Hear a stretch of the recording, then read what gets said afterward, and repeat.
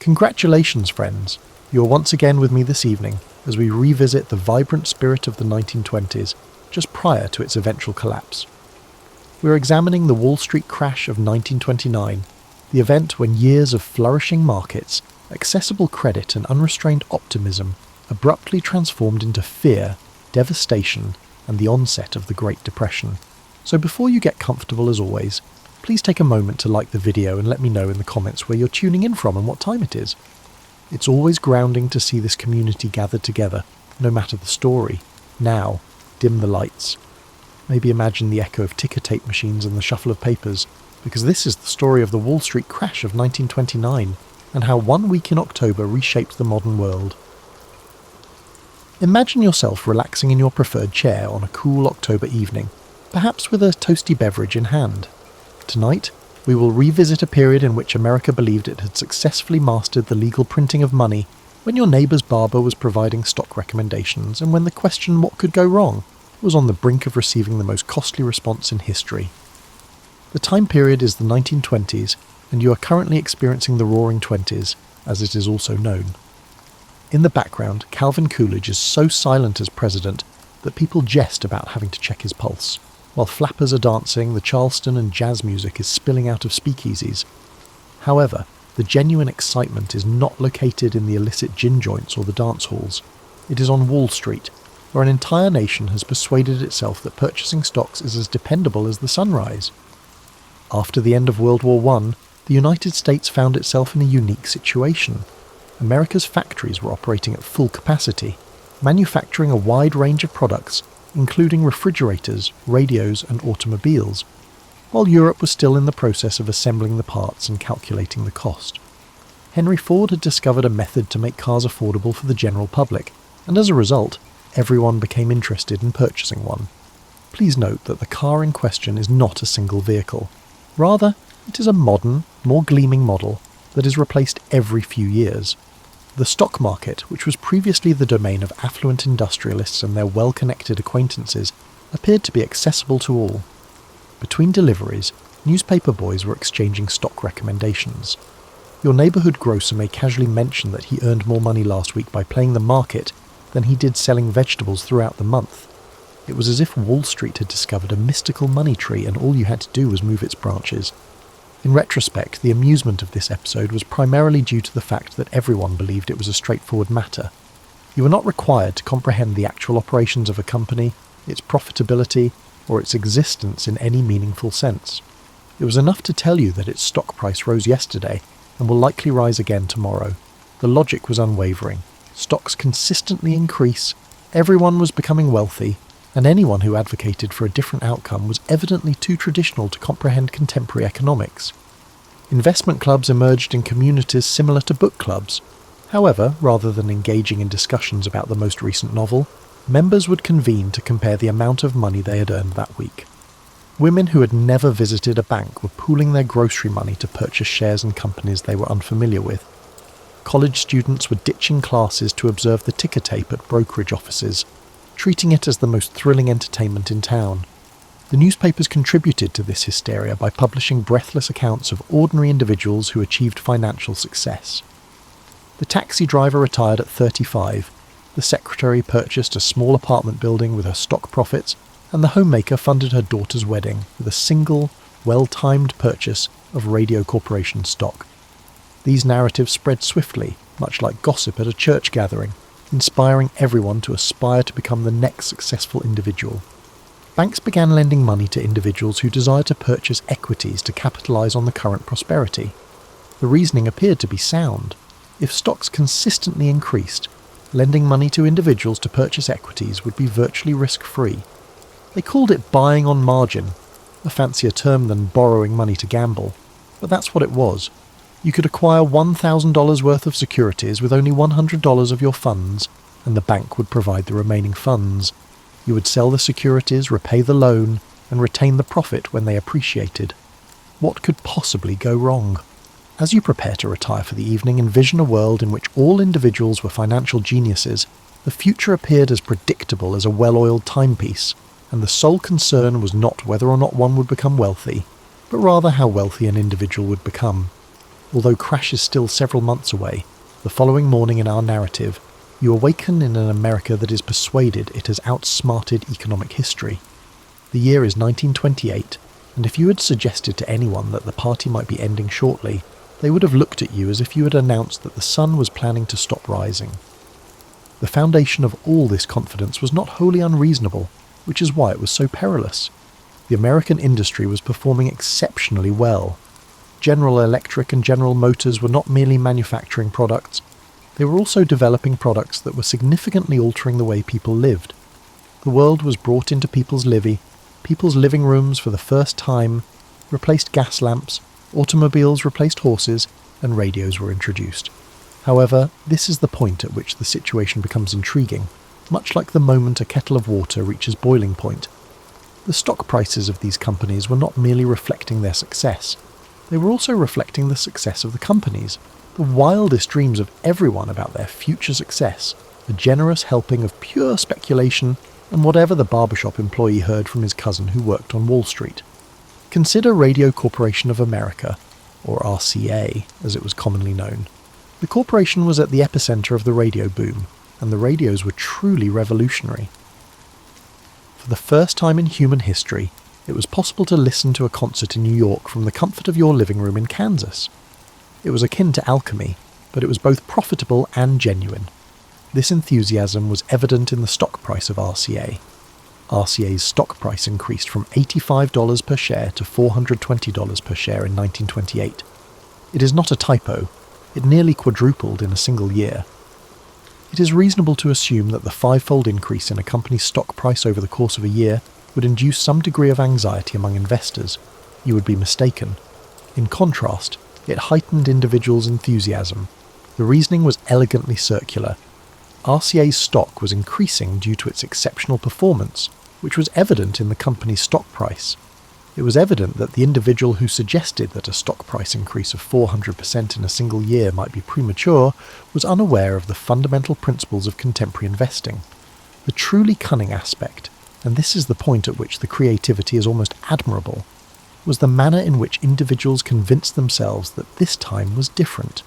Speculation and foolishness were the causes of previous stock market bubbles which ultimately exploded. However, the foundation of this prosperity was the robust productivity and innovation of the United States.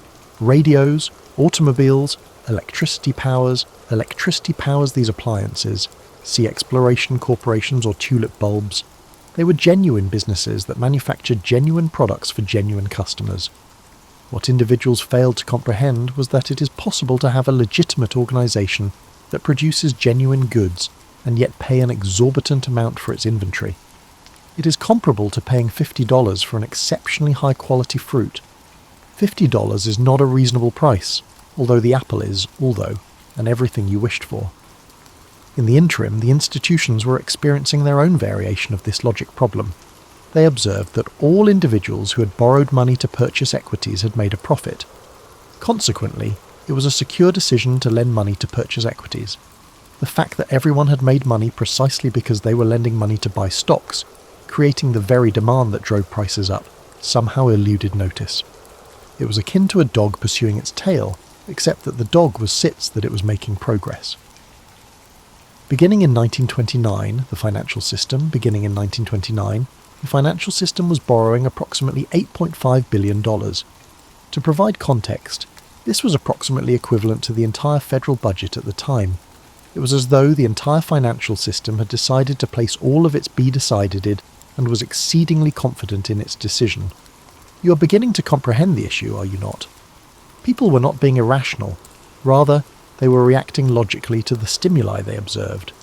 The economy appeared robust, stocks were increasing, and individuals were earning money. However, they were all reacting to the same information in the same manner, resulting in a situation in which everyone was correct until, all of a sudden, everyone was proved incorrect. Consider the confident investors of 1929 as you prepare for bed. They were completely unaware that they were living through the economic equivalent of a cartoon character who runs off a cliff but doesn't fall until he looks down. They would examine their portfolios each morning and examine at their paper profits. The red flags were up everywhere by the summer of 1929 if you knew where to look. But when there are warning signs at a party, No one wants to be the one to bring them up. As if you were the designated driver who keeps telling everyone to slow down while your friends are having the time of their lives.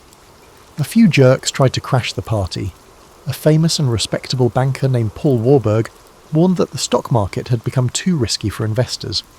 The reaction was about what you'd expect. The next day, the stock price of his bank dropped, and newspapers called him negative for no reason. It was a typical case of shooting the messenger, but this time the messenger was trying to keep people from crossing the street. A famous economist named Roger Babson said in September that, "Sooner or later a crash is coming." Babson was known for being right about financial trends. That day the market fell sharply. Some people even called it the Babson break. But it quickly rose again. People thought Babson was an old-fashioned cynic who didn't know how the new economy worked and wrote him off. Everyone was happy that the ruler seemed to have a lot of money, so no one wanted to hear that he didn't have any clothes. At the same time, the smart money, that is, the people who knew what was going on, was quietly leaving the market. John F. Kennedy's father, Joseph, reportedly said that he knew it was time to get out of the stock market when his shoeshine boy started giving him stock tips. It made perfect sense.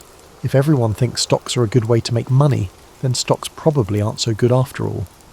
However, for every Joseph Kennedy who quietly sold his interests, there were thousands of regular Americans who doubled down. It made sense. If stocks were a solid investment last year, they were probably an even better investment this year.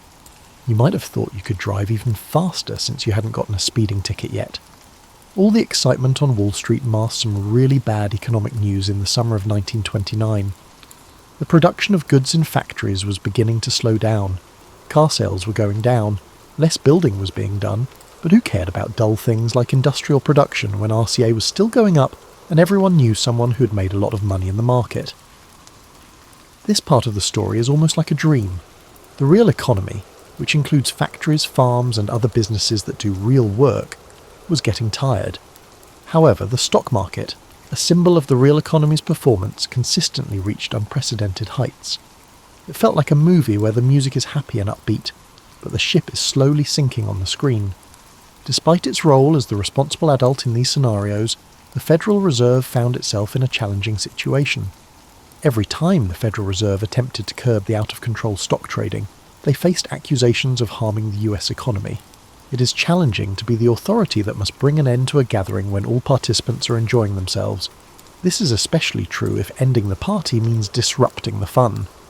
The Federal Reserve did raise interest rates in August 1929, thinking that the action would stop some people from borrowing money on speculation. After stumbling for a few days, the market just shrugged it off and kept going up. You tapped someone on the shoulder, but they just turned and danced faster. By September, it was clear that the prices of the most famous stocks did not make sense by any standard measure. People put a lot of value on companies, as if they would keep growing at impossible rates forever. Someone must have known that you would be 15 feet tall by age 30, since you had grown 6 inches taller between the ages of 12 and 14. What was really sad was how many regular people had put their life savings into this market. Individuals who had diligently saved money, led frugal lifestyles, and meticulously planned for their retirement for decades suddenly began to question the wisdom of their cautious approach. They sold their bonds, took out mortgages on their homes, and put all of their money on the further rise in stock prices. Imagine that people in the United States in September 1929 were pleased with their investments and planning to retire early. As they went to sleep that night, they had no idea that they were about to learn one of the most expensive lessons in the history of the economy. The first few days of October 1929 were the same as any other month during the boom. People got up, looked at their stock prices, smiled at their gains on paper, and went about their days feeling like they were great at money. But if you looked really closely, and not many people did, you might have seen that the base was beginning to crack. On October 3rd, the market had what traders called a technical correction. This was the first real sign of trouble. In Wall Street talk, that means, don't worry about it. Prices dropped for no reason. It may not seem like a big deal, but the Dow Jones Industrial Average went down by about 6 points. This is because people were used to it going up every day. But everyone knew that markets have bad days every so often. It was important not to freak out. Fear was for people who didn't know that America had entered a new age of permanent wealth. The deal was a chance for the smart money, or at least the money that thought it was smart, to buy. Stocks for sale. How could you say no to that? The market exhibited the typical behaviour of fluctuating unpredictably when it is uncertain about its direction for the next 2 weeks. The market fluctuates daily, yet it largely remains steady, akin to an inebriated individual attempting to maintain a straight path. Not many people were worried. The market was just taking a break before the next step up. On October 18th, however, the music began to slow down. This date would become famous over time. The market dropped considerably, but this time it felt different. It wasn't the slow decline in early October. Instead, it seemed like the market remembered something important but didn't like it. As of this point, many people had borrowed money to buy stocks, leaving them open to something called a margin call. To explain, let's say you borrowed $900 to buy stock worth $1,000. It's possible that you'd owe more money than the stock was worth if it dropped to $800. The bank would call and ask you to either add cash or sell stock to repay the loan. Many people got those calls on October 18th. You aren't concerned about getting a good price when you have to sell stock to pay back a loan. You just need to get rid of it quickly. Prices drop even faster when many people need to sell quickly at the same time. This leads to more margin calls, which cause even more people to sell. It's like a cascade of money, where each rock that falls sets off more rocks. The weekend of October 19th and 20th likely marked the last time most Americans believed they were living in an era of never-ending wealth. Newspapers, always willing to help, wrote stories that made people feel better by saying that this was only a short-term setback. Smart buyers took advantage of this chance to identify deals. By Monday, everything would be fine. On Tuesday, October 21st, everything was fine. The market opened, trade went on, and the world didn't end. However, the situation remained largely unchanged. Throughout the day, prices steadily declined, akin to water gradually draining from a bathtub. Tuesday was worse. Wednesday was even worse. Friday, October 24th, which would become famously known as Black Thursday, something very important had changed. It wasn't a fix, an update, or any other polite business term for the same thing. It was just pure fear. Imagine waking up on October 24th to find that your nest egg has shrunk. Not just a little, but by a large enough amount that you feel like you need to do some math in your head. When you attempt to contact your dealer, the phone lines experience congestion. Nobody appears to understand the status of their investments, despite everyone's efforts to learn. An all-time high of over 12 million shares were traded that day, which is about 3 times the normal amount. The stock prices were meant to be shown on ticker tape machines all day, but they couldn't keep up. They were hours behind schedule by the afternoon, so no one knew what anything was worth. People bought and sold stocks without knowing what the prices were, and sellers didn't know what they were getting charged.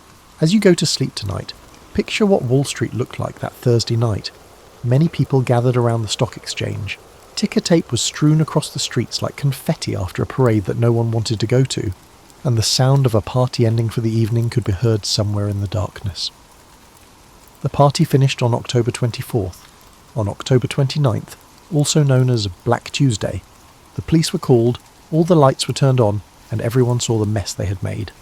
It's already very different from the world you went to sleep in when you wake up that Tuesday morning. Over the weekend, it became clear that this wasn't just a short-term setback, even though banks and well-known financiers were working hard to restore trust. It really happened. There was a full-on banking panic. It was challenging for the morning newspapers to stay positive, but you could read the fear in the words. The headlines talked about temporary market adjustments and buying opportunities for smart investors, but the numbers indicated that things were not what they seemed to be. Stocks were going down quickly after slowly going up for months. When the stock market opened at 10 a.m, millions of shares were already available for sale. Prices don't just drop during a panic. They crash because everyone wants to sell, but no one wants to buy. It's like musical chairs, but someone took away all the chairs at once and everyone saw it at the same time. Over 16 million shares were traded that day, which was a record that wouldn't be broken for almost 40 years. Black Thursday was already too busy for the ticker tape machines to keep up. By noon, they were reporting prices from 10 a.m. They were hours behind by the afternoon. People made financial decisions based on data that was almost immediately outdated. Imagine the scene inside the brokerage offices. Phones were ringing non-stop, workers were rushing to handle sell orders, and customers were squeezing together to find out what was going on with their investments. Everyone was talking at the same time and trying to shout over the others. The ticker tape machines clattered, and people began to realise something terrible was happening. The most distressing aspect was witnessing ordinary individuals discover they had lost their entire life savings. The secretary had used the money she earned from selling stocks to purchase that apartment building. The value of her stocks had dropped since she bought them. The car driver who quit when he was 35, his search for work had begun again. Who was the mother who paid for her daughter's wedding? There was no way for her to tell her family that the money was still there. But it wasn't just small buyers who lost all their money. The banks that gave all that money to buy stocks were also in a lot of trouble. People couldn't pay back their margin loans because the value of their stocks dropped below what they borrowed. These circumstances meant that the banks were left with useless paper. There was a chance that some banks, especially smaller ones that had done a lot of dealing in the stock market, would fail. What a strange irony. The system that had made all those paper riches was now destroying them just as quickly. Calls on margin, which at first seemed like a smart way to boost gains, were now making losses worse. People who bought stocks in several different companies thought they were lowering their risk, but they soon learned that when there is a panic, all stocks go down at the same time. There were stories going around all day that would become part of Wall Street folklore. There was the story that stockbrokers jumped out of office windows, which was mostly made up, but a few people did kill themselves in the weeks that followed. The stories of millionaires who went from being rich to being middle class in one day, and middle-class families who went from being rich to being poor, were more true. The Dow Jones Industrial Average had declined by 12% by the time the market closed at 3 p.m. At that point, it was the second worst single-day percentage drop in its history. But the percentage doesn't show how sad it was for the millions of Americans who went to bed that night, knowing that their financial plans, their hopes of retiring early, or sending their kids to college, had been turned into useless paper certificates. Evening newspaper headlines, which attempted to maintain a positive outlook, proclaimed phrases like "market hits bottom" and "worst is over." They were mistaken. The stock market crash didn't end on Black Tuesday. It was just the worst day of what would be a much longer and worse slide. There was a huge financial hangover in the United States in the days after Black Tuesday. You know how it feels to stay up too late at a party and then question every choice you made the night before? That's how you feel in the morning. In November 1929, that was the whole country. The first thing that happened was denial, which is probably the most normal thing that can happen. This had to be temporary, right? Once prices dropped enough, smart money would come back into the market. Someone, like the government or the banks, would figure out how to fix this. The newspapers thought so too, because they kept writing upbeat stories about bargain hunters and buying opportunities all the way through November. As it turned out, President Herbert Hoover was in office when the music stopped. He initially made an effort to project confidence. He made reassuring statements about the basic strength of the American economy, which were accurate but not very helpful. It is akin to informing someone that their house is structurally sound, while it is engulfed in flames all around them. It was true that the economy was strong, but that didn't help the millions of people who had just seen their funds disappear. The weeks following the crash revealed the interconnectedness of everything. The stock market was no longer just a place for rich investors to have fun. It was an important part of American business. Banks had given out loans based on stock prices that were too high. A lot of businesses planned to grow because they thought the good times would last. Regular families had made big financial choices based on gains that were only on paper and were now gone. It was almost as bad for people's mental health as it was for their finances. For nearly a decade, Americans were told that wealth was normal and that anyone could get rich by trading in the market. Individuals who believed they were financially savvy had to quickly confront the possibility that they had been part of a widespread illusion. The most terrible thing about the crash was that it showed the lies that had kept the boom going. Could you please share those stories again about secretaries and cab drivers achieving financial success? Those people were now broke, and their stories were meant to warn instead of inspire. Investment clubs that had sprung up in neighbourhoods across the country quietly broke up because their members were too ashamed to talk about their losses.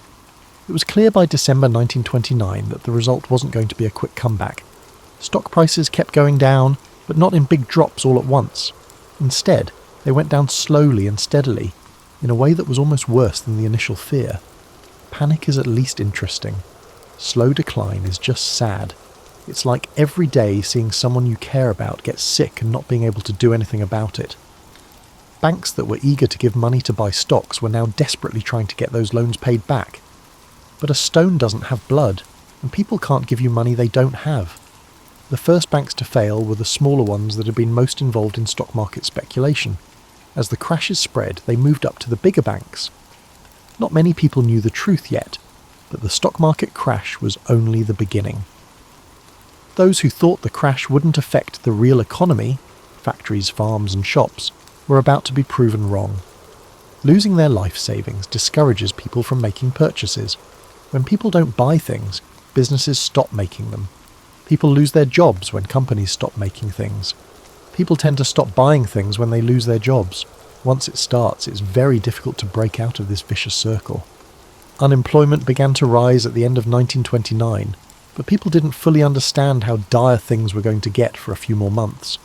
Not only did the stock market crash wipe out wealth, but it also destroyed trust.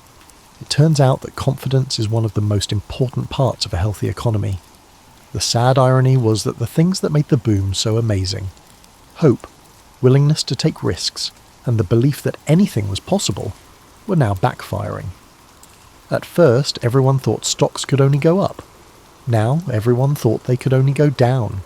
Prices were going down too low because of the same herd attitude that had pushed them up too high. Now that the story is over, you may be thinking about what happened next and, more importantly, what we learned from this costly lesson in being humble with money. The first question is about the Great Depression, which happened for 10 years and had a giant impact on American society. The second question has a more difficult answer, because the lessons people learned from the crash of 1929 weren't always the ones that history was meant to teach them. At the time, it looked like the most important lesson was that trading in the stock market was risky and not something regular people should do. For a generation of Americans, investing in stocks lost all charm. It felt akin to dealing with explosives. This may have been an overreaction, but it was to be expected from people who just saw their neighbours lose everything. It took a while, but the government also learned some things. A lot of the worst things that happened in the 1920s were stopped by new rules. To keep an eye on the stock market, they established the Securities and Exchange Commission to monitor the stock market. Customers' money to bet on stocks. Deposit insurance was made so that people wouldn't lose their savings if their bank went out of business. While these changes were wise, they arrived too late to assist those who had already lost their lives. But here's the thing about people. We're very adept at forgetting the exact lessons we learned from the last disaster, while still being open to the next one. People who lived through 1929 were very wary of speculating in the stock market. Their children and grandkids, who didn't live through the crash, were not as careful. America experienced another speculative frenzy in the 1990s. This time, the speculation frenzy focused on internet stocks, which often lost money and sometimes made no profit at all. People quit their jobs to become day traders. New technology seemed to change everything, and stock prices that had nothing to do with how businesses actually worked made the dot-com bubble of the late 1990s eerily resemble 1929. Experts were quick to point out why this time is different. People were shocked when that boom burst in 2000, even though anyone who knew what happened in 1929 could have seen it coming. The 2000s housing bubble had easy credit, gambling, and the belief that prices could only rise. People were once again shocked when that boom burst in 2008, causing another financial crisis. Every generation must acquire these lessons independently, often through painful experiences. It's challenging to remember the most important lesson from 1929 when the market is booming. Markets are driven by feelings as much as they are by economic facts. When everyone is happy, prices go up way past what makes sense. Prices drop below what makes sense when everyone is negative. It makes sense to be careful when everyone else is happy and brave when everyone else is sad, but that means going against your feelings in the crowd, which is never easy. Another thing I learned is that adding more complexity doesn't always get rid of the risk. It just hides it. In the 1920s, the system of margin loans seemed like a smart way to let more people participate in the growth of the market. In fact, it made the crash worse by amplifying gains and losses. It seems like every time there is a financial crisis, something new comes out that is meant to make investing safer, but ends up making it riskier. The 1929 crash may have taught us more than anything else that there is no such thing as cheap money. The people who got rich in the 1920s stock market weren't smarter than everyone else. They were just lucky enough to own stocks when everyone else wanted to buy them. When that changed, their paper gains went away just as quickly as they came. As you drift off to sleep, contemplate those lessons and how strong the people who lived through that time were. They rebounded, absorbed their mistakes, and bolstered and stabilized the economy. Despite the devastating impact of the 1929 crash, it was not a catastrophic event. Not just what can go wrong, but also how people fix things is sometimes the most important thing to learn from the past. The stock market did perform better in the end, but it took 25 years for it to hit its high points again in 1929. People became more careful and less trusting of plans to get rich quickly. They also learned to value steady, long-term growth more than big gains. They also learned that people are creative and strong, even in uncertain markets. Good night, and remember that the oldest piece of investment advice is probably still the best. If it sounds too good to be true, it probably is. From his earliest days, young Marcus sensed expectations clinging to him like a heavy mantle. He was not yet the philosophical emperor history would revere, merely a curious boy from a prominent Roman family. Marble halls and hushed political debates formed the backdrop of his childhood, each conversation reinforcing the idea that he was fated for a grand role. Even while tinkering with wax tablets and toying with styluses, the weight of the future loomed in every corner of his home. Despite his tender years, Marcus felt drawn to the Roman Forum's colossal columns and venerable statues. Each marble figure whispered tales of victory and downfall, reminding him how power shimmered, then vanished. He marvelled at the thought that these silent sentinels once watched over leaders who, like him, had walked these streets, shoulder to shoulder with fate. More than politics or pageantry, Marcus discovered his keen interest in philosophy. His mother, gentle but incisive, recited lines from Stoic texts on rainy afternoons, speaking of moral fortitude as the shield against life's unpredictable storm. In these verses, Marcus found a reassuring promise that wisdom could transcend the clamour of ambition. This fascination grew when he met Junius Rusticus, a revered tutor uncompromising in truth. Instead of coddling Marcus, Rusticus challenged him, igniting the fire of a questioning mind. Their lessons were forging an inner sanctuary, one guided by reason rather than impulse. While many children dreamed of feasts and fleeting distractions, Marcus quietly gravitated toward calmer pursuits. Evening hours found him practicing letters by lamplight, his stylus carving words about duty and virtue into smooth wax. Even at a young age, he sensed that an empire was not just a playground of wealth and power, but an arena where moral strength was tested at every turn. Politics, however, remained an unrelenting reality. Allies and adversaries shifted like desert sands. Whispered rumours ignited disputes in the Senate before the boy even finished his morning meal. The sheer chaos unsettled Marcus, reinforcing his belief that the world desperately needed unwavering ethical principles. In the orchard behind his family's estate, where lemon trees cast comforting shadows, the boy pondered the gap between noble intentions and the labyrinthine struggles for control. Could a leader maintain honour in a realm that seemed to thrive on cunning? One evening, he overheard a conversation between two young senators, speculating on the emperor's successor. They spoke of cunning, lineage, and ties that could tip the scales of power. The gravity of those words thrilled and sobered him. Soon, the emperor's choice would reshape the lives of thousands. Perhaps they would someday look to Marcus for leadership. The thought both exhilarated and weighed him down. He was fully aware that the opulent facade of Rome concealed genuine struggles for numerous individuals. However, a glimmer of determination glowed within him.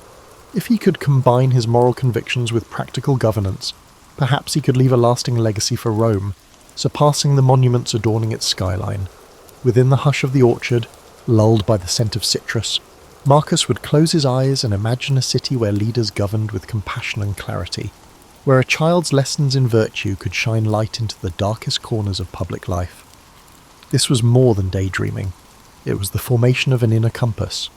Over time, that compass would guide him through personal trials and political storms alike. The seeds of the greatness, once planted, sprout in quiet moments of introspection.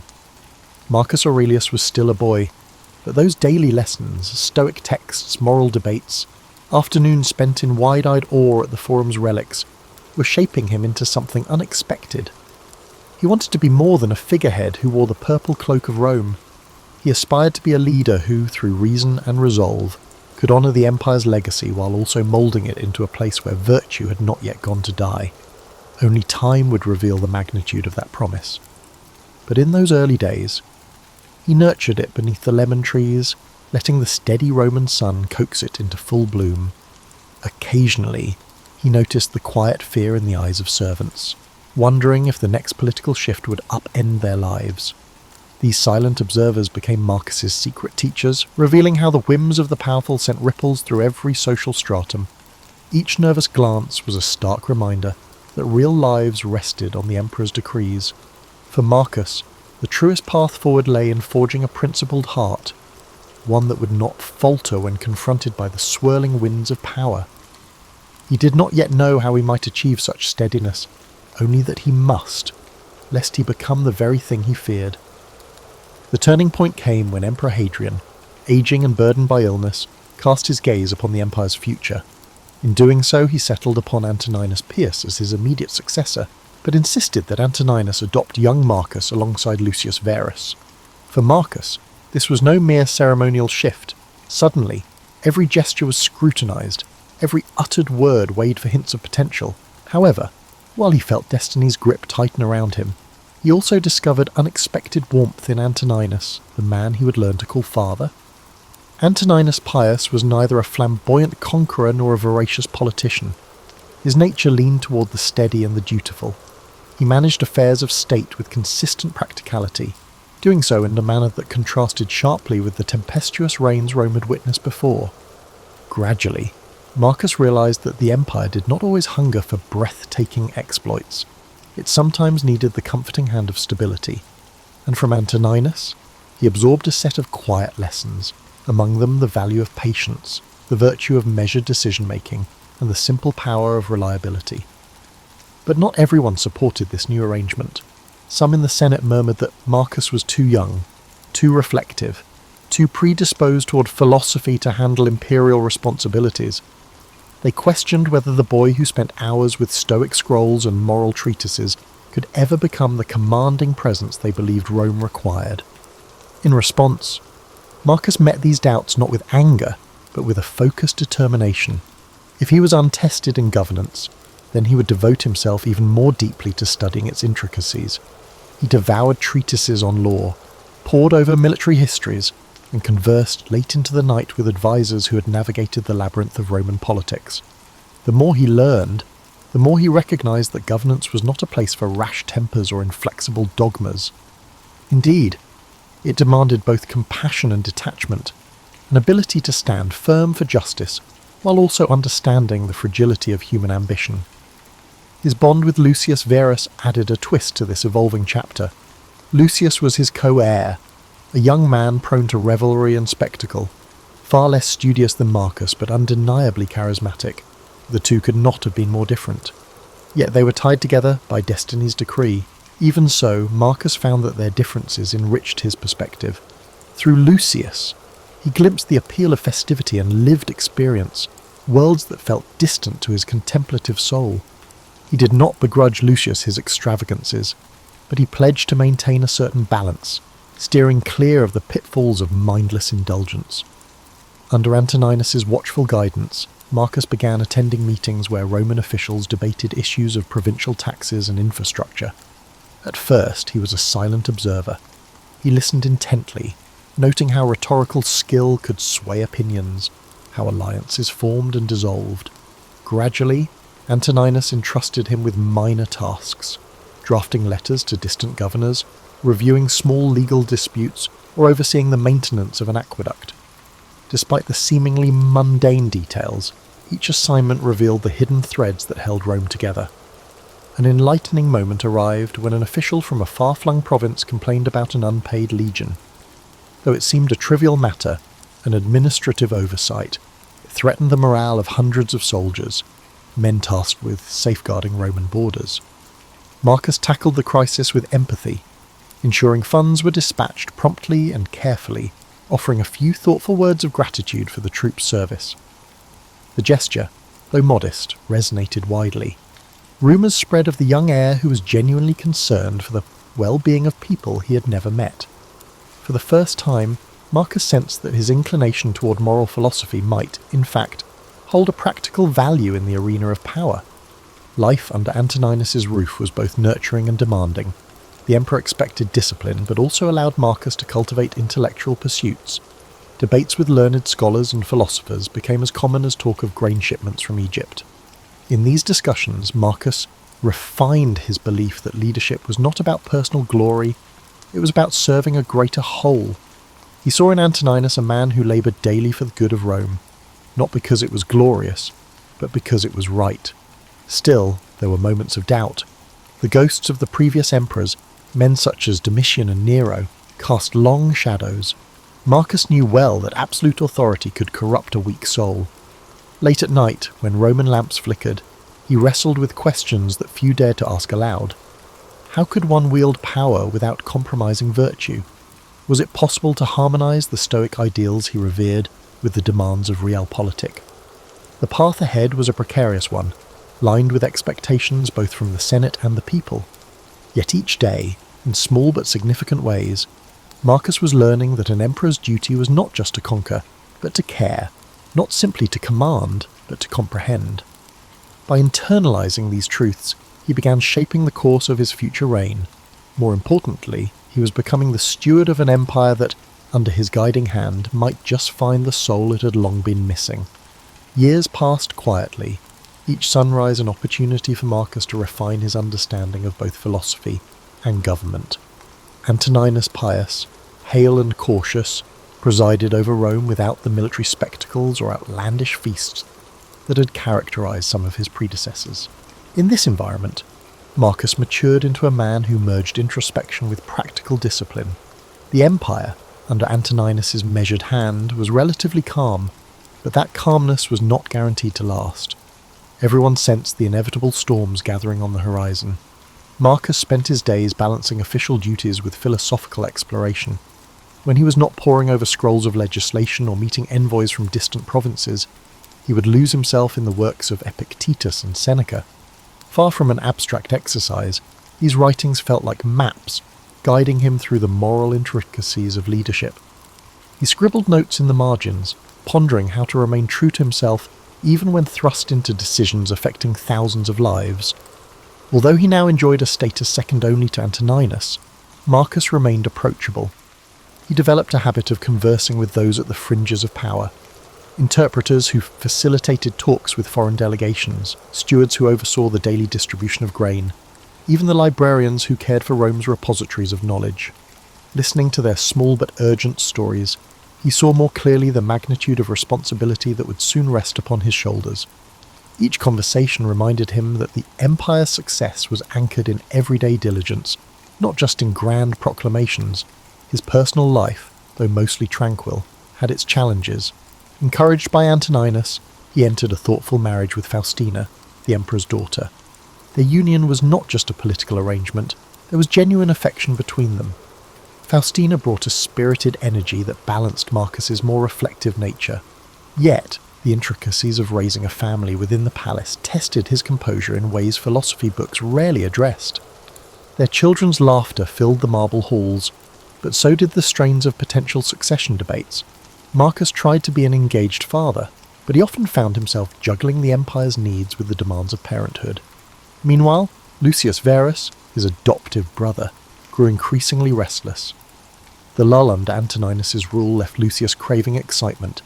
He frequented gatherings that were rumoured to be lavishly hedonistic, drawing the curiosity of Rome's elite and the concern of its moralists. Despite their occasional friction, Marcus still cared for Lucius, who was, after all, part of the family.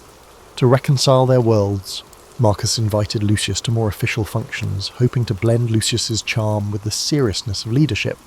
Sometimes it worked, other times it sparked tension. It was around this period that disturbing news began to trickle in from the northern frontiers. Germanic tribes tested the boundaries of the empire, small incursions hinting at bigger clashes to come. Rome had grown accustomed to relative peace, and these events rattled the comfortable illusions of eternal stability. Marcus became acutely aware that Stoic ideals would soon be tested on the battlefield as much as in the Senate. Responding to these threats required not just philosophical calm but strategic understanding. a skill he was only beginning to hone. In the midst of these concerns, Antigonus's health began its slow decline. The once vigorous emperor found it harder to manage day-to-day affairs. His breath grew laboured, and he often complained of fatigue. Though he did his best to hide this weakness from the public, it was clear that the reins of power would soon pass to Marcus. The Senate, aware of Antoninus's frailty, started looking to Marcus for guidance. The time of apprenticeship was ending. A new chapter beckoned. As the final months of Antoninus's life slipped away, Rome braced for another transition. Advisors, supplicants, and petitioners flocked to Marcus, seeking to gauge how he would wield authority. Their probing questions highlighted the complexity of the imperial mantle. He would have to be judge, general, administrator, and guardian of moral order. While Marcus's Stoic studies had long taught him to just detach from anxiety, he found it increasingly hard to remain unaffected by these growing burdens. In private moments, he confided in Faustina, admitting fears about war, about the intrigues lurking beneath Rome's placid surface, and about the simple possibility of failing those who depended on him. She, in turn, reminded him of his capacity for empathy and reason. Though the role of emperor seemed impossibly grand, Marcus had spent his entire life preparing, in subtle ways, for the very challenges that now loomed ahead. Finally, Antoninus Pius passed, gently and without drama, surrounded by those he loved. The city let out a measured sigh of sorrow, acknowledging the passing of an era defined by stability. However, beneath that grief lay a cautious optimism that Marcus Aurelius, thoughtful, unassuming, and thoroughly steeped in the empire's workings, might guide Rome with both virtue and pragmatism. Many whispered that a new golden age could be on the horizon. Others, recalling the cycles of history, reserved judgment until the events proved the substance of Marcus's character. With the emperor's seat now vacant, all eyes turned to Marcus. The hush that settled over the city was brief but profound. A quiet vow formed in his mind. He would carry forth the Stoic torch, letting reason define his reign and compassion temper his decisions. Unknown trials awaited him, from barbarian incursions to political betrayals, but he would meet them as a man dedicated to something greater than personal gain.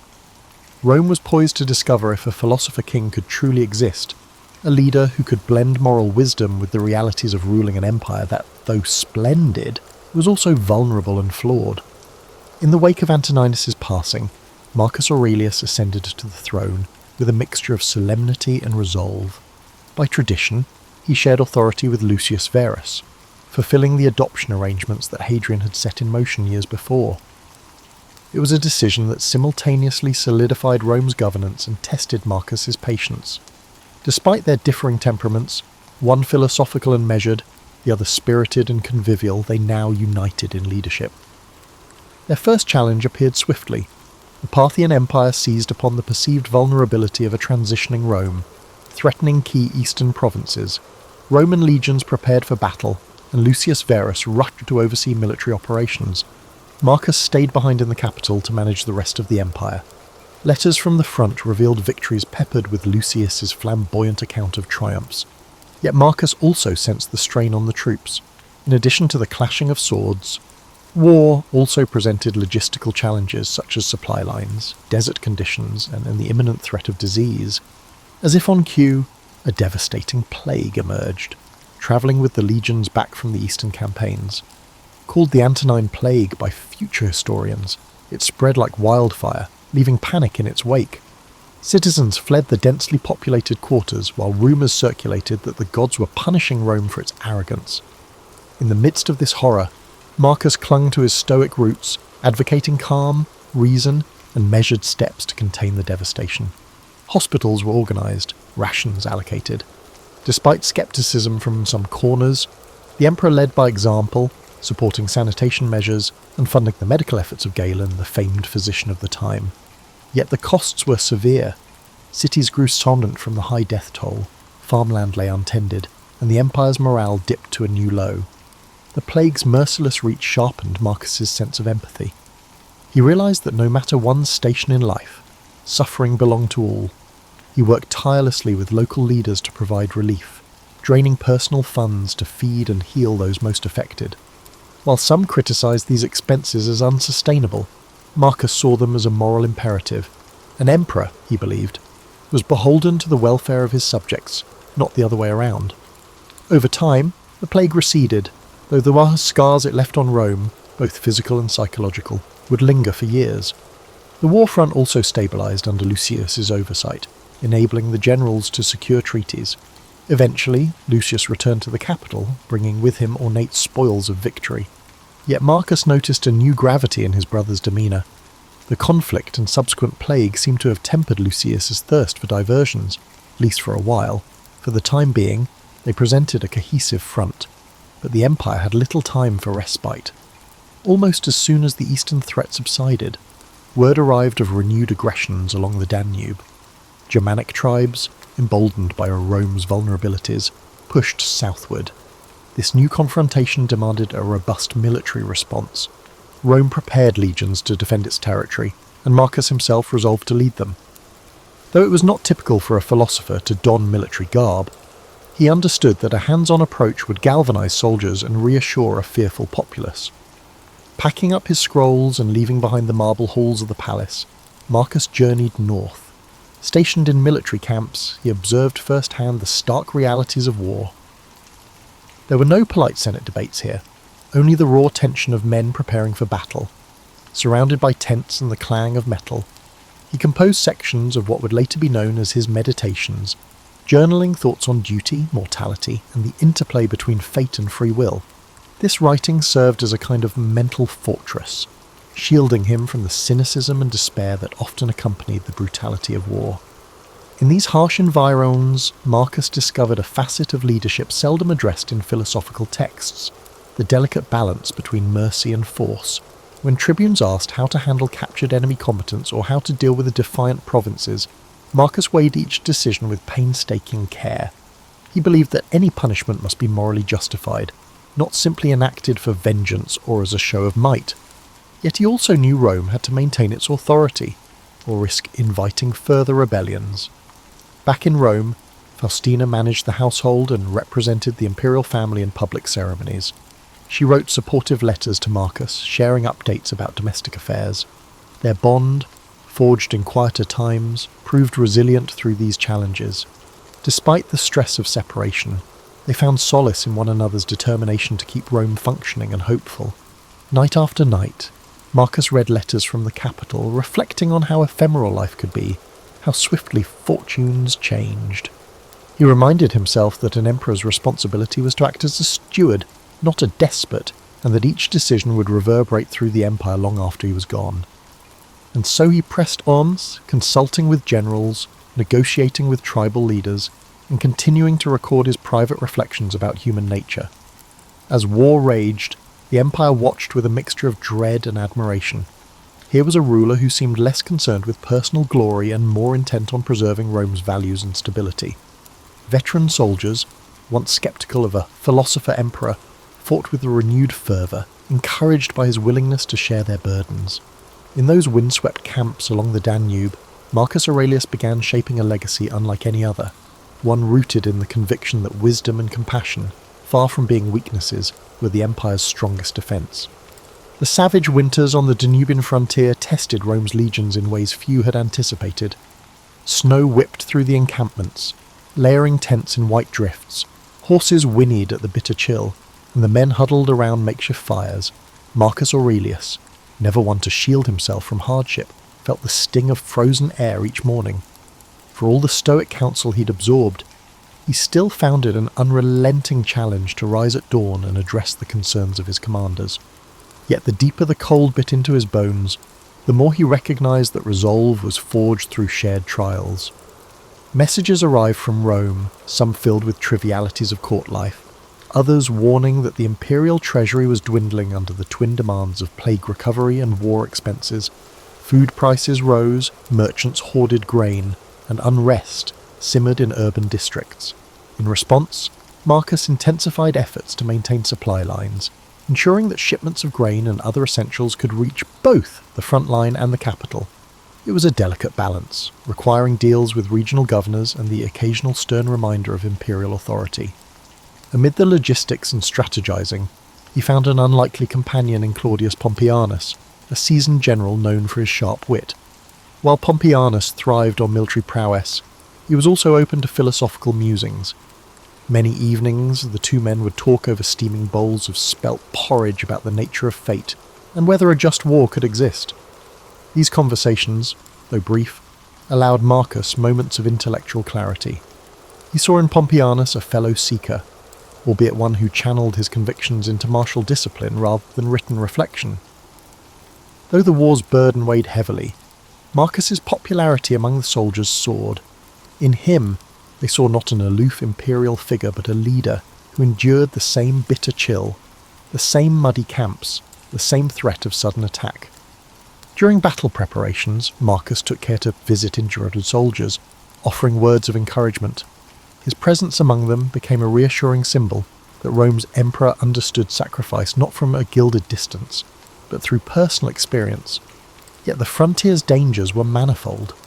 Rumours circulated of potential betrayal among allied tribes, an infiltration by spies working for the Germanic chieftains. Skirmishes erupted unexpectedly. Sometimes a wave of arrows would descend at night, leaving the camp reeling. Through it all, Marcus refused to let paranoia corrode his judgment. He tightened security, yes, but also dispatched diplomats to negotiate terms. If a measure of peace could be attained through reason rather than bloodshed, he was determined to find it. Back in Rome, Faustina managed the empire's public face as best she could. She visited temples, performed ritual offerings, and listened to the appeals of citizens who sought the emperor's ear. Though many admired her resilience, whispers of court intrigue continued to swirl. Some criticised Faustina for her independent demeanour, while others, eager for influence, tried to align themselves with her. She navigated these politics deftly, sending regular dispatches to Marcus so he was never uninformed. Letters also arrived from Lucius Verus, who split his time between the capital and lesser conflicts simmering in other territories. His initial flamboyance had softened, replaced by a pragmatic acceptance of imperial duty. Together, albeit from a distance, Marcus and Lucius worked to present a united front. They knew Rome's foes would seize upon any sign of discord. As the war stretched on, Marcus felt the strain in every facet of his life. He was the philosopher emperor, yet he frequently ordered troop movements that ended in bloodshed. At night, when the cold wind rattled the tent flaps, he wrestled with guilt. He reminded himself that stoicism was not about denying emotion, but understanding it. Power, he realized, did not give him the luxury of clean hands. Leaders often had to act in ways that chafed against their deeper ideals. Still, there were small mercies, brief truces brokered, a day of sunshine to melt the ice, a messenger bringing news that a troubled province had stabilized. In these fleeting moments, Marcus remembered why he had taken up this struggle in the first place, to safeguard a realm that, for all its imperfections, still held the potential for virtue. If Rome could remain strong yet morally grounded, the seeds of a more enlightened society might one day take root. Victory was not guaranteed, nor was an end to the constant trials. The barbarian tribes fought with desperation, determined to carve out territories in the empire's weakening landscape. But Marcus pressed on, forging alliances and marshalling legionary forces, always mindful that true victory would involve reconciliation as much as military success. His body bore the signs of fatigue, and a creeping illness sometimes left him feverish, but he maintained the outward composure expected of an emperor. As the harshest winter months receded, there glimmered the faint promise of progress. More tribes showed willingness to negotiate, to accept treaties that allowed them limited settlement in exchange for peace. Though some Roman senators were outraged by the concessions, Marcus stood firm. He believed that clinging to old illusions of absolute dominion would only compound the cycle of violence. Compassion, guided by children's reason, was his guiding star even in the theatre of war. After countless skirmishes and negotiations, the tide slowly began to turn in Rome's favour. Marcus Aurelius, weathered and weary, found himself overseeing a series of settlements that cautiously stabilised the Danubian frontier. Tribes once considered mortal enemies now sought peaceful coexistence, albeit with complex agreements involving tribute, migration rights, and mutual defence pacts. Some senators bemoaned the dilution of Roman purity, but Marcus saw a different future, a broader, more interconnected empire that could adapt and thrive. His determination to incorporate foreign peoples instead of vanquishing them outraged traditionalists. However, the emperor deemed it imprudent to presume that the empire's initial borders were unchangeable. Like a living organism, Rome had to evolve or wither. He recalled his Stoic maxims: all things change, and one must move in harmony with the nature's flow. For Marcus, that included welcoming new voices into the Roman fold, even if it defied entrenched notions of superiority. Physically, the years of hardship had taken a toll. The relentless cold of the frontier, the stress of command, and the sporadic fevers that plagued him during extended campaigns left Marcus frailer than before. Long days spent riding between outposts led to frequent aches, and a persistent cough hinted at something more serious. Nonetheless, he pushed forward, guided by a sense of duty that burned hotter than any physical ailment. The war itself was winding down, yet a fresh tragedy shook him. Word reached the emperor of Lucius Verus's sudden death from illness while returning to Rome. Marcus grieved deeply for his adoptive brother. Though they had often been at odds, Lucius's presence had been a stabilizing factor, a reminder that rulership could have more than one face. In the aftermath, Marcus bore the weight of the empire alone. Sleepless nights ensued, haunted by questions about legacy, mortality, and the shape of Rome's future. Returning to the capital, he found a society wounded, but not broken. The plague's scars remained visible in empty shops and thinner crowds, but daily life had regained some vibrancy. Senators who once criticised him with veiled scorn now offered subdued respect. Many recognised that he had led Rome through one of its darkest chapters, whether or not they agreed with every decision.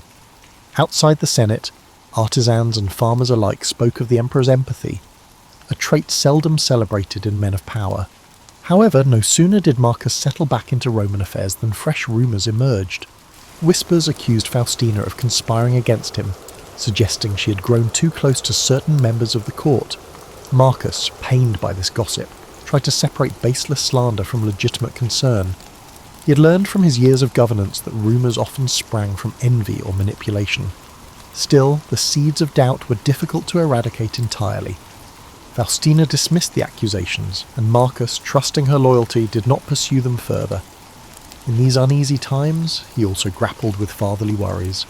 His son, Commodus, was approaching manhood, eager to mould him into a successor who could uphold Rome's evolving ideals. Marcus introduced him to generals, legal experts, and philosophers. Yet Commodus seemed indifferent to the stoic virtues that had guided his father. He exhibited flashes of arrogance, a taste for spectacle, and a hunger for the luxuries of court life. Marcus prayed that exposure to genuine responsibility would temper those impulses, but he could not silence the disquiet that churned within him. Amid political intrigues and paternal anxieties, Marcus returned to his writings, adding new pages to the philosophical journal he kept close at hand. These reflections, composed in the hush of dawn or by lamplight late at night, served as a compass when external chaos threatened to overwhelm him. Quietly, he reaffirmed that temperance, justice, courage, and wisdom remained the pillars upon which a life of purpose was built. If he could not enforce these virtues on an empire, let alone on his child, he could at least embody them. Determined to leave Rome stronger than he found it, Marcus embarked on a series of legal and social reforms. He wanted to streamline bureaucratic processes, ensure that provincial governors were held accountable, and provide stable infrastructure for a population still reeling from war and disease. Funding was scarce, but he allocated what resources he could to the projects he deemed essential. Aqueducts were repaired, roads improved, and schools granted modest stipends to educate the next generation. Critics warned that such benevolence bordered on naivete, yet Marcus viewed these steps as vital investments in a more resilient Rome. Even in the hush of progress, he was not blind to the undercurrent of discontent. Powerful families plotted behind closed doors, believing that an emperor preoccupied with moral philosophy could be outmaneuvered. Soldiers, once loyal, grew restless in peacetime. The empire's old ghosts never fully vanished. Marcus braced himself for the next upheaval, aware that stability was always an interlude, never a permanent state. And so he carried on, leaning on the very principles he had studied as a child, navigating betrayal and forging alliances, contending with the willful nature of his offspring. He tried to remain steadfast. Each day brought a new puzzle, a shortage of funds, a border skirmish, a senator's duplicity. Yet through it all, Marcus Aurelius refused to relinquish his core belief that reason and compassion might still illuminate the darkest corridors of power. Time was a patient sculptor, etching its lines deeper into Marcus's features. Though he still attended to official duties with unwavering diligence, his health faltered. That persistent cough worsened, and his nights grew more restless.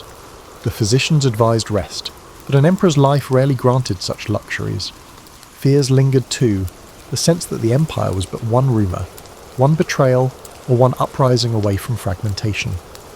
Marcus stood at the centre, exerting every effort to maintain unity through the combined power of rational governance and moral conviction. In the final campaigns against resurgent Germanic tribes, Marcus once again took to the field. Age had not diminished his resolve. From camp to camp, he travelled with a small retinue, offering encouragement to battle-weary troops. Yet this time the war-worn emperor appeared more ghostly than regal.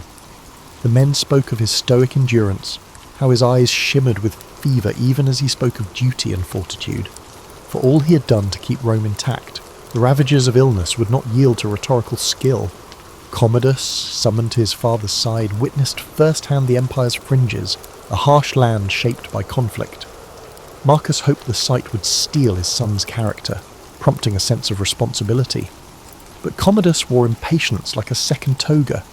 He complained about the cold, about the humble rations, about the lack of pomp he believed befitted an imperial heir. Marcus inwardly grieved, knowing the path ahead might splinter beneath Commodus's restless feet. Yet he also recognised that no father could impose virtue on a reluctant child. In quieter moments, Marcus confided in Claudius Pompeianus, who had remained a steadfast advisor. The emperor spoke of the contradictions inherent in rulership, how an aspiring philosopher must enforce harsh discipline to maintain the empire's cohesion. Pompeianus offered practical wisdom, while Marcus responded with meditative reflections. Their conversations formed a final tapestry of friendship, weaving threads of pragmatism and introspection together in the twilight of Marcus's reign. Eventually, the news spread that the emperor had taken gravely ill. Camp physicians tried every remedy they knew, from herbal concoctions to prayers at makeshift altars, but the decline accelerated. Marcus retreated to his tent, his body weakening, yet his mind still alert, summoning Commodus for a last conference. He emphasized a single theme: the virtues that guide a leader must not be mere ornament.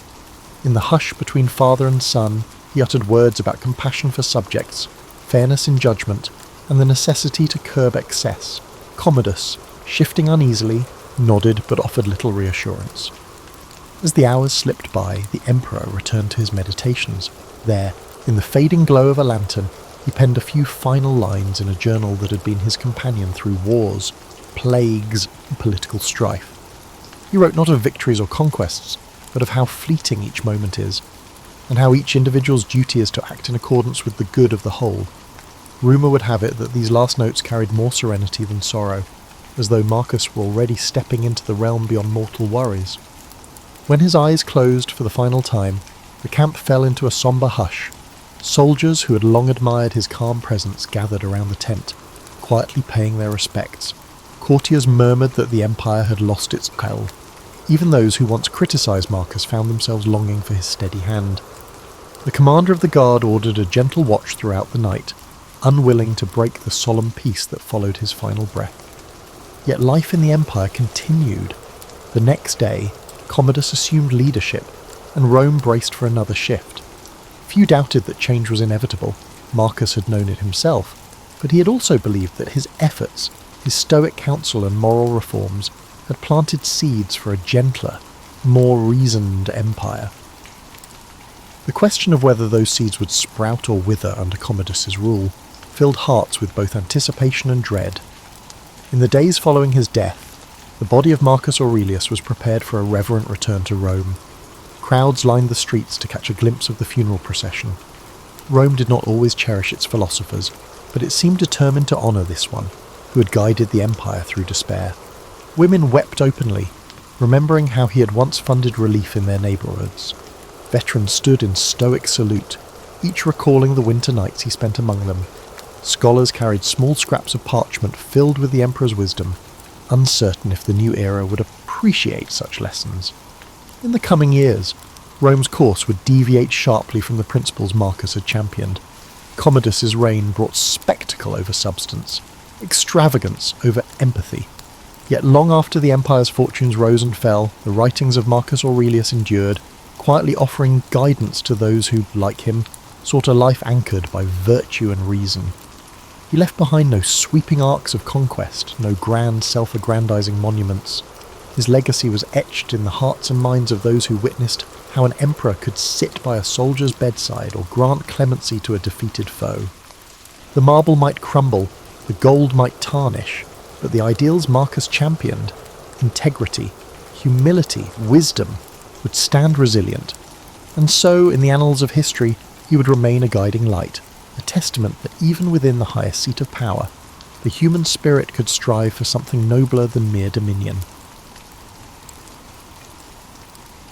Leonardo da Vinci was born on April 15th, 1452, or 1452 by the Florentine calendar, 1452 to 1453 by modern reckoning, in the Tuscan hamlet of Anciano, near the town of Vinci.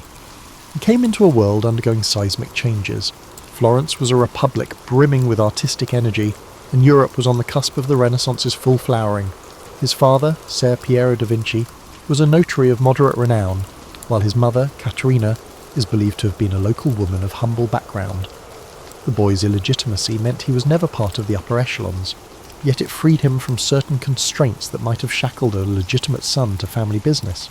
Even as a child, Leonardo is said to have displayed an intense curiosity, wandering fields and streams, sketching plants, small creatures, or swirling eddies in the water. At this time, many children in Tuscany received minimal formal education, but Leonardo's father recognised the boy's precocious mind. Records suggest that around age 14, Leonardo began an apprenticeship in Florence with Andrea del Verrocchio, a master known for sculpture, metalwork, and painting. The workshop bustled with talented pupils and assistants, forging a collaborative environment. Apprentices learned to prepare pigments, craft details, and replicate the master's style.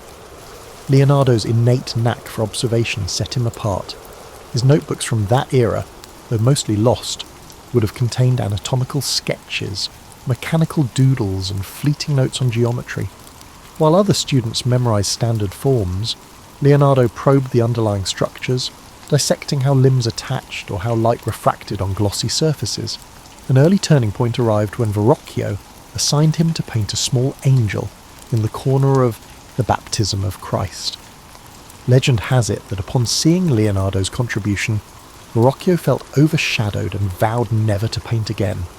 Though that story might be apocryphal, it underscores how swiftly Leonardo's skill gained recognition. He brought a fresh approach to shading, employing what we now call chiaroscuro to infuse figures with tangible volume. While older masters often used linear outlines, Leonardo blended tones so that forms emerged gracefully from shadow. Despite his promise, Leonardo's early years in Florence carried frustrations. Some commissions fizzled due to political upheavals or patron shifts. Eager to expand his reach, Leonardo sought new vistas. Around 1482, he journeyed to Milan, offering his services to Ludovico Sforza, the ruling duke. He wrote a letter extolling his engineering prowess, listing designs for bridges, cannons, and war machines, only concluding with a mention that he could paint. This detail reveals how Leonardo viewed himself, not merely an artist, but a multifaceted engineer who happened to paint. Sforza, intrigued by such potential, welcomed him. In Milan, Leonardo thrived. The ducal court was a centre of intellectual pursuits, blending politics, the arts, and emerging sciences. He tackled a massive equestrian statue project for Ludovico, intending to cast a colossal bronze horse to honour the duke's father. For years, Leonardo studied horses' musculature, sketched them in various gaits, and designed elaborate foundry techniques. Ultimately, political strife disrupted the project. French armies invaded, and the raw bronze allocated for the statue was repurposed into cannons. The uncompleted clay model became a casualty of war, shattered as Milan fell. This fiasco, however, did not dampen Leonardo's thirst for grand challenges. During his Milanese phase, Leonardo also produced The Virgin of the Rocks, a painting that showcased his mastery of atmospheric perspective. He experimented with layered glazes and gentle transitions, making the rocky grotto and figures radiate an otherworldly hush. Simultaneously, he furthered his anatomical investigations, dissecting animals to refine his knowledge of muscle groups. He documented swirling water patterns in the city's canals, studied the flight of birds, and toyed with the idea of a flying machine. Milan's environment gave him the space to roam intellectually, bridging artistry with scientific speculation in a manner rarely seen before.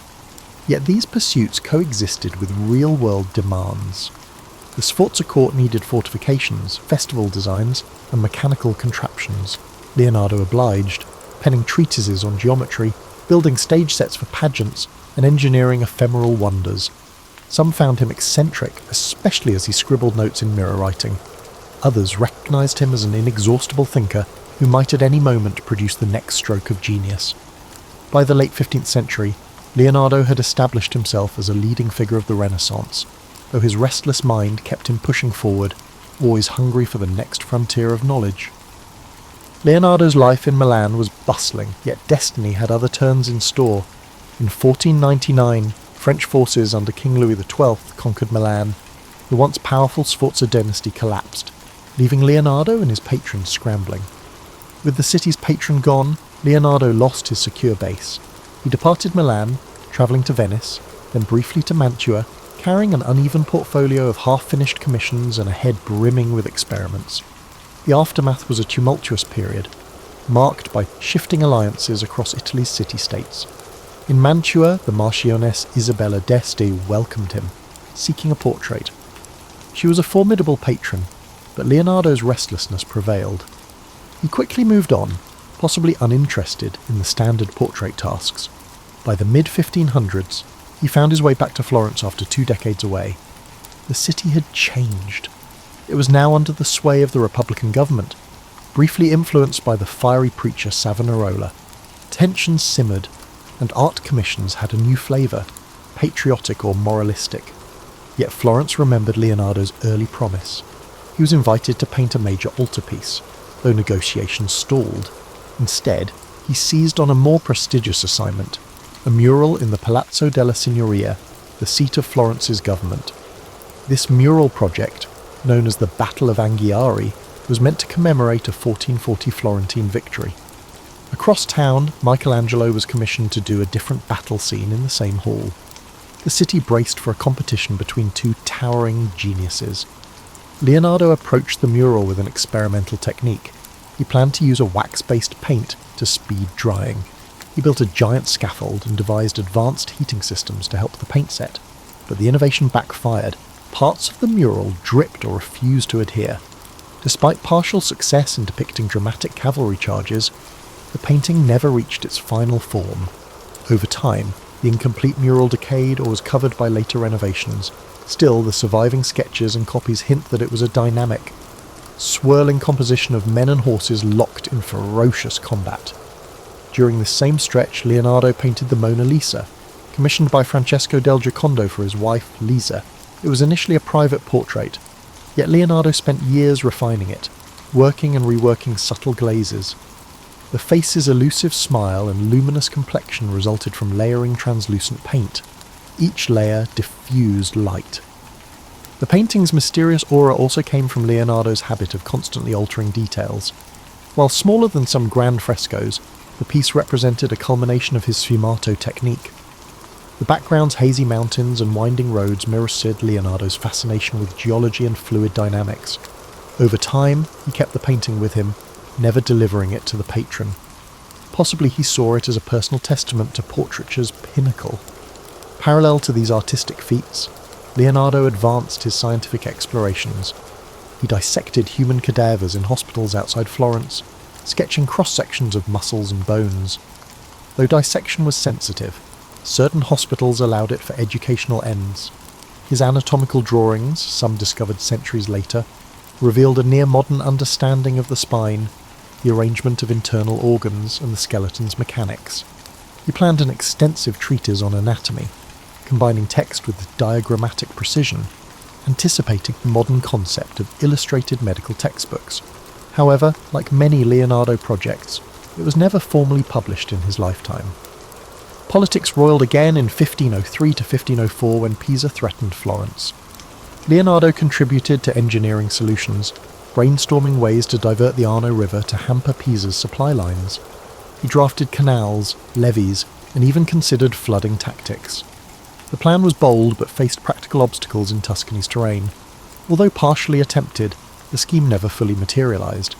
The episodes highlight Leonardo's willingness to tackle large-scale engineering challenges, blending topographical studies with strategic insight. The lessons gleaned would echo in his future city planning sketches and water management designs. By 1506, French rule stabilised in Milan, opening the city once more. Long gone was Ludovico Sforza, but the new French governors beckoned Leonardo. Eager to revisit uncompleted ideas like the giant horse statue, he returned. Florence parted ways with him under a cloud of frustration as the Battle of Anghiari lingered unfinished. Yet Leonardo's departure signalled that loyalty to a single city was never his style. He roamed, following whichever environment let him chase multiple intellectual pursuits. In returning to Milan, he sought continuity for the scientific and artistic projects left behind a decade prior. Thus, by the mid-1500s, Leonardo had become an artist-engineer bridging city-states, forging a pattern of partial achievements and unfinished marvels. Some critics found him unreliable, an eternal tinkerer, yet few denied his brilliance. He left Florence having revolutionised portraiture and capturing ephemeral visual mysteries in the Mona Lisa, while also nearly revolutionising mural painting. The stage was set for further meanderings in Milan and eventually beyond, as Europe recognised him as a truly singular figure, a testament to the Renaissance's union of art and science.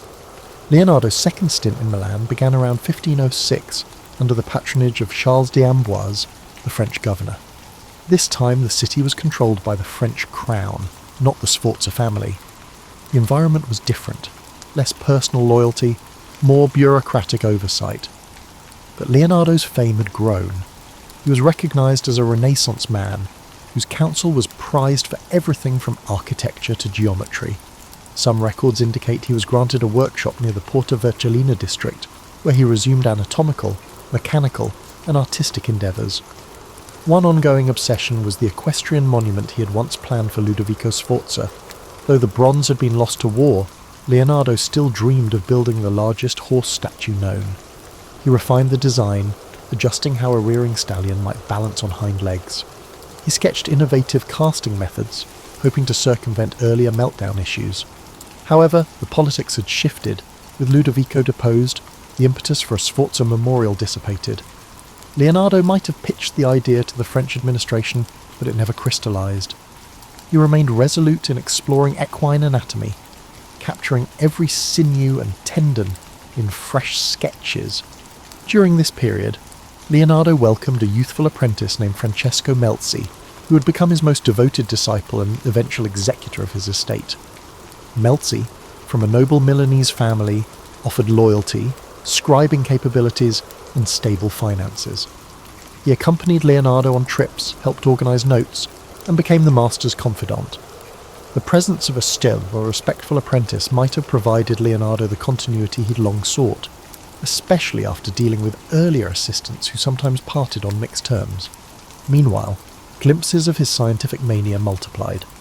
He dissected more cadavers, filling notebooks with nuanced drawings of hearts, muscles, the bronchial system. Observing that heart valves directed blood flow, he speculated about circulation decades before William Harvey's formal discovery. He studied the vitreous humour in an ox's eye, investigating how images formed. While the Catholic Church mostly tolerated such dissections for medical progress, certain clergy frowned on it, so Leonardo often performed them discreetly or at night.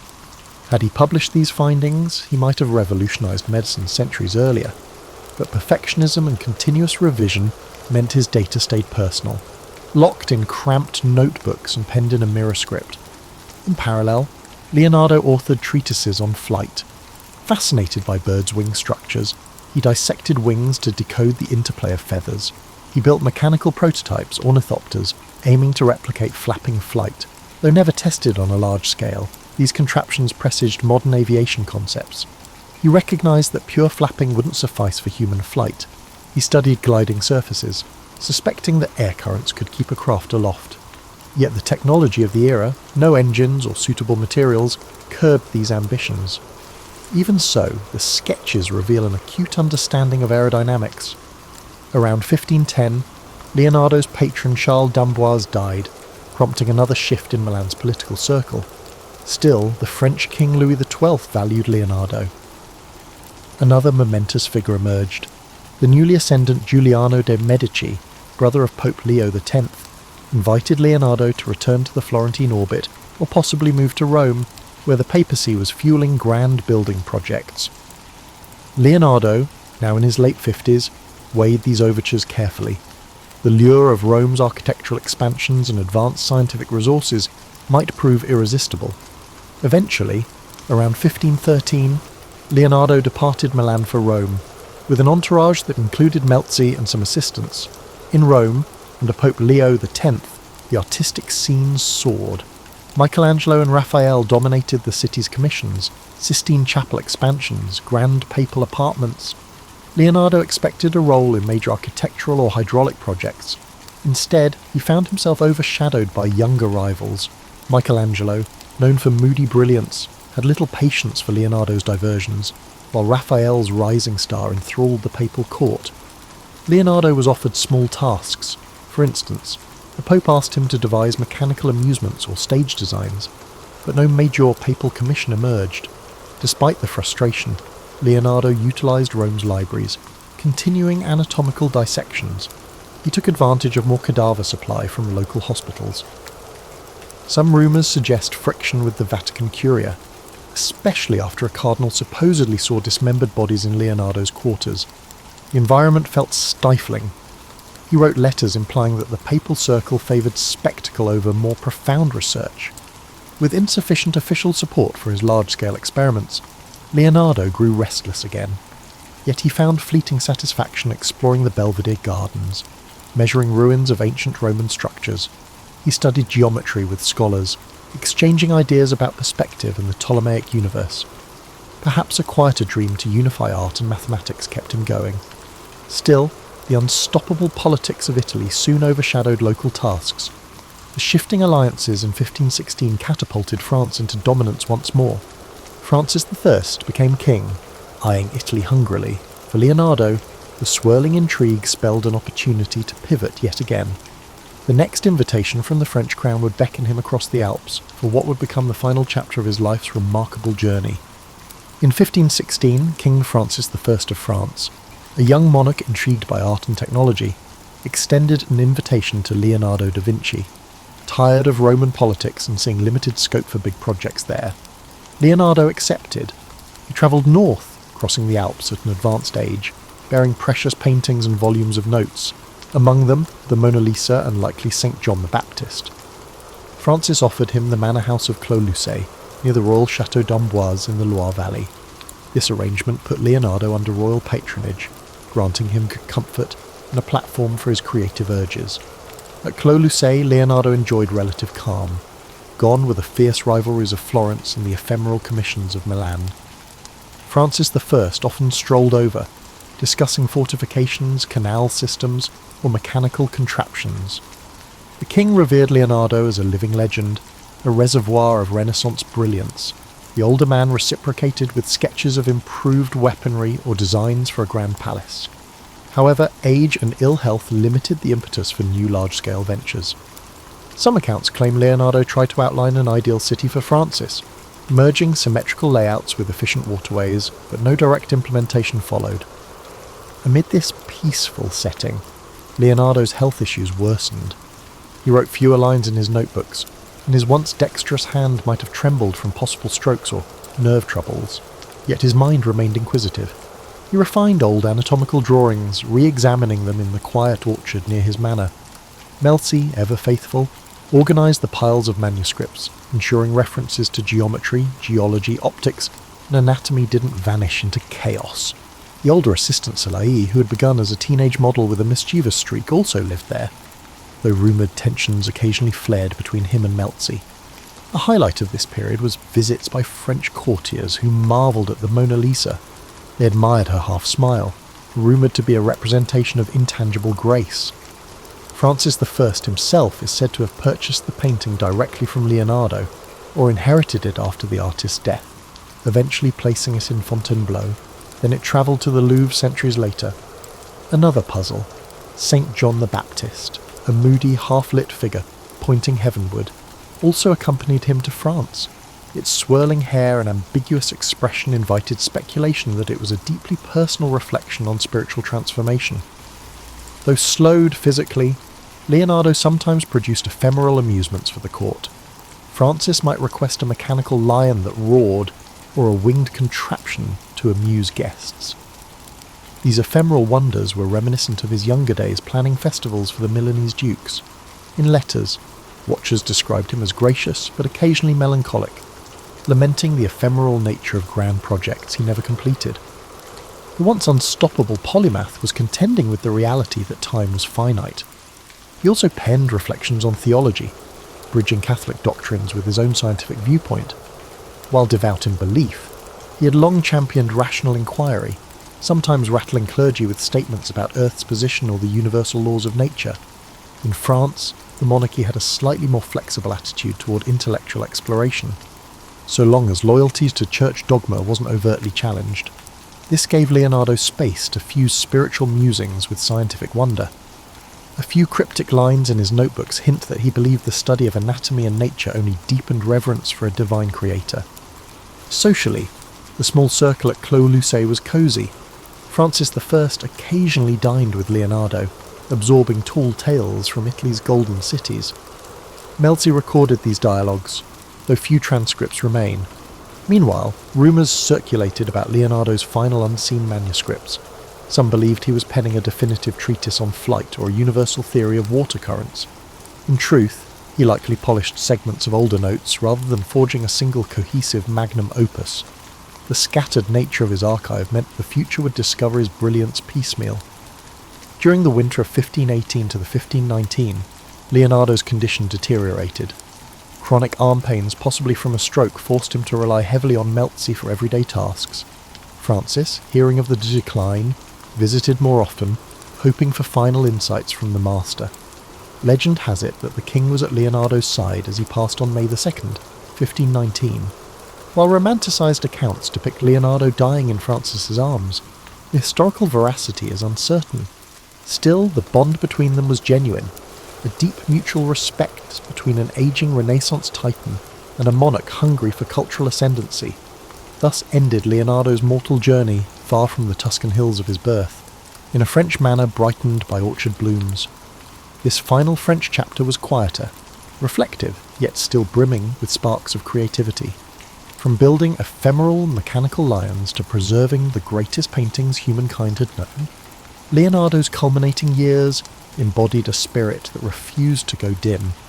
He might not have erected a final monument, but he left behind a personal realm of knowledge-bridging art, science, and imagination, a legacy that would endure for centuries to come.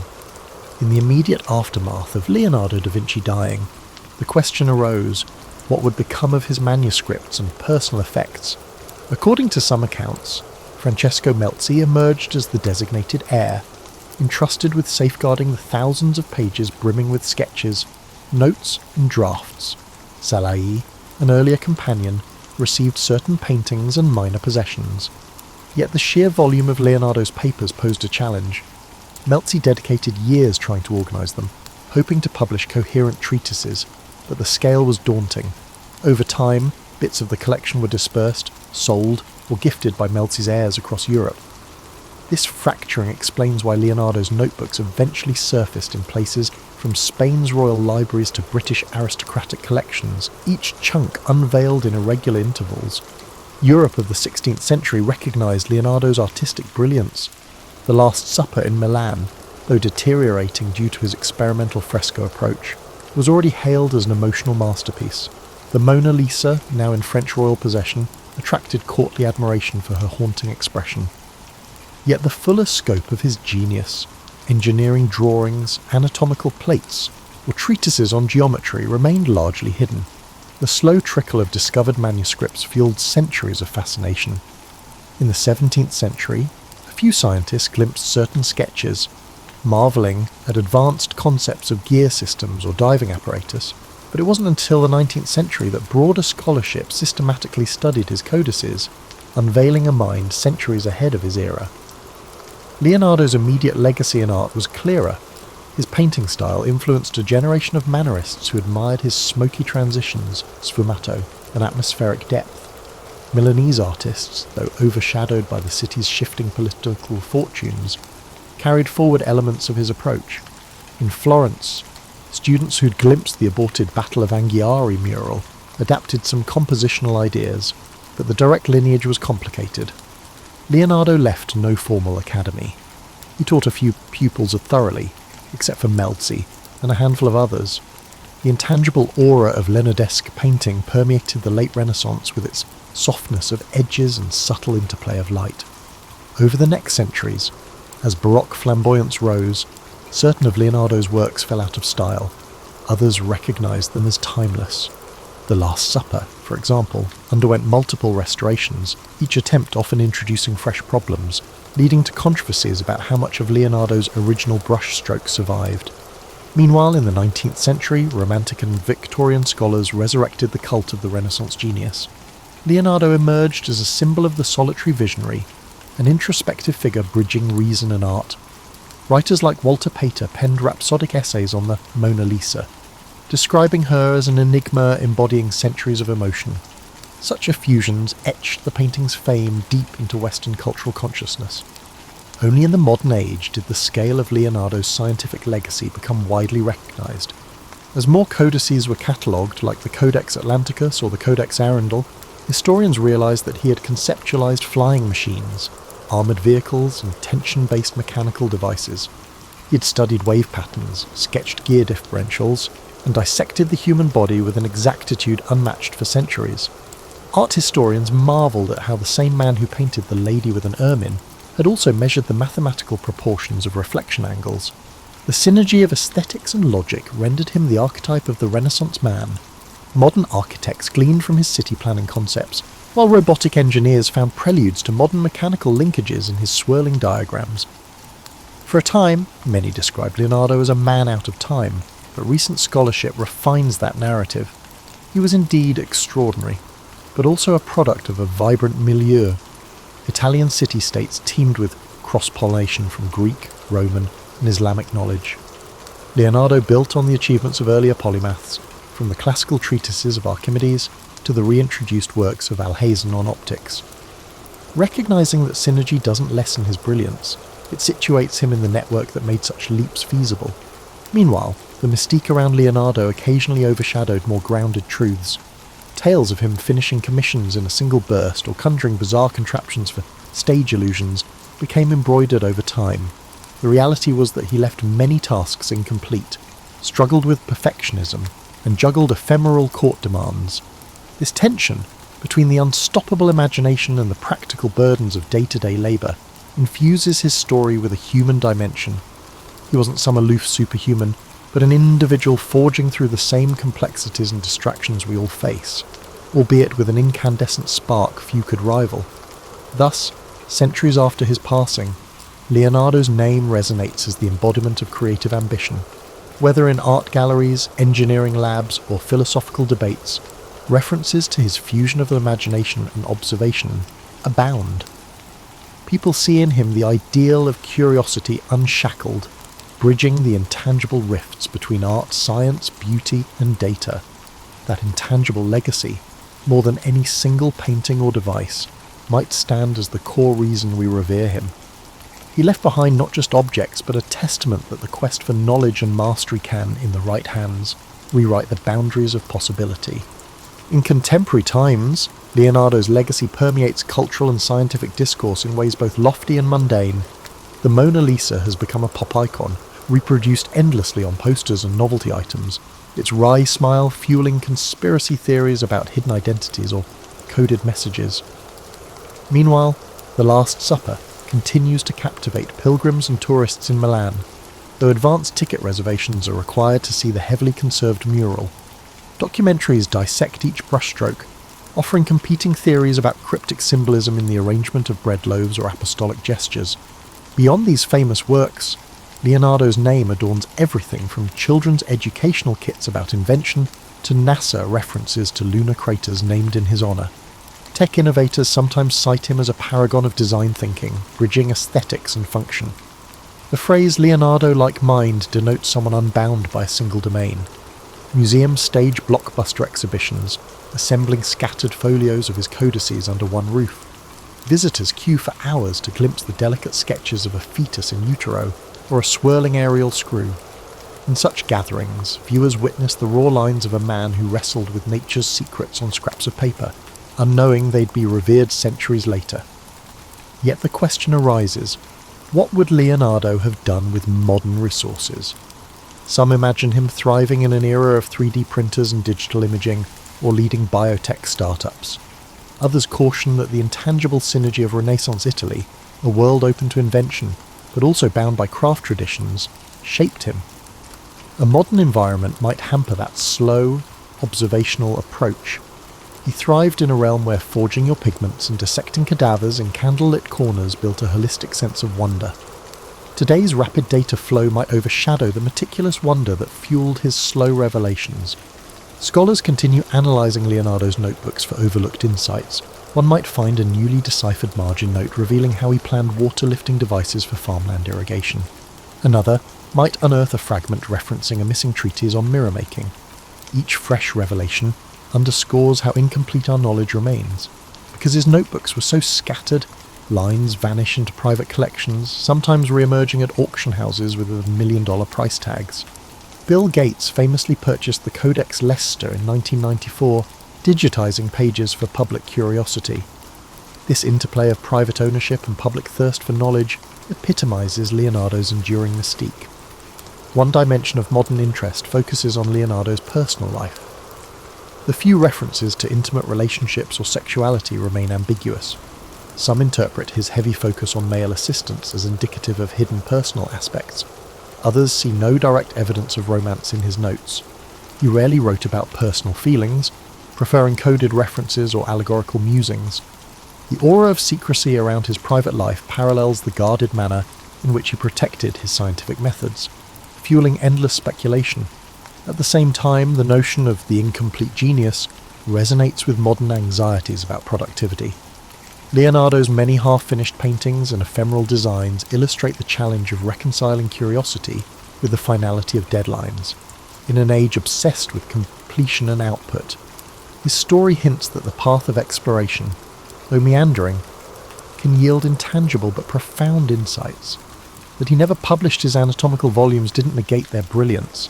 Their posthumous influence shaped fields from architecture to fluid dynamics. Many contemporary creatives draw solace in Leonardo's example. Creation can be iterative, perpetually in flux, and still crucial to progress. Even so, some critics note that praising Leonardo can overshadow other Renaissance figures, like Filippo Brunelleschi, who concretely built the Florence Dome, or Luca Pacioli, whose mathematics influenced him. They argue that the Leonardo legend occasionally romanticizes an era's synergy. While that synergy was real, credit goes to many.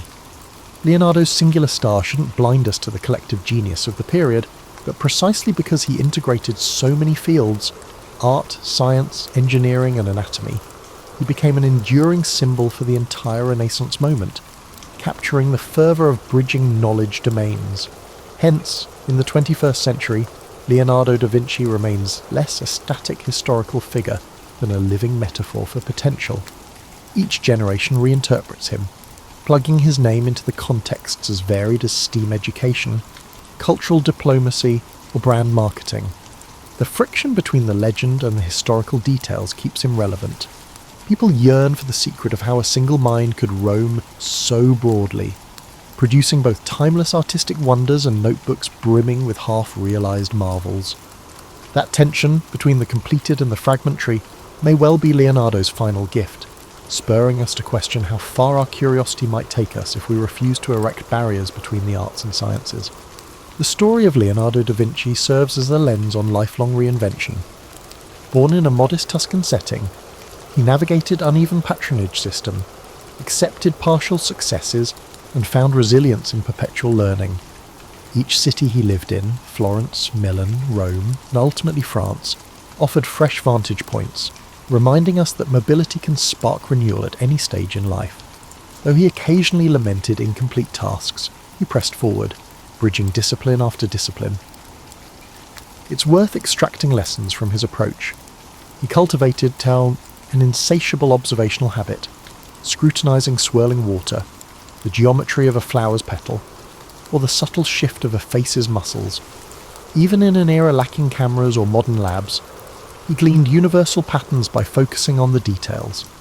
As midlife adults, we too can regain that sense of direct observation, whether it's noticing minor changes in a friend's demeanour or analysing complexities at work. A Leonardesque perspective encourages seeing anew, not coasting on assumptions. Another facet resonates with modern times, the synergy of creative expression and methodical research. Leonardo was no carefree dreamer. He systematically tested ideas, building prototypes, dissecting bodies, and refining pigments. He let imagination drive him, but insisted on verifying theories with experiments. For those in middle adulthood, managing teams, families, or personal projects, balancing vision with practicality is an art. Leonardo's notebooks bristle with micro-failures, a water-lifting device that jammed, a mural technique that peeled, yet each misstep taught him something. This iterative mindset fosters resilience and yields deeper expertise. Moreover, Leonardo's story underscores the role of collaboration. He soared highest not in isolation, but in synergy with patrons, mentors, and assistants. The Sforza and French courts gave him resources to dream big. Skilled workshop members helped realise or test concepts. Even his competition with Michelangelo and Raphael, albeit fraught with tension, catalysed fresh impetus. In present life, synergy across skill sets can amplify outcomes. We see parallels in cross-functional corporate teams or community coalitions that blend varied talents to achieve breakthroughs. However, we also need to address the negative aspect, the eerie feeling of unrealised potential. Many of Leonardo's grand designs, such as the Sforza horse or the treatise on flight, remained incomplete. Some might interpret him as a cautionary tale about perfectionism. Indeed, he sometimes spent years layering glazes on a single painting or rewriting the same mechanical design. For busy modern adults, it can be a nudge to find closure. Not every idea demands indefinite polishing. Finishing and sharing can unlock new phases of growth. Still, Leonardo's incomplete wonders also remind us that partial efforts can spark future revolutions, even if we ourselves never see them fully bloom. His final years in the French court also highlight that one can remain relevant even in advanced age. By building a lifelong reputation for innovation, he found fresh patrons who treasured his wisdom. He might not have executed large public works then, but he contributed to strategic discussions and shaped cultural enrichment at the French court. Similarly, for those transitioning out of intense early career phases, there's a reminder that mentorship, idea sharing, or specialised consultancy can be equally impactful. Leonardo's twilight wasn't about retirement in a quiet sense, but about integrating decades of experience into a culminating sphere. Another essential angle is how Leonardo balanced religious sentiments with rational inquiry, deeply respectful of Christian doctrine. He never let dogma quell his questions about nature's mechanisms. He believed understanding creation's intricacies honoured the Creator. In an era where faith and science sometimes clashed, he navigated a personal path, for a modern audience frequently contending with polarised debates. Leonardo's outlook offers a model. Rational exploration can coexist with spiritual depth, each fueling gratitude for existence's marvels. Ultimately, the life of Leonardo da Vinci stands as an emblem of boundless curiosity, bridging disciplines that many treat as separate. He embraced incremental knowledge, acknowledging that each discovery planted the seeds for further mysteries. His notebook, though scattered and partial, reveal a mind enthralled by the interplay of form, motion, and cosmic design. 5 centuries on, we still glean from him the power of wonder, the value of dogged experimentation, and the humility to accept that mastery is a continual journey, never fully complete. In a world that yearns for innovation and empathy, he remains a shining example of what a single human can accomplish when guided by the persistent awe at the world's complexities, and that, perhaps, is Leonardo's ultimate gift, to remind us that even the simplest observation, like a swirl of water in a basin, can unravel entire universes of insight if we only dare to look closely enough. in the hushed darkness of a 13th century manor house, as the last embers in the central hearth faded to soft orange glows, the lord of the manor would not retire alone. Around him, in the enormous hall, lay his household staff, family members, and perhaps even trusted servants, all arranged in a careful choreography of medieval sleep.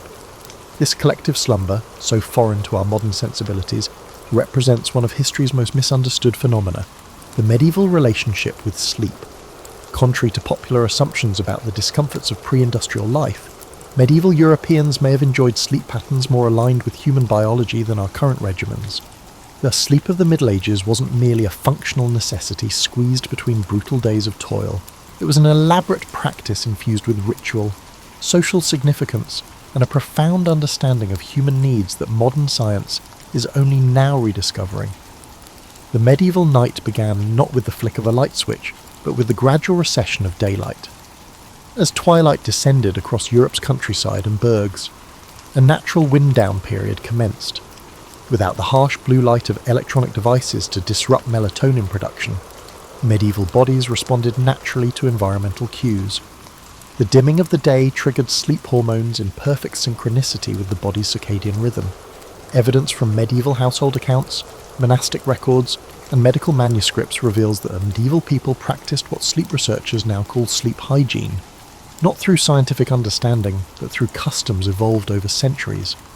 Families would gather around fires in the hours before bed, engaging in what one 14th century English text called the gentle telling of tales. This storytelling tradition served multiple purposes, reinforcing community bonds, passing down cultural knowledge, and, crucially, allowing the brain to transition from the active demands of daytime to the receptive state conducive to sleep. Inventories from noble households across Europe list specialised items for sleep comfort that defy our image of medieval discomfort. While commoners might sleep on straw-filled mattresses regularly refreshed with aromatic herbs like lavender and chamomile, natural sleep aids, the wealthy invested heavily in sleep quality. Featherbeds, documented in the 1380s household accounts of John of Gaunt, could contain up to 60 pounds of down. These were topped with linen sheets, woolen blankets in winter, and lightweight coverlets in summer, seasonal adaptations showing a sophisticated understanding of sleep temperature regulation. The medieval bed itself evolved into an architectural feature in its own right. Far from a simple platform, the bed became what historian Sasha Handley calls a micro-environment for sleep. High bedsteads kept sleepers above drafts, while bed curtains created microclimates that preserved body heat. Particularly in northern regions, these enclosed bed spaces maintained optimal sleeping temperatures through bitter winters without central heating. Perhaps most notably, medieval people organised their sleep around natural human ultradian rhythms. Medical texts from Salerno's famed medical school advised sleeping with the head slightly elevated, and on the right side initially for proper digestion. Then turning to the left side in deep sleep advice that echoes modern recommendations for optimising airway positioning during sleep. Despite the absence of memory foam or adjustable bases, medieval sleepers customised their experience through ingenious means. Illuminated manuscripts show various pillow configurations, from cylindrical bolsters supporting the neck to smaller cushions tucked under elbows or knees. Personalised comfort adaptations we've rediscovered through ergonomic design. Archaeological findings from cesspits in London and York have revealed remains of medicinal herbs commonly used for sleep, including valerian root and passion flower, showing sophisticated pharmacological approaches to sleep management. The physical arrangements for sleep extended beyond beds. Manor houses and even modest dwellings were designed with sleeping areas positioned to maximise morning light exposure. An architectural feature that modern chronobiologists recognise for its importance in maintaining healthy circadian rhythms. East-facing bedchambers allowed sleepers to wake naturally with the sunrise, reinforcing their internal body clocks in ways that modern blackout curtains and alarm clocks disrupt. What truly distinguished medieval sleep, however, was its social nature. Unlike our privatised, individualised approach to sleep, medieval slumber was communal. This behaviour wasn't merely for practical reasons like shared warmth or protection, although these benefits were real, but reflected a fundamentally different conception of sleep as a vulnerable yet shared human experience. Even kings were rarely alone while sleeping, attended by trusted chamberlains who slept at the foot of the royal bed. creating a sleep culture where the boundaries between private and public were permeable in ways we might find uncomfortable, but that provided unique psychological benefits. People didn't expect to sleep all night in medieval Europe when darkness fell. The idea that people should sleep 8 hours is post-industrial. Medieval medical records, diaries, household histories, and literary sources show a quite distinct pattern. First sleep and second sleep, separated by a nighttime wakeful quiet. This biphasic sleep pattern was common throughout social strata. After going to bed at nightfall, medieval people had a 4-hour first sleep or dead sleep. After waking up naturally for 1 to 2 hours, they went back to second sleep until daybreak. Medieval folks used this midnight awakening as a natural window of consciousness, not sleeplessness. European monastery church records provide some of the best evidence of this interval. The monastic rule of St. Benedict scheduled midnight prayers, matins, during the wakeful hour to accommodate this natural sleep divide. Instead of fighting their biology to stay awake for devotions, monks synchronized their spiritual practices with human sleep architecture. The significance of midnight awakening goes beyond religion. Medical manuscripts from Salerno and Montpellier, Europe's top medical schools, show that doctors believed midnight waking was crucial for health. The 13th century physician Aldebrandon of Siena said that this wakeful period allowed the vapours of food to be properly distributed through the body, a pre-scientific knowledge of how sleep stages affect digestion and metabolism. This nightly waking gave regular households an unusual opportunity. It was common for homeowners to check on their property, bank fires for the second sleep, and examine their security. The 14th century guide for parish priests recommends middle night marital intercourse because the body is rested but the mind clear. The recommendation implies a profound awareness of how restful sleep influences mood and physical receptivity. Interestingly, this wakeful interlude produced various types of consciousness that current neuroscience has only recently learned to detect. Neurologists call the state between first and second sleep hypnopompic consciousness, which boosts creativity, imagery, and emotional processing.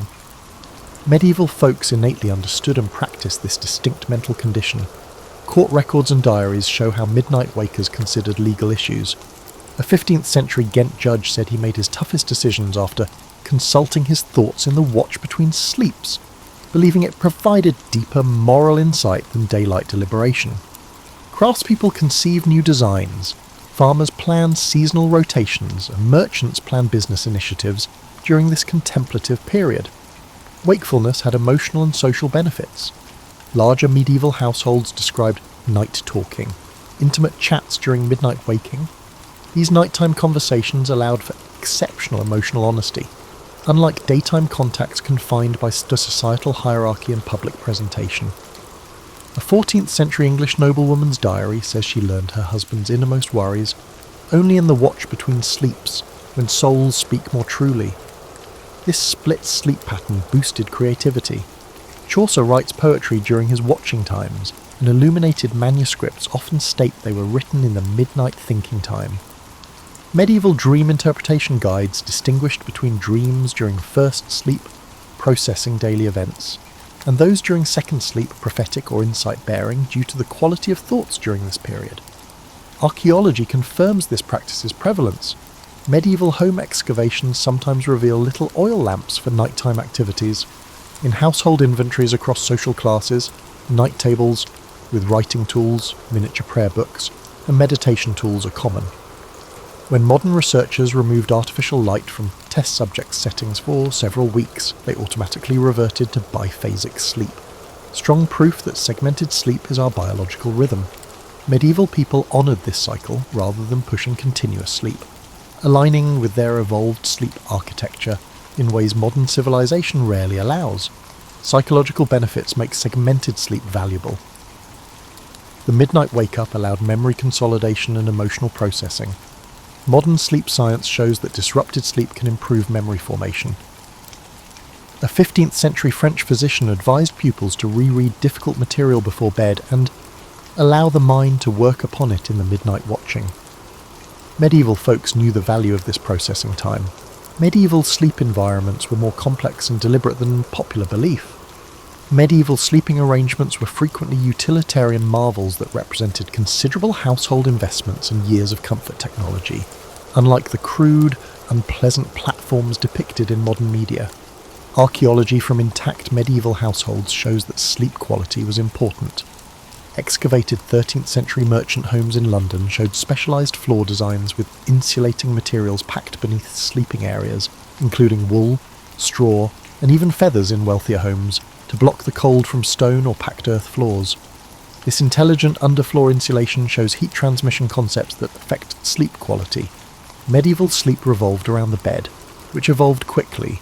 Bed technology improved by the 13th century from simple raised platforms. Estate inventories from around Europe reveal more sophisticated bed designs with specialised comfort components. The bed's hardwood frame, termed the bedstock, has mortise and tenon joints allowing minor flexibility without squeaking, which 14th century Florence Carpenter Guild laws required for undisturbed rest. Medieval mattress technology improved constantly. Peasant homes still used straw-filled beds, although they were more advanced. Traditional European farming groups using medieval methods used straw beds, not loose straw piled into sacks. Specially selected straw, oat straw, was recommended for its softness. Completely dried to prevent mould and broken to provide a springier texture was used. Most homes emptied and refilled these beds seasonally. For the wealthy, mattress technology evolved. By the 14th century, merchants and artists used wool-filled mattresses, while feather beds were the height of medieval sleep luxury. These were constructed sleep surfaces, not feather sacks. Guild regulations from 14th century Paris required feather beds to be built with particular weights of different feather varieties piled for compression and rebound. The most sumptuous examples had goose down on top and stiffer feathers underneath for stability, similar to modern high-end mattresses. Medieval pillows are often forgotten sleep technologies. Modern pillows are uniform, whereas medieval pillows were individualized. Archaeological evidence and household inventories show at least 4 pillow types: neck bolsters for spinal alignment, softer head pillows for comfort, wedge pillows for medical conditions, particularly respiratory issues, and smaller support pillows for positioning. Salerno medical writings advise lifting the head for digestion disorders and supporting the legs for back pain. Bed sheets were also designed for sleep comfort. Linen sheets were valued for their breathability and moisture-wicking capacity. Even small houses had many sets of linens and regular laundry records. In winter, woolen blankets provided insulation, while silk or light wool coverlets gave summer warmth. Seasonal bedding rotation shows a profound awareness of how ambient temperature influences sleep quality. Equally inventive was sleeping room climate control. Bed curtains were attractive and microclimatic. Fully enclosed bed curtains conserved body heat in winter. Large medieval houses recorded various curtain weights for different seasons, with summer curtains blocking insects, allowing airflow. This seasonal sleep environment adaptation shows a comprehensive awareness of how ambient variables affect rest quality. Medieval dwellings also showed excellent sleep management. Sound-dampening interior shutters were common in metropolitan bedrooms. In intact York and Bruges homes, archaeologists found woven rush mats put on walls near public streets as early sound insulation. Medieval folks recognised noise pollution as a sleep disruptor and addressed it with intentional design. Medieval sleep was influenced by aromatherapy. Domestic and archaeological records show aromatic herbs in bedding. These were lavender and chamomile for relaxation, mint and rosemary for insect repellent, and dried rose petals for fragrance. For decades, home manuals have recommended inserting little herb-filled sachets into pillowcases to improve sleep. Researchers even reviewed illumination for its impact on sleep quality. Medieval dwellings used candles or rushlights in bedrooms for specific purposes. When affordable, beeswax candles were recommended near beds because they smoke less than tallow. Rushlights, manufactured by immersing river rushes in fat, burned longer and dimmed to help people fall asleep. These thoughtful evening light selections follow recent advice to avoid bright light before bed. Medieval sleep environments were sophisticated enough to regulate nighttime temperature. Bed warming technologies improved in Northern Europe. Early medieval hot stones evolved into warming pans equipped with adjustable handles and ventilated lids, which diffused heat evenly without causing burns. These gadgets were used in houses of all social strata, demonstrating the importance of ideal sleeping temperatures. Medieval Europe saw a number of systematic sleep hygiene activities when the sun set. These were centuries-old practices that prepared body and mind for repose. The intricacy of these pre-sleep practices undermines the idea that scientific sleep optimization is new. The transition to night began with day-shutting rituals that separated waking and sleeping. Closing shutters or drawing curtains were symbolic thresholds. Even humble 14th century French households had practices for closing the day, typically with brief spoken phrases or prayers to signal that labour was over and rest could begin. Medieval Europeans intuitively knew the necessity of light reduction before sleep, according to archaeology. Medieval dwelling excavations reveal clever shutter designs that blocked light more completely. Rich urban homes had exterior shutters for security and inside fabric hangings to exclude remaining light by the 15th century. These dark generation investments showed how much society valued sleep. Staged light reduction was notable in medieval times. As darkness approached, homes switched from brilliant central fireplaces to dim lights. Church and monastic records show that different candle types were used for different evening activities, leading to rush dips at bedtime. Our modern abrupt shifts from brightness to darkness impede melatonin production, but this progressive dimming naturally signalled sleep. Evening meals were part of sleep preparation. Despite expectations about primitive medieval diets, household records and medical writings show sophisticated sleep nutrition. Evening meals were eaten at least 2 hours before bed to allow for partial digestion. In the evening, Salerno medical books advise lighter diets like lettuce, almonds, and warm dairy liquids mixed with mildly sedative spices to promote sleep. Physical sleep preparation was also deliberate. Cleaning before bed highlighted psychological shifts as well as cleanliness. Even in simple families without bathing facilities, people washed their hands, face, and feet before bed and for its relaxing benefits, according to housekeeping manuals. Some 15th century manor buildings had evening bathing chambers next to bedrooms for more extensive pre-sleep bathing procedures. Medieval sleep habits for stress reduction and brain clearing were unique. Monastic and household texts suggested evening reflection and concern control that mirrors modern mindfulness. 14th century merchant advice advocated examining the day's transactions and resolving mental issues before bed, since unresolved matters will otherwise disturb rest. The early observation that cognitive stimulation reduces sleep quality is extraordinary psychological insight. Bedtime prayer sequences were both spiritual practice and sleep induction. These were systematic mental activities that diverted attention from daily worries, not just religious observances. Popular nighttime prayers alternated between simple, repetitive elements, relaxing, and brief narrative segments, focusing the attention. This advanced structure naturally induced tiredness from active thought. Even bed-making was ritualized, according to household sources. Medieval folks of all classes made beds each night.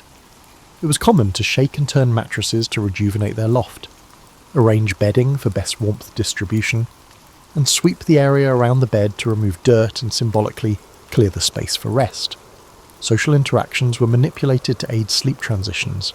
Manorial records required quiet time in the evening.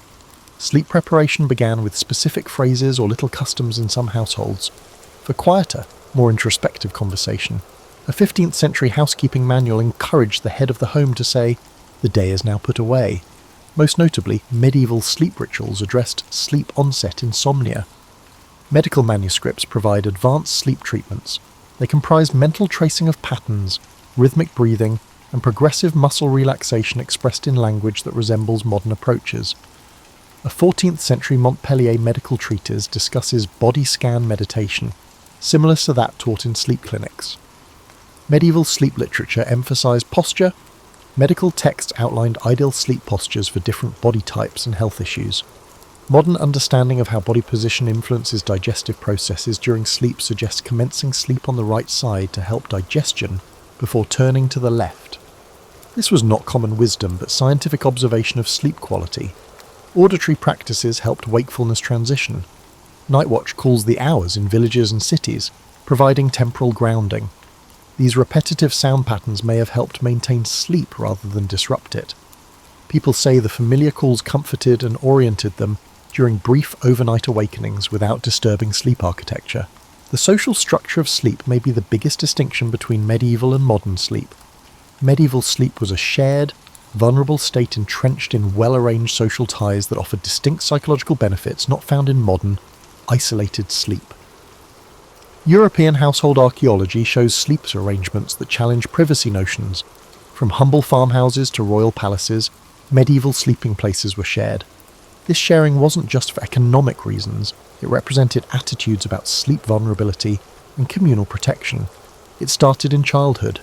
Medieval children slept with family, unlike modern Westerners. Household inventories and architectural evidence demonstrate that wealthy people rarely had separate nurseries until the late medieval period. Young children usually slept on communal beds near parents or caregivers. This arrangement provided physical warmth and safety as well as auditory and olfactory cues from trusted people to promote sleep. Children continued to sleep together as they grew. Household and guild records show service children, apprentices, and biological children sleeping together by age. Young people slept 2 or 3 to a bed, clustered by gender and age, establishing sleep communities, groups that share sleep vulnerability and build sleep standards. The psychological benefits of these arrangements were significant. Medieval medical literature says youngsters who sleep together have fewer night terrors and sleep disturbance. Medieval folks intuitively knew that trusted persons' sensory awareness triggers parasympathetic nerve system reactions that deepen sleep.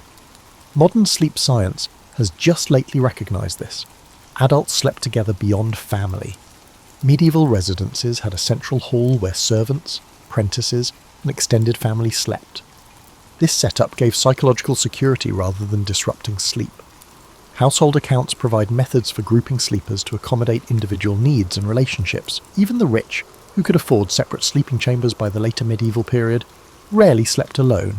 Noble household chamber accounts show that servants lay on pallets at the foot of the bed with their masters. Medieval nobility preferred reliable companions during vulnerable sleep phases over loneliness. This communal sleep design had several psychological benefits that modern sleep experts are now recognizing. Shared sleep rooms corrected sleep patterns, reducing anxiety over perceived sleep anomalies. When brief nightly awakenings occurred, the noises and presence of other sleepers reassured and reduced anxiety-induced sleeplessness. Medieval travel tales show how rooted these communal sleep obligations were. One 15th century merchant called private sleeping unnatural and disquieting to the mind. Inn regulations across Europe required tourists to share beds with strangers of the same gender until the early modern period, demonstrating how common shared sleep vulnerability was deemed. The intimacy of communal sleep areas encouraged unusual social bonds. Medieval stories emphasize pre-sleep discussions for resolving conflicts and improving relationships. Before bed, a 14th century family manual encourages settling disputes because harmony before rest brings better health to all.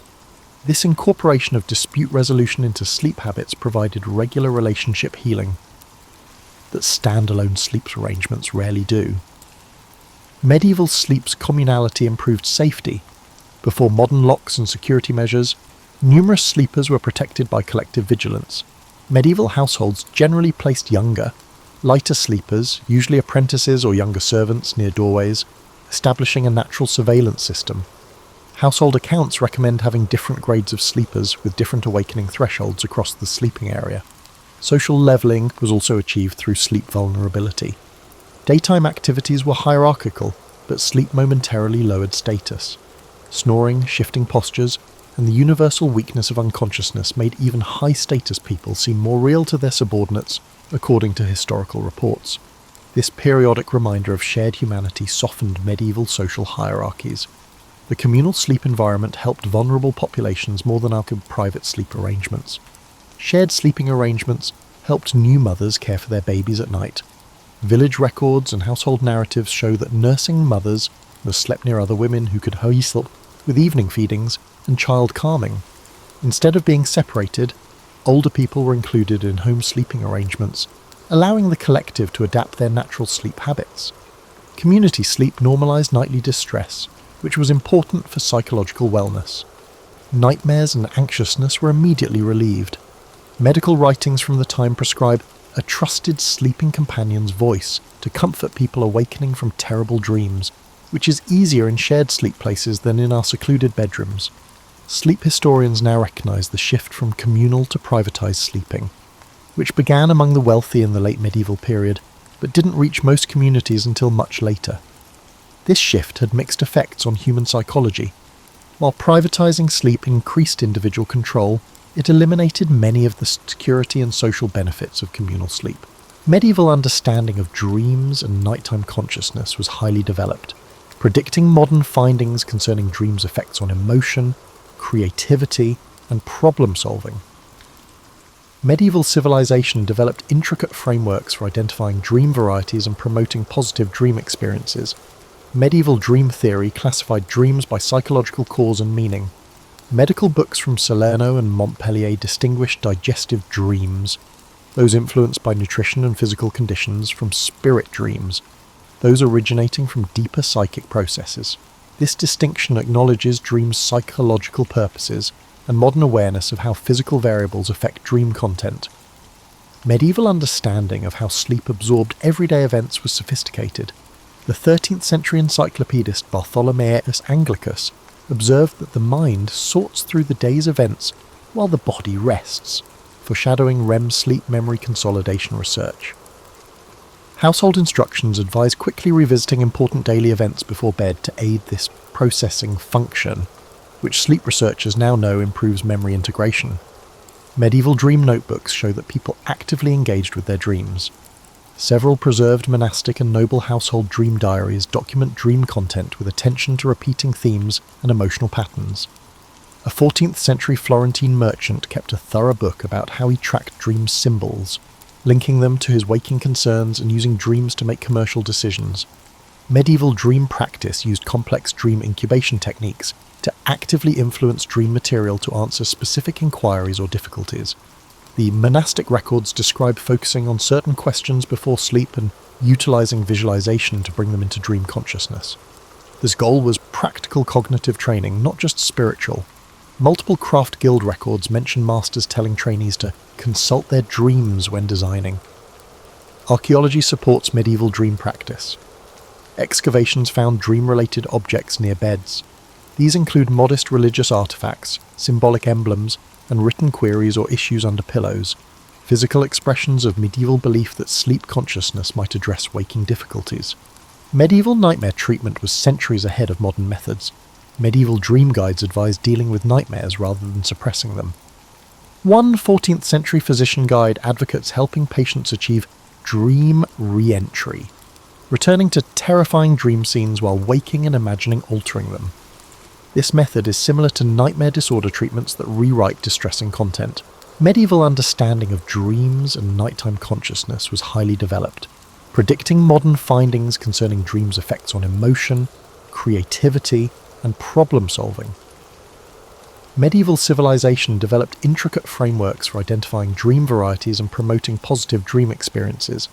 Medieval dream theory classified dreams by psychological cause and meaning.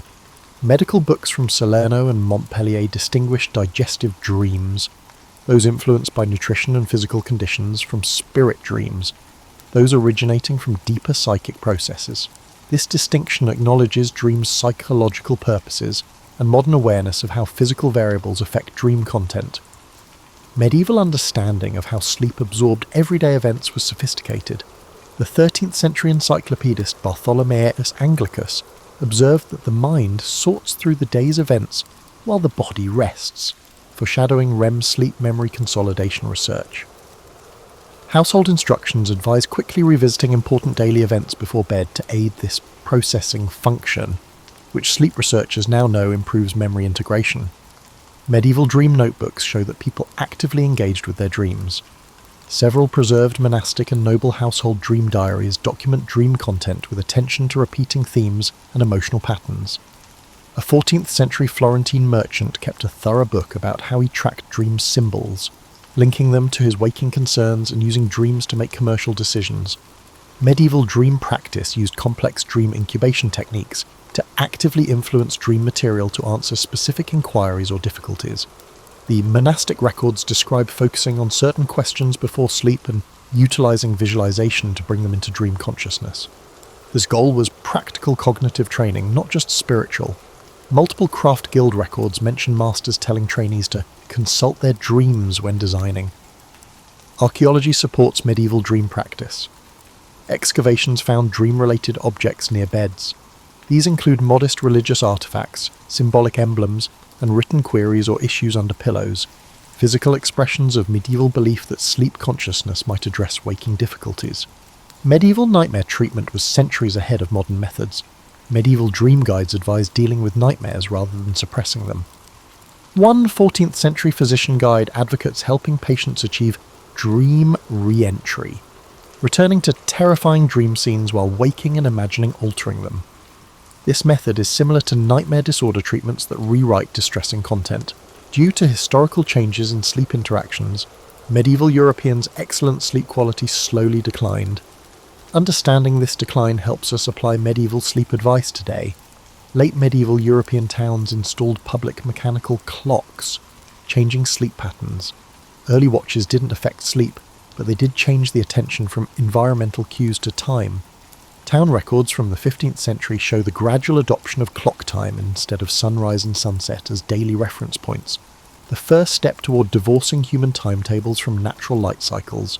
Archaeology shows this window design change. Later medieval homes prioritised privacy and heat retention over natural light, although early medieval bedrooms contained windows that let in morning light.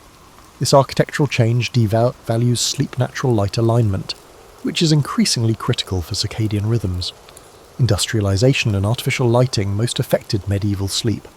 Although early 19th century gas illumination extended productive hours into the evening, industry schedules demanded standardized waking times unaffected by seasonal light.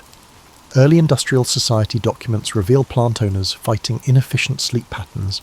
In 1883, a factory manual warned against workers' persistent habit of night waking between sleep phases due to industrial schedules eliminating biphasic sleep. Sleep conditions changed. The 18th and 19th centuries saw single-family residents and individual beds replace medieval communal slumber. The architectural change increased solitude but removed shared sleep's social security and closeness. Medical records from this transitional era show rising claims of sleep difficulties due to unusual solitude at night from the new sleeping arrangements. Changes in labour habits eroded medieval notions of sleep as a transition. Natural cycles and moderate activity shifts characterised pre-industrial work. Industrial time discipline destroyed the natural wind-down time of medieval sleep patterns. Industrial and office timetables created guillotine waking, sharp, alarm-driven transitions. Many found sleep uncomfortable during this change. Early mass production homogenized sleeping surfaces without regard for comfort. Yet medieval people of all classes had devised sophisticated bedding systems that met bodily demands. Historical records indicate that workshop dwellings had crude beds, unlike medieval peasants. Over centuries, sleep comfort technologies would improve.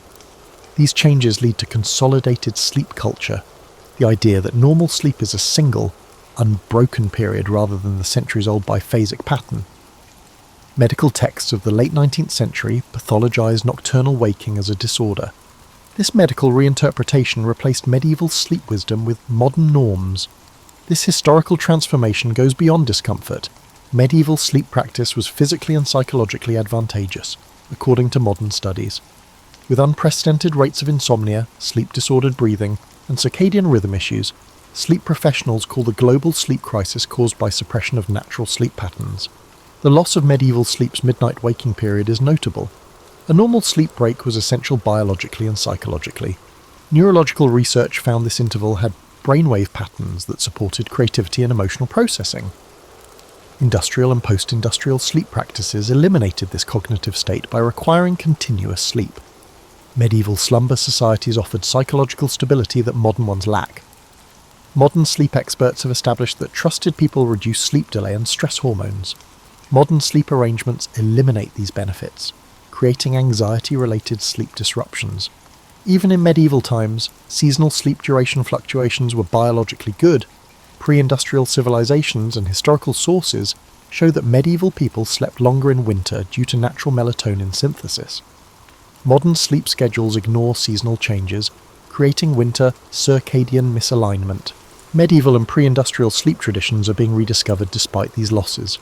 Sleep medicine now admits that medieval sleep practice was sophisticated and biologically sound, so we should revisit it.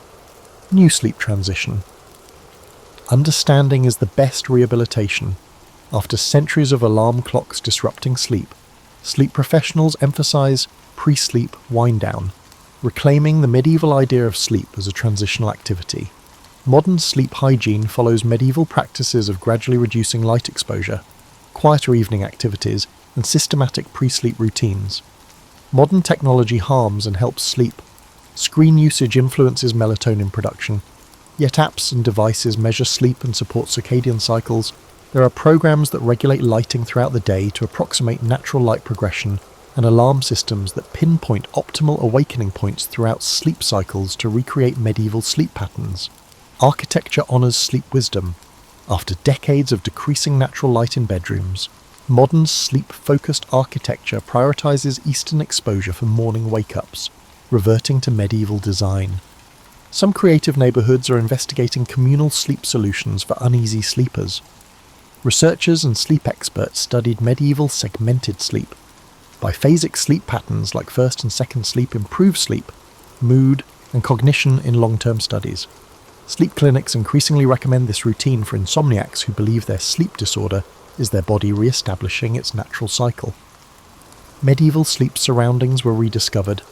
Modern designers emphasize natural materials, temperature regulation, and personalized support similar to those used in medieval bedding systems, following years dominated by artificial sleep environments.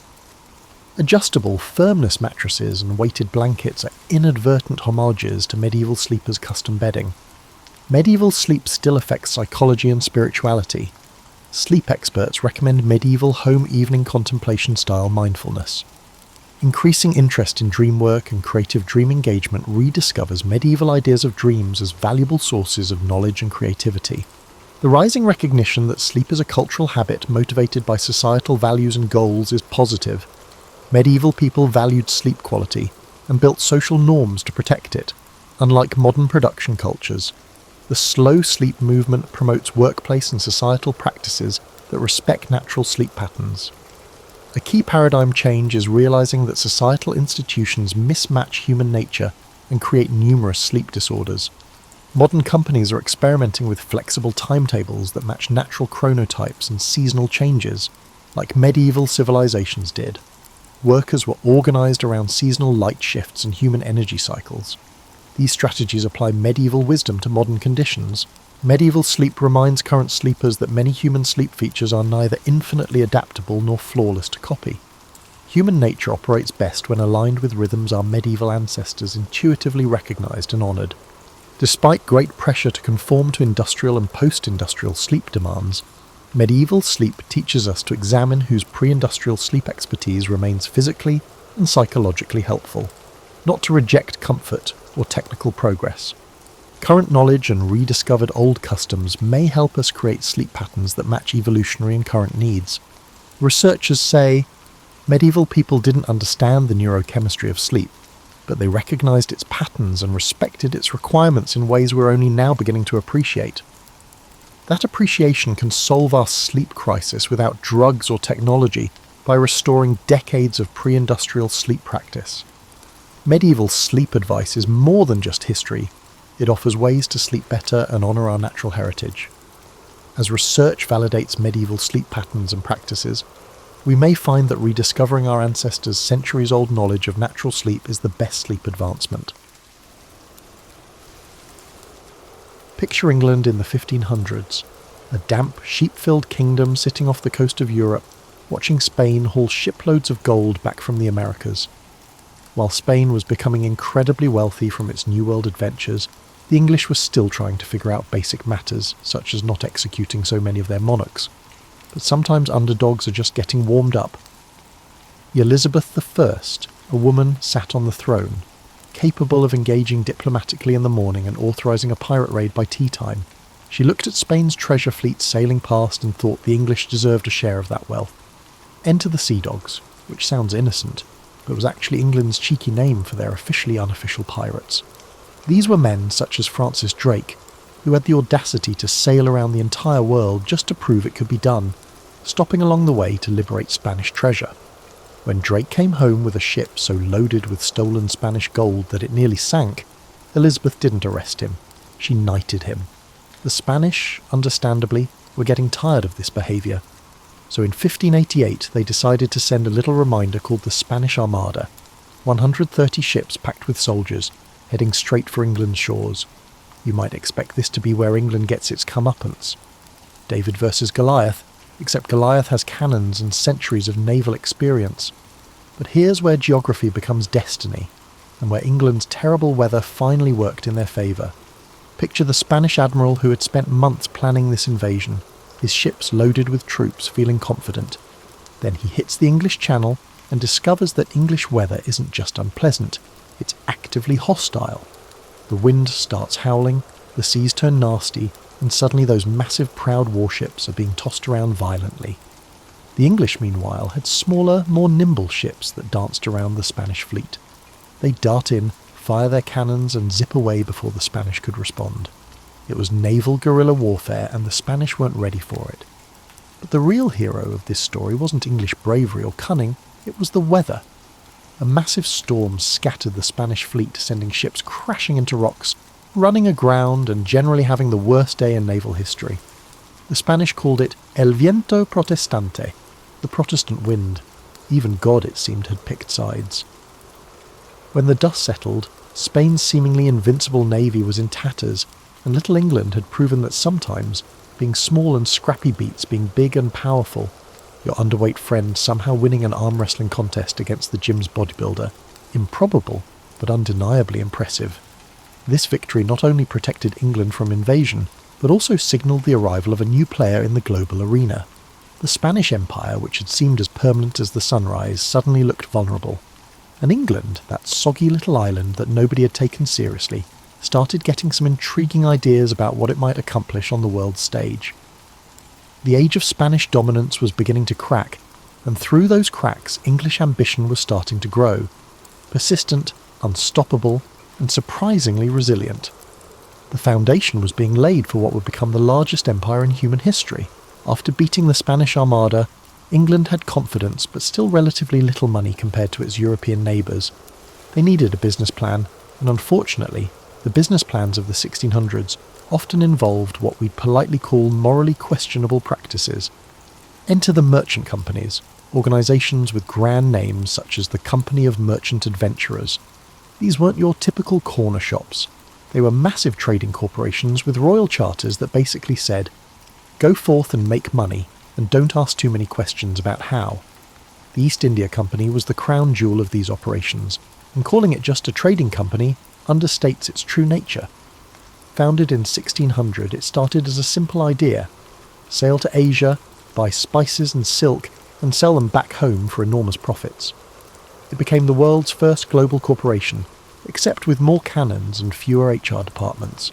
You have to understand, spices back then weren't just about making food taste better, they were incredibly valuable.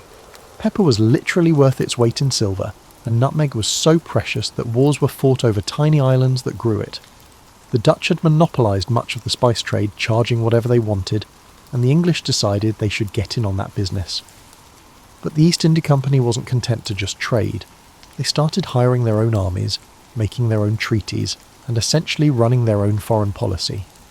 A modern corporation deciding to start conquering countries, that's basically what happened, except with sailing ships and elaborate uniforms. The company's expansion into India perfectly demonstrates how ambition can snowball beyond anyone's original intentions. They'd started by just wanting to set up trading posts along the coast, little fortified compounds where they could store goods and conduct business. But India in the 1600s was a complex patchwork of competing kingdoms, and the Mughal Empire, which had been holding everything together, was starting to weaken. Into this power vacuum stepped the East India Company. They'd make alliances with local rulers, provide military support, and gradually become indispensable. Before anyone quite realised what was happening, the company wasn't just trading in India, it was running large chunks of it. The Battle of Plassey in 1757 was one of those moments that seemed minor at the time, but changed everything. Robert Clive, a company official who'd started as a clerk and worked his way up to general, defeated the Nawab of Bengal with a much smaller force. This unexpected victory paved the way for unprecedented power. But victory came with consequences nobody had thought through. Suddenly, the East India Company was responsible for governing millions of people across vast territories. They'd gone from being merchants to being rulers, and they were completely unprepared for this transformation. The wealth flowing back to Britain was staggering. Bengal alone was generating revenues that dwarfed many European kingdoms' entire budgets. The taxes that had previously benefited local rulers were now contributing significantly to British coffers, and the company's shareholders were experiencing unprecedented wealth. Naturally, the foundation of this wealth rested on systems that were fundamentally extractive and frequently cruel. The company exploited their territories, prioritising profit margins over the well-being of the people under their control. Famines became more common and more deadly when local resources were diverted to company profits rather than local needs. Back in London, people were starting to notice that their little trading company had somehow acquired an empire. The British government wasn't entirely sure what to do with this situation. The company was generating enormous wealth for the country, but it was also making decisions that affected international relations and the lives of millions of people. This was the beginning of a pattern that would define the British Empire for centuries: private ambition leading to public responsibility, commercial ventures growing into political control, and a small island nation finding itself responsible for governing vast populations across the globe, often without any clear plan for how to do it ethically or effectively. The stage was set for an empire that would span continents and reshape the world, built not through grand strategy, but through the accumulated decisions of merchants, soldiers and administrators who often had no idea what they were creating. By the 1700s, Britain had stumbled into something resembling a strategy. Though calling it a strategy might be generous, it was more organised opportunism with excellent naval support. Britain had discovered that if you controlled the seas, you could control global trade, control the highways, and you don't need to own every town. You just need to control how people and goods move between them. This is where the Royal Navy enters our story with full force. By the mid-1700s, Britain was building ships constantly, everywhere, with the assumption that you could never have too many. They had honed their naval warfare skills to such an extent that any potential enemy found encountering a British fleet to be highly unwelcome.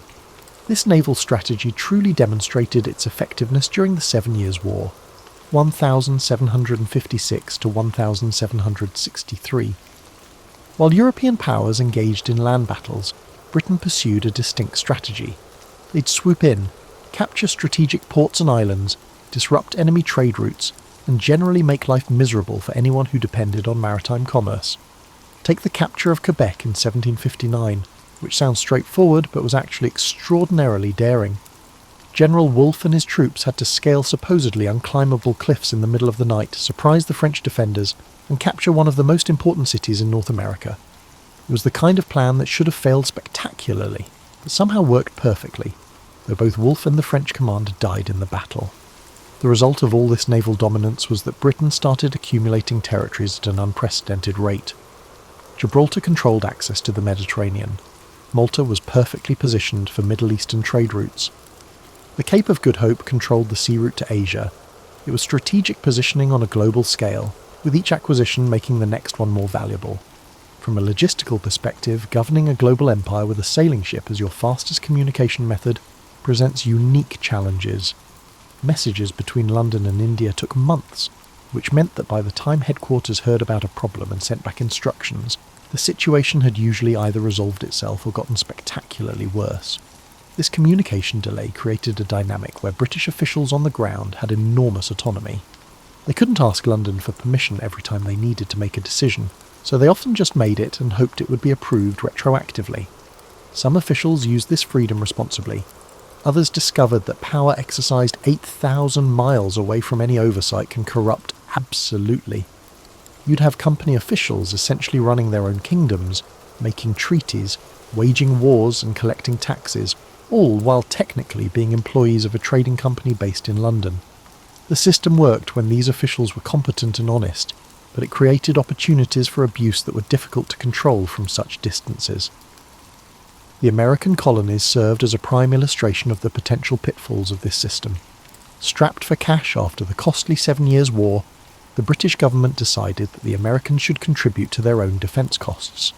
This seemed reasonable from London's perspective. After all, British troops had just spent years protecting American colonists from French and Indian attacks. But the colonists had gotten used to managing their affairs, and suddenly being asked to pay taxes they'd had no say in imposing felt fundamentally unfair. The famous no taxation without representation wasn't just a catchy slogan. It was a fundamental complaint about the impossibility of governing an empire when communication took months and local conditions changed daily. The British response to American complaints was essentially, "We've been doing this successfully all over the world. Just go along with it." But North America was different from India or the Caribbean. The colonists were mostly British descended, shared British legal traditions, and had enough economic independence to cause real trouble if they organised. When that trouble finally came, Britain discovered that naval supremacy, while excellent for controlling trade routes and capturing islands, was less useful for fighting a land war against people who knew the terrain and had the support of the local population. You could control the coasts, but controlling the interior required different tactics entirely. The loss of the American colonies was Britain's first major imperial setback, but it wouldn't be the last. The lesson was clear. Empires built on naval power and commercial advantage were vulnerable when local populations decided they no longer wanted to be governed by distant foreigners, no matter how powerful those foreigners might be at sea. After losing the American colonies, Britain was hurt and embarrassed, but determined to prove they could do better elsewhere. They were lucky to have India, which was becoming their most lucrative relationship, even if it was unexpectedly complex. By the 1800s, calling India the jewel in the crown wasn't just poetic language, it was an economic reality. The wealth flowing from the subcontinent was extraordinary. Cotton, spices, tea, opium, and manufactured goods were generating revenues that made Britain one of the wealthiest nations on earth. But this wealth came with responsibilities and complications that nobody had really planned for. The thing about governing 300 million people across a subcontinent is that it's incredibly complex. You're managing people who speak dozens of different languages, follow different religions, and have centuries of complicated relationships with each other, and you're expected to make a profit while doing it.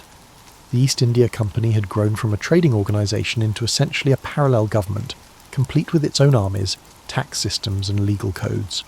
Company officials lived lavishly, building elaborate mansions and hosting parties that would have impressed European royalty. But they were also dealing with famines, rebellions, and the constant challenge of maintaining control over territories larger than most European countries. The Indian Rebellion of 1857 served as a significant awakening. A mutiny among Indian soldiers escalated into a widespread uprising throughout northern India, thereby forcing the company to fight for its own survival. The immediate trigger was rumours about ammunition cartridges being greased with cow and pig fat, offensive to both Hindu and Muslim soldiers. But the real causes went much deeper. The company had been gradually taking over more and more aspects of Indian life, raising taxes, changing traditional arrangements, and generally making life more difficult for local populations while getting richer themselves. Eventually, the changes created enough resentment to explode into open rebellion. The rebellion was brutal on both sides, with atrocities that shocked even people accustomed to colonial violence. When British forces finally regained control, the response was swift and decisive. The East India Company was dissolved, and the British government took direct control of India. Someone responsible needed to take charge. The new arrangement, known as the British Raj, was supposed to be more professional and less extractive than company rule. The idea was that government officials, unlike company employees, would prioritise beneficial governance over pure profit. In practice, it was more a change in management structure than a fundamental reform of a system designed to benefit outsiders at the expense of locals. This period saw the construction of massive infrastructure projects, railways, telegraphs, irrigation systems, and administrative buildings that still dot the Indian landscape today. The British built these not out of altruism, but because effective extraction requires effective infrastructure. Better roads and railways made everything work more efficiently, but the primary beneficiary was still Britain. The railway system perfectly demonstrates this dynamic. By 1900, India had one of the largest railway networks in the world, which was genuinely impressive and useful. Trains connected remote regions, facilitated trade, and made travel easier for millions of people.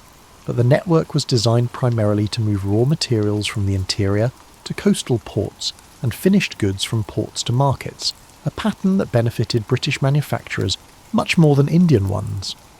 Imperial wealth was simultaneously transforming British society. Bengali fortunes enabled the construction of grand mansions in the countryside. Entire families could live comfortably on the pensions of relatives who'd served in India. Indian textiles, foods and ideas were influencing British culture, despite Britain maintaining strict hierarchies that kept Indians subordinate within their own country. Everyone recognised the irony. British officials in India lived in luxury while promoting the civilising mission of empire, whereas back in Britain, industrial cities were filled with workers enduring conditions often worse than those faced by many Indians. The wealth that made Britain a global power was unevenly distributed even among the British themselves, but perhaps the most significant long-term impact was educational. The British introduced English language education partly to create a class of Indians who could serve as intermediaries between British administrators and the local population. The unintended consequence was creating a generation of Indian intellectuals who could read British political philosophy, including ideas about democracy, individual rights, and self-governance. This educated class began to ask uncomfortable questions. If these principles were beneficial enough for Britain, why weren't they beneficial enough for India? Ironically, the British were sowing the seeds of independence through the very educational system they had established to enhance the effectiveness of their rule. By the mid-1800s, Britain had achieved something unprecedented in human history. They had become so globally dominant that they were essentially playing geopolitics alone at the top. But success brought its own problems. When you're the world's dominant power, everyone else starts looking for ways to knock you down. Enter Russia, with all the subtlety of a freight train. The Russians were expanding south and east, methodically acquiring Central Asian territories. From Britain's perspective, such activity was deeply concerning, because Russian expansion toward Afghanistan meant Russian expansion toward India, and nobody was allowed to threaten the jewel in the crown. Thus began what Rudyard Kipling called the Great Game, a decades-long strategic competition between Britain and Russia that played out across some of the most inhospitable terrain on Earth. It was expensive, dangerous geopolitics with real consequences measured in empires. The problem was geography. The distance between Russian territory and British India was filled with mountains, deserts and tribal territories that nobody really controlled. Afghanistan was the key piece. Whoever controlled Afghanistan could threaten India, but Afghanistan had an inconvenient habit of being completely unconquerable. The First Afghan War, 1839 to 1842, was Britain's attempt to install a friendly ruler in Kabul, and it went disastrously wrong. The plan involved marching an army through mountain passes to impose a government on people who really didn't want one. The retreat from Kabul became legendary for all the wrong reasons. Of the roughly 16,000 people who began the retreat, only one British officer made it back to tell the story. It was a military disaster that should have made everyone reconsider their entire approach to foreign policy. But here's the thing about imperial momentum. Once you're committed to defending everywhere, you can't really afford to look weak anywhere. So despite the Afghan disaster, Britain kept expanding, building naval bases, signing treaties with local rulers, and getting drawn into conflicts that seemed to multiply endlessly. The Crimean War, 1853 to 1856, was officially presented as a conflict to protect the Ottoman Empire from Russian expansion. However, its true purpose was to maintain the balance of power that secured Britain's global position. Fighting in the Crimean Peninsula was difficult and messy, and nobody looked particularly competent. This was also the war that introduced the world to Florence Nightingale and modern nursing, which tells you something about how badly things were going, that the most memorable outcome was improvements in medical care for wounded soldiers. The charge of the Light Brigade became famous poetry, but it was famous because 600 cavalry charging directly into cannon fire was such a spectacular example of military incompetence that people couldn't stop talking about it. Meanwhile, the cost of maintaining this global empire was becoming astronomical. Britain's imperial commitments were accumulating steadily, and each one required its army and navy to maintain. The Royal Navy alone was larger than the next two navies combined, and maintaining that supremacy meant constantly building new ships to keep up with technological advances. When ironclad warships replaced wooden ones, Britain had to replace its entire fleet. When steam power became standard, they had to build coaling stations around the world. It was a never-ending cycle of expensive upgrades. On land, Britain was maintaining garrisons from Gibraltar to Hong Kong, and each garrison needed supplies, reinforcements and local support. The logistics of empire were mind-boggling. coordinating military operations across multiple time zones when your fastest communication was still limited by the speed of telegraph cables that could be cut by anyone with determination and basic tools. When local populations decided they'd had enough of foreign rule, the Indian Mutiny had demonstrated how quickly things could go wrong. Every British colony now needs enough troops to maintain order, but not so many that the cost becomes prohibitive. It was a delicate balance that required constant attention and enormous resources. Back home, British society was dealing with the contradictions of empire in increasingly uncomfortable ways. While the wealth from India and other colonies funded British prosperity, it also raised moral questions that were difficult to dismiss. How do you reconcile believing in liberty and justice with ruling over hundreds of millions of people who had no say in their governance? Some British intellectuals convinced themselves that empire was actually beneficial for colonised peoples, a civilising mission that brought progress and enlightenment to backward societies. Others were more honest about the economic motivations but argued that the benefits justified the costs. Still, others began questioning whether the whole enterprise was sustainable or ethical. These debates were mostly academic for ordinary British people, who enjoyed imperial prosperity without having to think too deeply about where it came from. But they were becoming very real for the growing number of educated Indians, Africans and others who were beginning to organise and demand changes to the colonial system. By 1900, Britain's empire covered roughly a quarter of the Earth's land surface and ruled over 400 million people, which sounds impressive until you realise that managing that many people across that much territory was extraordinarily difficult. Trying to conduct an orchestra where half the musicians are in different buildings and none of them can hear the conductor. The first major crack in the imperial facade came from an unexpected direction. White settlers in South Africa who had the audacity to fight back. The Boer War, 1899 to 1902, was supposed to be a quick demonstration of British power, but it turned into a grinding conflict that revealed some uncomfortable truths about imperial warfare. Fighting Dutch farmers who knew the terrain and had good rifles turned out to be much harder than anyone had anticipated. The British response was to invent concentration camps, not the Nazi death camps, but the original version, where civilian populations were confined to control guerrilla warfare. It worked from a military standpoint, but the international criticism was severe, and the cost was enormous. Britain spent more money fighting a few thousand Boer farmers than they'd spent on most previous colonial wars combined. More troubling was what the war revealed about British society itself. Physical examinations of army recruits showed that a shocking percentage of young British men were unfit for military service, malnourished, diseased, and physically underdeveloped. The empire was so busy extracting wealth from other countries that it had neglected the health of its own population. World War I was supposed to demonstrate the empire's strength and unity, and in some ways it did. Troops from India, Canada, Australia, New Zealand and South Africa fought alongside British forces, and the combined imperial effort was genuinely impressive. But the war also accelerated changes that would ultimately undermine imperial authority. The thing about asking people to die for your cause is that it gives them certain moral authority to question it afterward. Indian soldiers who fought in Europe and Mesopotamia returned home with new perspectives on British power and new expectations about political rights. It's difficult to tell someone they're not ready for self-governance after they've spent 4 years fighting Germans in the trenches. The economic cost of World War I was staggering. Britain went from being the world's largest creditor to being deeply in debt, particularly to the United States. Running a global empire is expensive under the best circumstances, but trying to do it while simultaneously fighting the most destructive war in human history was financially devastating. The interwar period saw Britain trying to maintain imperial prestige on a reduced budget, which worked about as well as you'd expect. Although the Government of India Act of 1919 promised Indians greater self-governance, its actual reforms were so limited that they failed to satisfy almost anyone.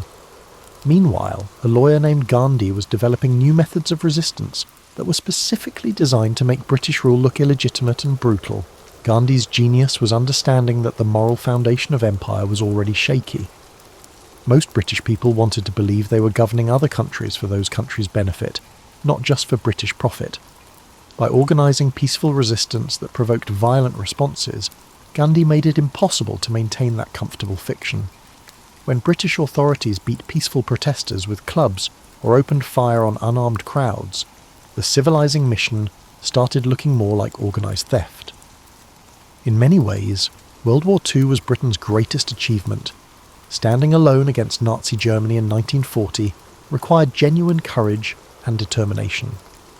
But fighting that war required mobilising every possible resource, including the empires, and it became increasingly difficult to justify denying political rights to people whose contributions were essential to British survival. The Bengal famine of 1943, which killed between 2 and 3 million people, was a particularly dark moment. While Britain was fighting for freedom and democracy in Europe, imperial policies were contributing to mass starvation in India. It's challenging to maintain that you're fighting for universal human rights, while simultaneously presiding over preventable famine in your most important colony. By 1945, Britain had won the war, but lost the economic foundation of the empire. The country was exhausted, broke, and dependent on American aid. The Royal Navy, which had been the backbone of imperial power for centuries, was increasingly obsolete in an age of air power and nuclear weapons. Maintaining global military supremacy was no longer affordable and, frankly, no longer possible. The people running Britain weren't stupid. They could see that the old system was unsustainable. The question wasn't whether to end the empire, but how to do it in a way that preserved British influence and prevented complete chaos in former colonies. Some British politicians hoped they could transition to a new kind of relationship, informal influence instead of formal control, economic partnerships instead of colonial extraction. The idea was to maintain the benefits of empire without the costs and moral complications of direct rule. It was an attractive theory, but it assumed that newly independent countries would want to maintain close ties with their former colonial masters, which turned out to be questionable. The end of the British Empire wasn't sudden. It was more a very long, very complicated process involving dozens of countries, hundreds of treaties, and countless opportunities for things to go spectacularly wrong. Britain had spent centuries acquiring territories. Giving them back would prove to be almost as challenging as taking them in the first place. India's independence in 1947 was both the inevitable beginning of the end and a case study in how decolonisation could go horribly wrong despite everyone's best intentions. Partition, the division of British India into India and Pakistan, was supposed to solve the problem of religious tensions between Hindus and Muslims. Instead, it created one of the largest forced migrations in human history, with millions of people fleeing their homes and somewhere between 200,000 and 2 million people dying in communal violence. The British government's role in partition was problematic. Lord Mountbatten, the last Viceroy of India, was given the impossible task of drawing borders that would satisfy everyone, which was roughly equivalent to being asked to divide a pizza in a way that makes everyone happy when some people want pepperoni and others are vegetarian. The irony is that Britain's departure from India was probably about 50 years too late to be graceful, and about 5 years too early to be properly planned. By 1947, British authority had already collapsed in much of the subcontinent, but the timeline for independence was so rushed that nobody had time to work out the practical details of creating 2 new nations from scratch. Meanwhile, other regions of the empire were coming to similar conclusions about British rule, albeit through different means. In Palestine, Britain found itself trying to balance promises made to the Jewish and Arab populations, while dealing with increasingly violent resistance from both sides. The solution was to give up and hand the problem over to the newly created United Nations, which worked about as well as you'd expect. The Suez Crisis of 1956 was the moment when Britain discovered that being a former superpower means you still think you deserve special treatment, but nobody else agrees. When Egypt nationalised the Suez Canal, Britain and France invaded to retake it, assuming they could still act unilaterally on the world stage. The United States essentially told them to sit down and behave themselves, and Britain discovered that their special relationship with America didn't include permission to start wars without asking first. The humiliation of Suez marked the psychological end of empire, even though formal decolonisation would continue for decades. Britain could no longer pretend to be an independent global power. They were now a regional power with global interests. The process of decolonisation accelerated through the 1960s, with African territories gaining independence in rapid succession. Some transitions were relatively smooth. Guyana's independence in 1957 was managed by Kwame Nkrumah, who had been educated in British universities and understood how to work within British political systems. Others, like Kenya, experienced brutal conflicts that left lasting scars on both sides. The challenge for Britain was figuring out what came next. Having spent centuries telling themselves that they governed other countries for those countries' benefit, how do you maintain any influence once those countries are free to choose their relationships? The answer was the Commonwealth, a voluntary association of former colonies that would maintain cultural and economic ties with Britain. The Commonwealth was an attempt to preserve relationships after the formal empire ended. Some countries, such as Canada and Australia, were pleased to maintain close ties. Others, such as Ireland, wanted nothing to do with Britain beyond basic diplomatic relations. Still others had more complex relationships that varied depending on who was in charge and what Britain had done lately. By the 1970s, the transformation was largely complete. Britain had gone from ruling a quarter of the world to being a medium-sized European country with some overseas territories and a lot of historical baggage. The economic benefits of empire had been replaced by the costs of managing decline, dealing with immigration from former colonies, maintaining expensive military commitments that no longer served clear purposes, and figuring out Britain's role in a world where they were no longer automatically important. We are still working out how the legacy of empire continues to shape both Britain and its former colonies. In Britain, imperial history remains a source of both pride and discomfort, pride in the achievements and global influence, and discomfort with the methods and consequences. In former colonies, the impacts vary enormously, but they include everything from legal systems and languages to borders and ethnic tensions that can be traced directly to colonial policies. Perhaps the most lasting legacy is the English language itself, which became the global lingua franca partly because the British Empire spread it across the world. Today, more people speak English as a second language than as a first language, and the internet has made English fluency essential for global participation in ways that the builders of empire never could have imagined. So, there you have it. The rise and fall of the British Empire, from a soggy island with big ambitions to a global superpower to a modern nation still figuring out its place in the world. It's a story about how geography, technology and human ambition can combine to create something unprecedented, and how even the most powerful systems eventually face the limits of their own contradictions. Sweet dreams, and remember, empires may come and go, but the really good stories about them tend to stick around. In 1158, a 7-year-old noble boy named Conrad leaves his family manor to serve as a page in the castle of Duke Otto in the Holy Roman Empire. This experience is the beginning of his path to knighthood. Wide-eyed and anxious, Conrad enters the castle's enormous hall and quickly becomes immersed in castle life. As a page, he is kept busy from dawn until dusk. He must learn to sing hymns, serve at table with proper etiquette, and even assist in the castle's hunts and falconry sessions.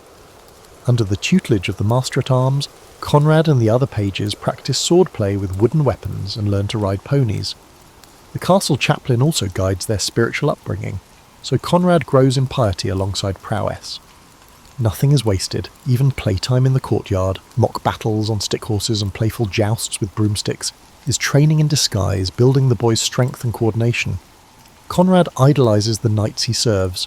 One friendly knight, Sir Reinhard, sometimes shares tales from the hearths of legendary warriors and battles, fueling Conrad's dreams of valour. Through hard work and keen observation, Conrad grows in both body and character. By age 14, he graduates to the rank of squire.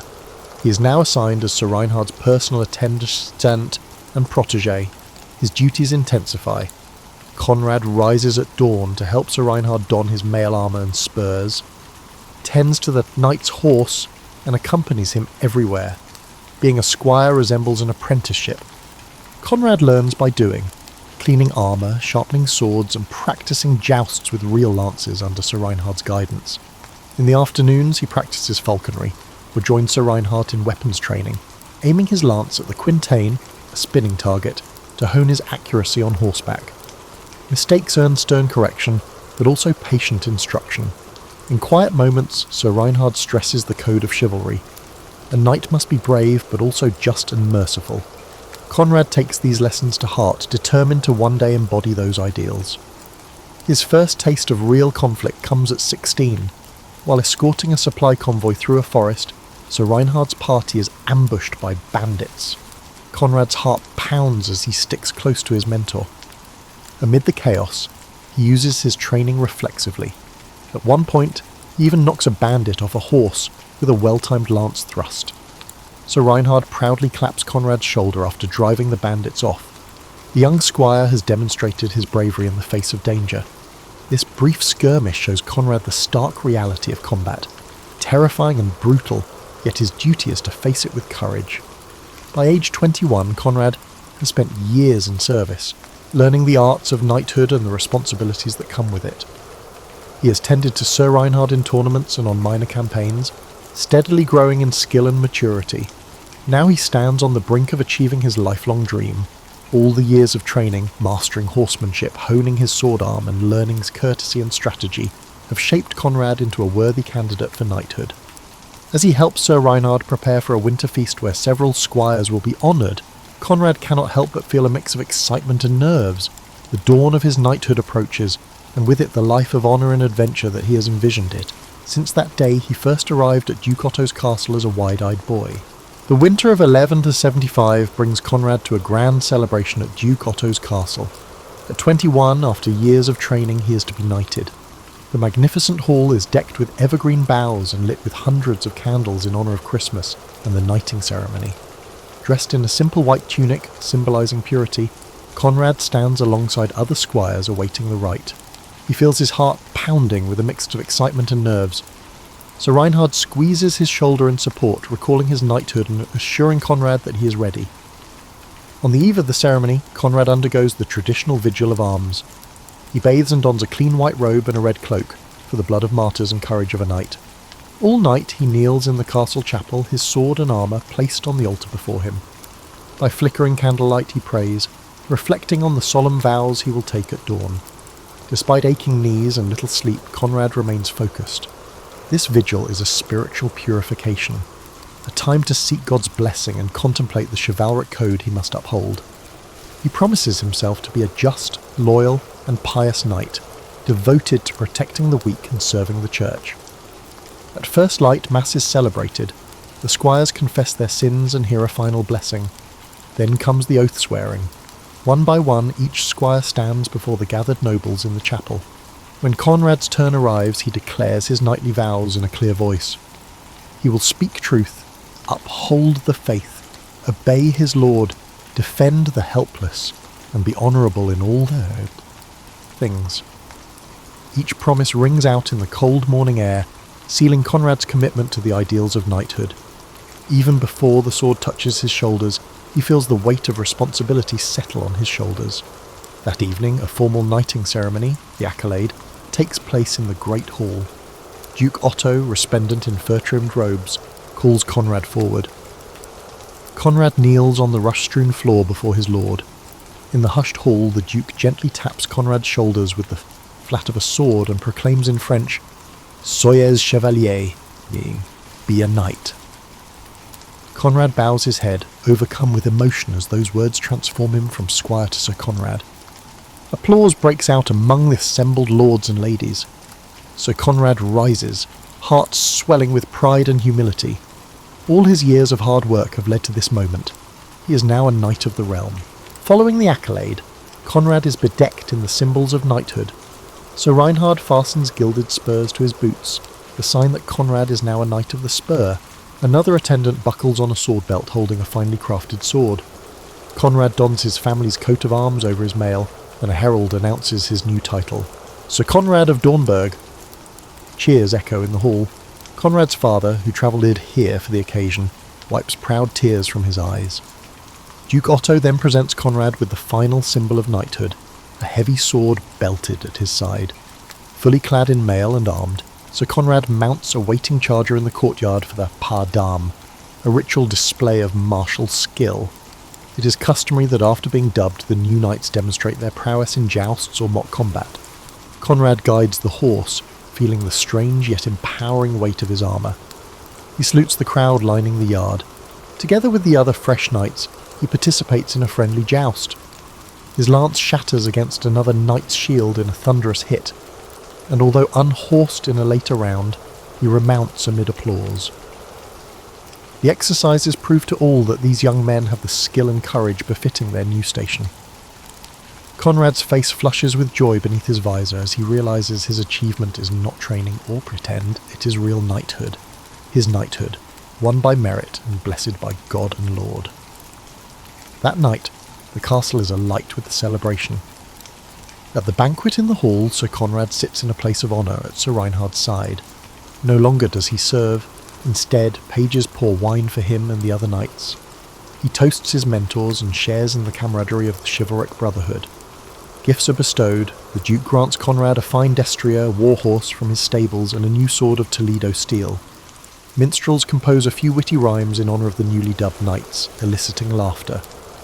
Amidst the revelry, Conrad remains humble and grateful. He recalls the sacred vows from that morning and steels himself to live by them.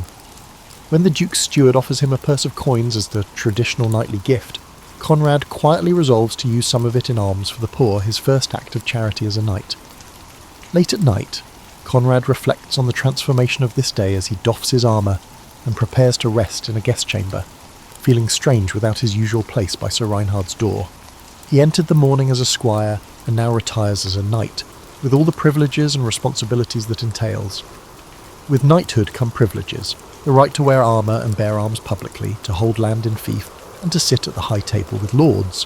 However, there are also duties, leading men in battle if called, dispensing justice on one's land and serving loyally.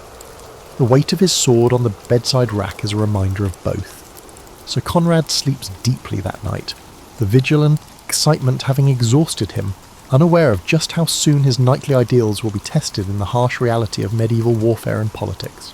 By 1177, Sir Conrad is serving at the imperial court of Emperor Frederick Barbarossa. Here, amidst glittering banquets and tournaments, he experiences the pinnacle of courtly chivalry. Minstrels sing of brave knights and pure ladies, and Conrad strives to exemplify those ideals. He is unfailingly courteous, rising when noble women enter, speaking only with respectful words, and behaving as the perfect knight in every social setting. The older courtiers sometimes chuckle that Sir Conrad still sees the world through rose-coloured lenses of chivalry, but they admire his earnestness.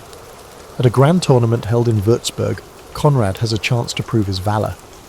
Clad in shining armour, he rides into the lists under Duke Otto's banner. In one joust, he unhorses a seasoned opponent with a well-placed lance strike, earning cheers from the crowd. Later, he restrains himself in the melee, the mock battle, showing mercy by not striking a fallen opponent. His skill and honour win him recognition. The presiding duchess awards him a silk favour, tying a ribbon on his arm as a token of esteem. Flushed with pride, Conrad feels he is living the very romances he heard as a boy. Yet beneath the pageantry, Conrad begins to notice troubling cracks in knightly behaviour. In whispered corners of the hall, he overhears petty jealousies, knights arguing over who deserves more credit for a minor skirmish or who should sit closer to the emperor. One night, he witnesses two renowned knights nearly draw swords at a banquet over an insult, only stopping when the emperor himself intervenes. This bickering disappoints Conrad. Were they not all sworn to brotherhood and honour? Worse, Conrad learns of outright violations of the chivalric code. A lady-in-waiting confides that a famous knight, who publicly boasts of defending the innocent, once forced himself on a peasant girl during a past campaign. Conrad is horrified. He realises that not all knights live up to the high ideals they proclaim. Chivalry, he sees, is often more praised than practised. This realisation hits hardest on a journey through the countryside. Riding between imperial castles, Conrad's party passes through a village recently raided by robber knights. The houses are charred and the villagers, mostly peasants, are destitute and terrified. Conrad is moved to compassion and urges immediate help, but one of his fellow knights merely scoffs, "This is none of our concern," and suggests the peasants likely provoked the attack by withholding taxes. Another knight tosses a few coins and rides on, indifferent. Conrad cannot fathom such callousness. He lingers to distribute food from his pack and promises the villagers he will report this outrage. Catching up, he challenges the other knights. How can they ignore their duty to protect the defenceless? They shrug off his idealism, saying a knight's first loyalty is to his prophet and lord. Conrad rides on in angry silence, his faith in the brotherhood of knights deeply shaken. Back at court, Conrad confides his worries to his mentor, Sir Reinhard. The older knight, now retired from battle, smiles sadly and says, "The world is flawed, lad. Be the knight that others fail to be. Hold yourself to the code, even if others fall short." Taking this advice to heart, Conrad intensifies his virtue. He gains a quiet reputation as a true and gentle knight. When other knights mock a servant or a jester, Conrad intervenes to stop the bullying. When a dispute arises over a contested inheritance, he speaks up for a fair compromise rather than siding blindly with a powerful lord. Some at court respect him for his actions, while others mock his scruples, but Conrad is unaffected by popularity. He is determined to practice what other peers only preach. During this time, Conrad also experiences the tenderness of courtly love. He becomes enamoured of Lady Adelinda, a kind and gracious noblewoman. Their affection is never openly declared. She is promised to another, but through exchanged glances and secret smiles, Conrad finds inspiration in her presence. He carries her silk favour on his arm during jousts and imagines himself her champion. Though their love remains chaste and unfulfilled, it deepens Conrad's resolve to uphold the knightly virtues that Lady Adelinda admires in him. The drums of war inevitably replace the songs and dances of court. By the late 1170s, Emperor Barbarossa calls his vassals to march into Italy, aiming to subdue rebellious city-states. So Conrad must leave the comfort of court and test his principles on the battlefield. On the eve of departure, Lady Adeline quietly ties a small embroidered token to his arm for luck. Conrad bows and promises to return with honour. As he rides south with the imperial host, he braces himself for real siege and battle, a place where many knights' ideals crumble. Conrad prays that he can carry the light of chivalry with him into the coming storm, not knowing how severely those ideals will be tried in the crucible of war. The year 1178 finds Sir Conrad engulfed in the brutal reality of warfare. Emperor Barbarossa's campaign in northern Italy drags on, and Conrad experiences siege warfare firsthand. The imperial army lays siege to a rebellious Lombard city, one of the many fortified towns defying the emperor. Conrad stands for hours in mud and blood before the city walls, ducking arrows and dodging stones hurled by the siege engines. He has exchanged the silken songs of court for the iron and screams of the battlefield. Nothing in his training fully prepared him for the brutality of a protracted siege. The defenders, desperate and fierce, rain down bolts and boiling water. Conrad witnesses comrades struck down beside him. One knight falls with a crossbow bolt through his eye, and another is crushed by a hurled boulder. Each day brings new horrors. Under orders, Conrad takes his turn in the assault rotations. In one attack, he climbs a ladder amid a storm of arrows and briefly breaches the battlements, sword in hand. Face to face with an enemy militiaman, Conrad parries a blow and with reflex born of years of training drives his sword into the man's side. The militiaman crumples, so Conrad has killed his first foe in single combat. There is no glory in it, only a numb shock as the dying man's blood spills on his mail. Conrad remembers his vows of mercy, but in the frenzy of battle there is little chance to spare opponents who fight to the death. He fights on to survive and protect his fellow knights, all while praying quietly for the souls lost on both sides. After months of siege, the starving city finally surrenders, but instead of chivalrous clemency, a grim spectacle unfolds. Despite promises of mercy, the victorious imperial troops loot and raze the city in a frenzy of vengeance. Conrad watches in dismay as discipline breaks down. Soldiers rampage through the streets, looting, tormenting and burning everything in their path. Civilians, the very people Conrad swore to defend, are not spared. Conrad does what little he can. He strikes down a marauder who is about to hurt a trembling old man, and he shields a terrified young woman is ushering someone into a church. But Sir Conrad alone cannot halt the tide of cruelty. The sights pierce his soul. Families slain in doorways, homes in flames, and wounded individuals desperately seeking water. The scene is not the noble combat of knightly romances. It's a vision no one should see. Conrad treads over the corpses of both soldiers and townsfolk, the city a smoking ruin. He witnesses some imperial knights executing captive townspeople under the pretext of teaching a lesson. Conrad feels more kinship with the frightened survivors than with these rampaging victors. That night, Conrad tends to the wounded, enemy and friend alike, in a makeshift camp hospital. He offers water to a dying Italian footman who clasps Conrad's hand weakly and whispers a graze before passing away. Conrad ensures the man receives last rites, treating him as a fellow human soul rather than a foe. Such acts of compassion stand in stark contrast to the savagery he witnessed. By the end of this campaign, Sir Conrad has undergone a transformation. His once polished armour is dented and scarred. He himself bears a deep cut on his thigh, and a burn scar on his forearm, lasting reminders of these brutal campaigns. More profoundly, a sober understanding of the true nature of war has tempered the idealism of his youth.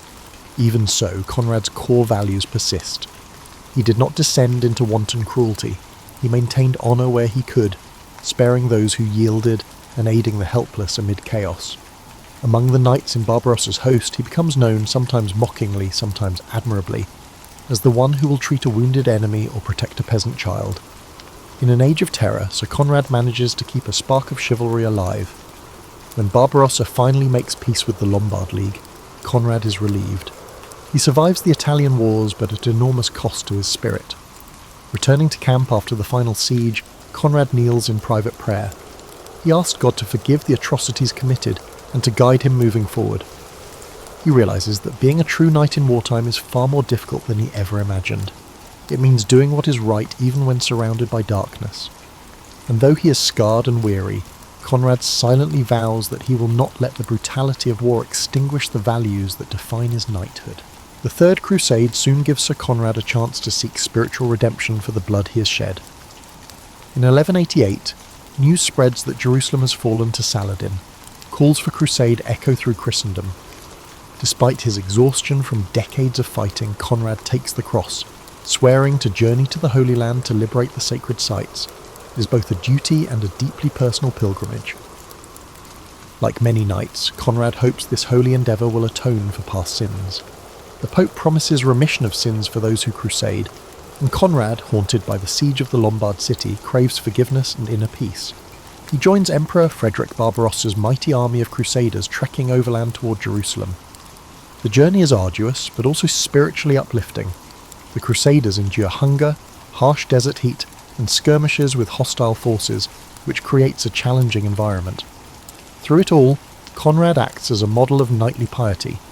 He leads evening prayers in camp, shares his water with those thirstier than he, and keeps the Crusade's holy purpose in his heart. Tragedy strikes in June 1190 when Emperor Barbarossa himself drowns while crossing a river in Cilicia. The shock of losing their legendary leader sends ripples of despair through the army. Conrad mourns the emperor deeply. This was the same Frederick who had knighted him and led him through so many battles. Many disheartened crusaders turn back after Barbarossa's death, but Conrad resolves to continue on to the Holy Land. He has sworn a sacred vow and will not abandon it. Taking up the banner of his fallen emperor, he presses on with the remaining German knights until they finally reach the walls of Acre. On the coast of Palestine in mid-1191, in the siege of Acre, Conrad faces battle again, but this time in a distinctly religious context. The atmosphere among the Crusaders is penitential. They fight not for conquest, but, in their view, for God's justice. Conrad, now one of the older knights, distinguishes himself by both courage and compassion. During assaults on Acre's walls, he protects unarmed camp followers from enemy arrows, and lifts a wounded fellow crusader onto his horse to carry him out of danger. He also shows mercy to defeated foes. After Acre capitulates, he prevents some vengeful crusaders from massacring captive Muslim soldiers, arguing that killing prisoners would dishonour their Christian cause. Some knights sneer at Conrad's leniency, but others, including a devout Hospitaller brother, praise his consistency with the chivalric and Christian ideal of mercy. With Acre taken in 1191, the crusade largely succeeds in re-establishing Christian control of coastal strongholds. Conrad finally has the opportunity to fulfill his pilgrim's vow to visit the holy city of Jerusalem, which, through diplomacy, is open to Christian pilgrims even though it remains under Muslim control.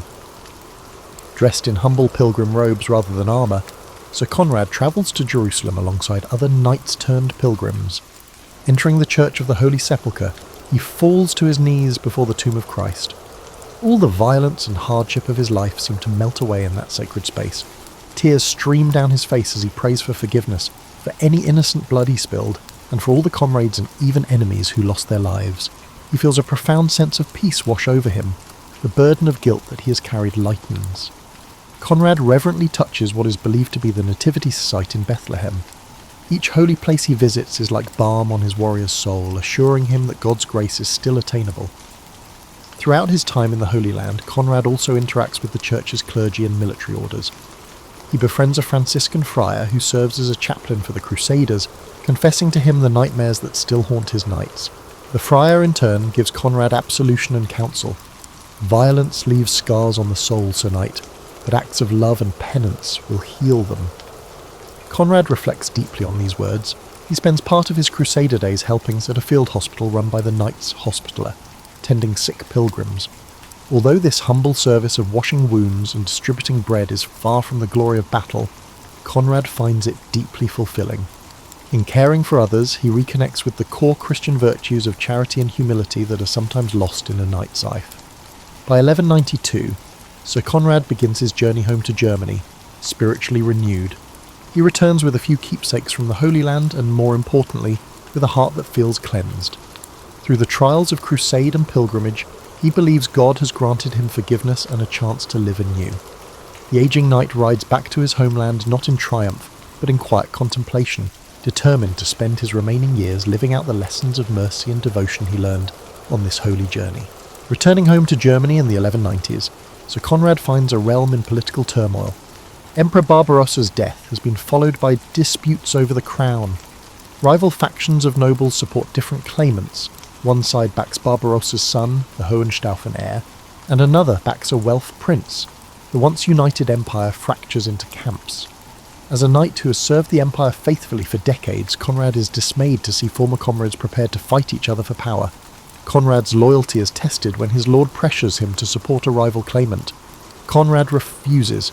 He will not betray the oath he swore to what he sees as the rightful king.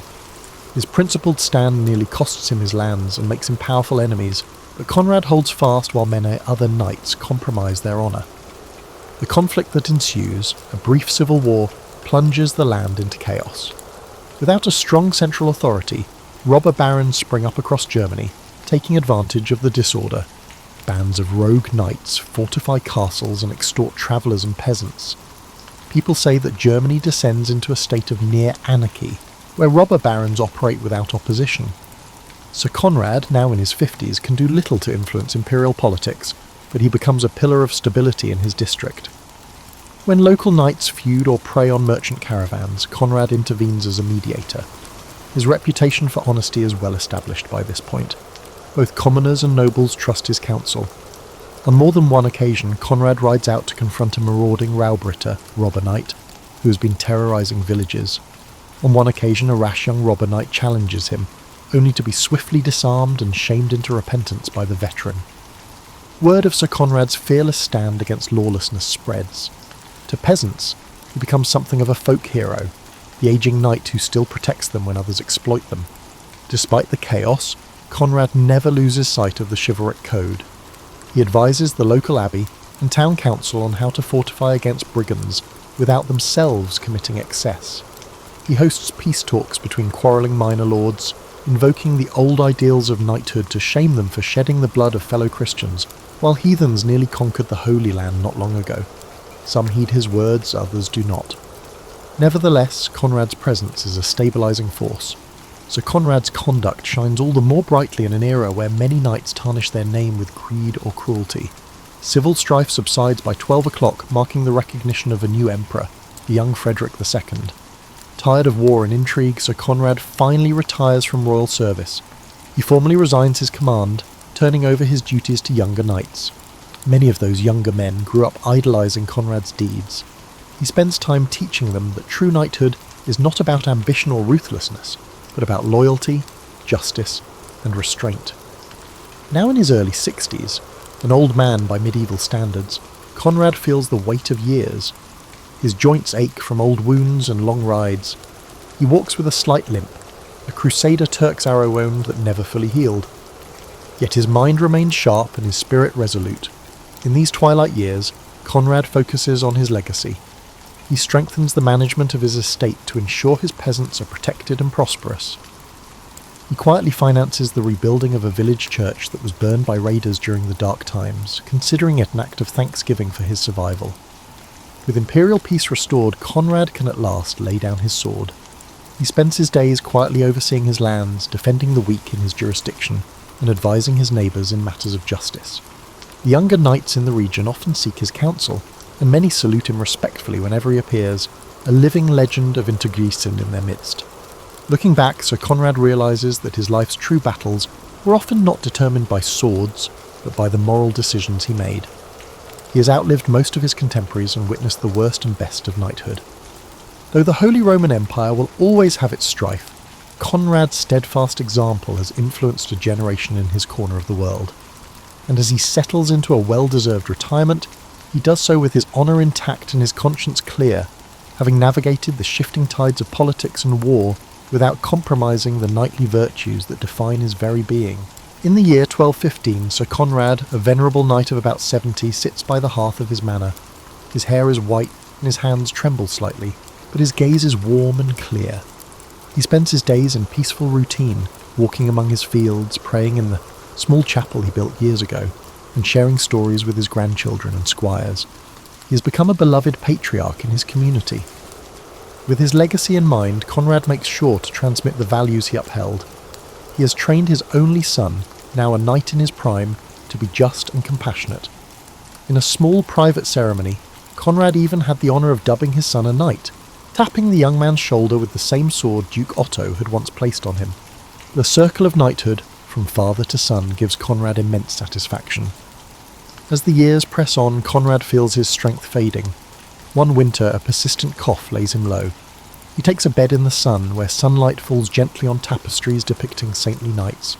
Sensing that his final days are near, Conrad arranges his affairs with calm clarity. He sends messages of farewell and forgiveness to his old friends and even to his old rivals, wishing that no bitterness remain. A friar comes to administer the last rites. Conrad confesses whatever weighs on his soul, mercifully little, for he has lived uprightly, and receives absolution.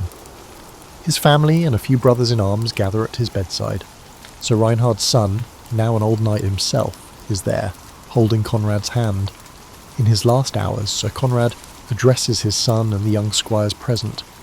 His voice is weak but resolute. He reminds them that knighthood is not about glory but duty. "Remember," he rasps softly, "a knight's honour is worth more than his sword. Protect the innocent, be devout and true, and you will have a life worthy of praise." Tears glisten in many eyes as the dying knight imparts this wisdom. With a faint smile, Conrad asks his son to bring him his old sword and shield one last time. Despite his inability to lift them, Conrad gazes proudly at the familiar arms in his hands. These battered pieces of steel and wood are the witnesses of his long journey, from the eager page who first polished that shield to the seasoned warrior who bore it through countless trials. So Conrad breathes a final prayer. He thanks God for guiding him, and humbly prays that he might be welcomed into heaven, not by my deeds, Lord, but by thy mercy. As his family murmurs amen, Conrad closes his eyes. A final breath escapes his lips, and the life of this good knight quietly ends.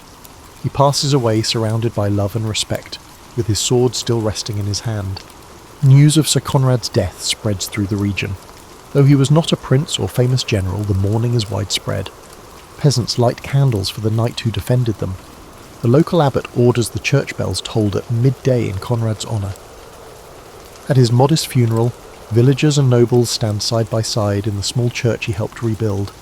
The choir's final requiem leaves no one unmoved. As is custom, Conrad's shield, emblazoned with his coat of arms, is hung high on a pillar inside the church to commemorate him. Those who attend the service whisper that the world feels poorer without Sir Conrad's steady presence. Yet his legacy lives on in the lives he touched. His son carries forward his lineage and his principles, governing their lands kindly. The squires trained under Conrad recall his teachings when they themselves face moral dilemmas.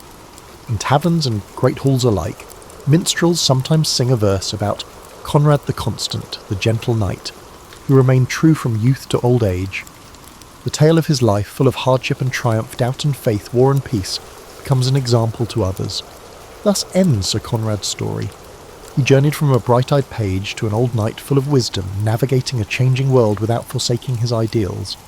In an age of violence and uncertainty, he proved that a knight's true greatness lies not in the battles he wins, but in the honour, compassion and faithfulness with which he lives and dies.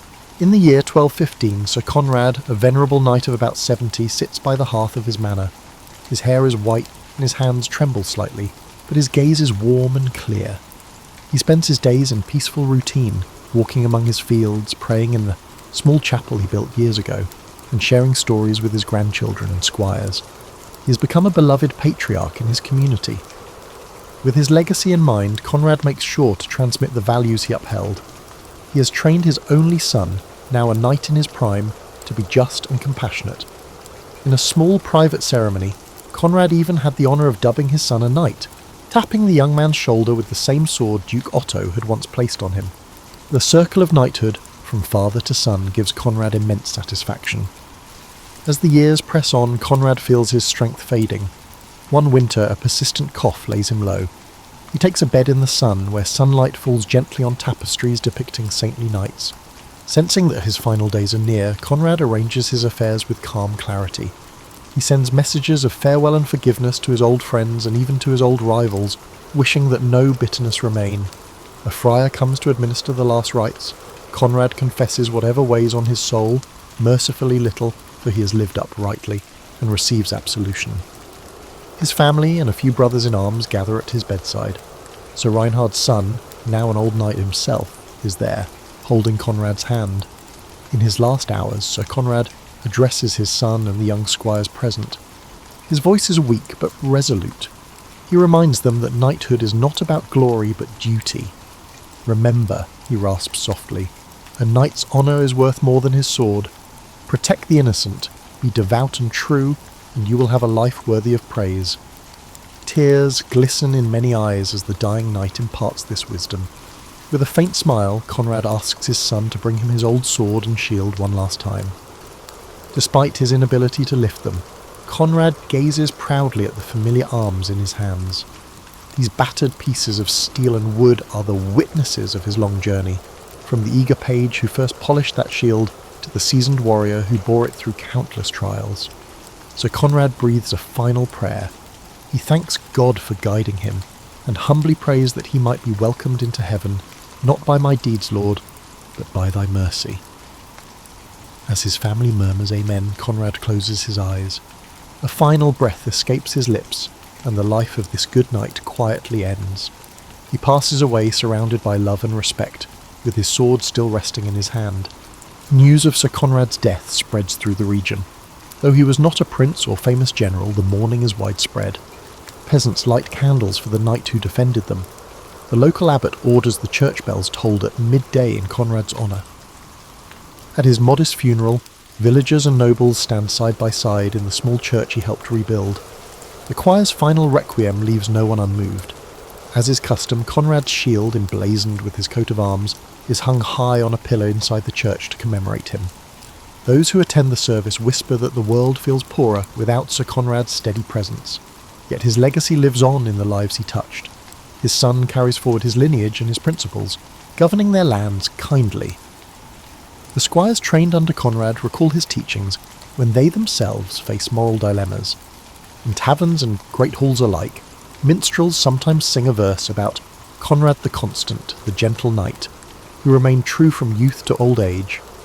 The tale of his life, full of hardship and triumph, doubt and faith, war and peace, becomes an example to others. Thus ends Sir Conrad's story.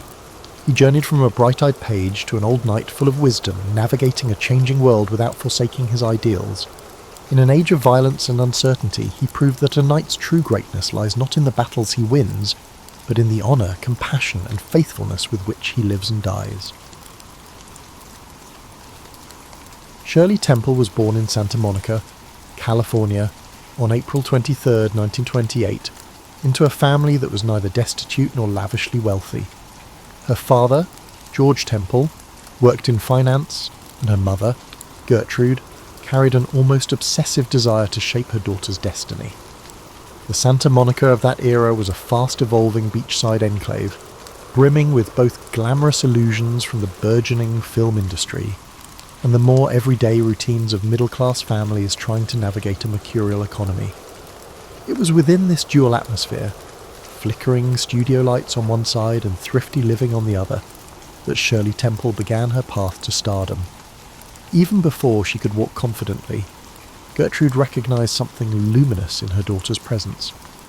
Shirley had a precocious way of mimicking gestures she observed in adults. This knack for imitation would define her early days, turning dance and drama lessons into more than just passing amusements. Gertrude seized every opportunity to enroll Shirley in local dance classes.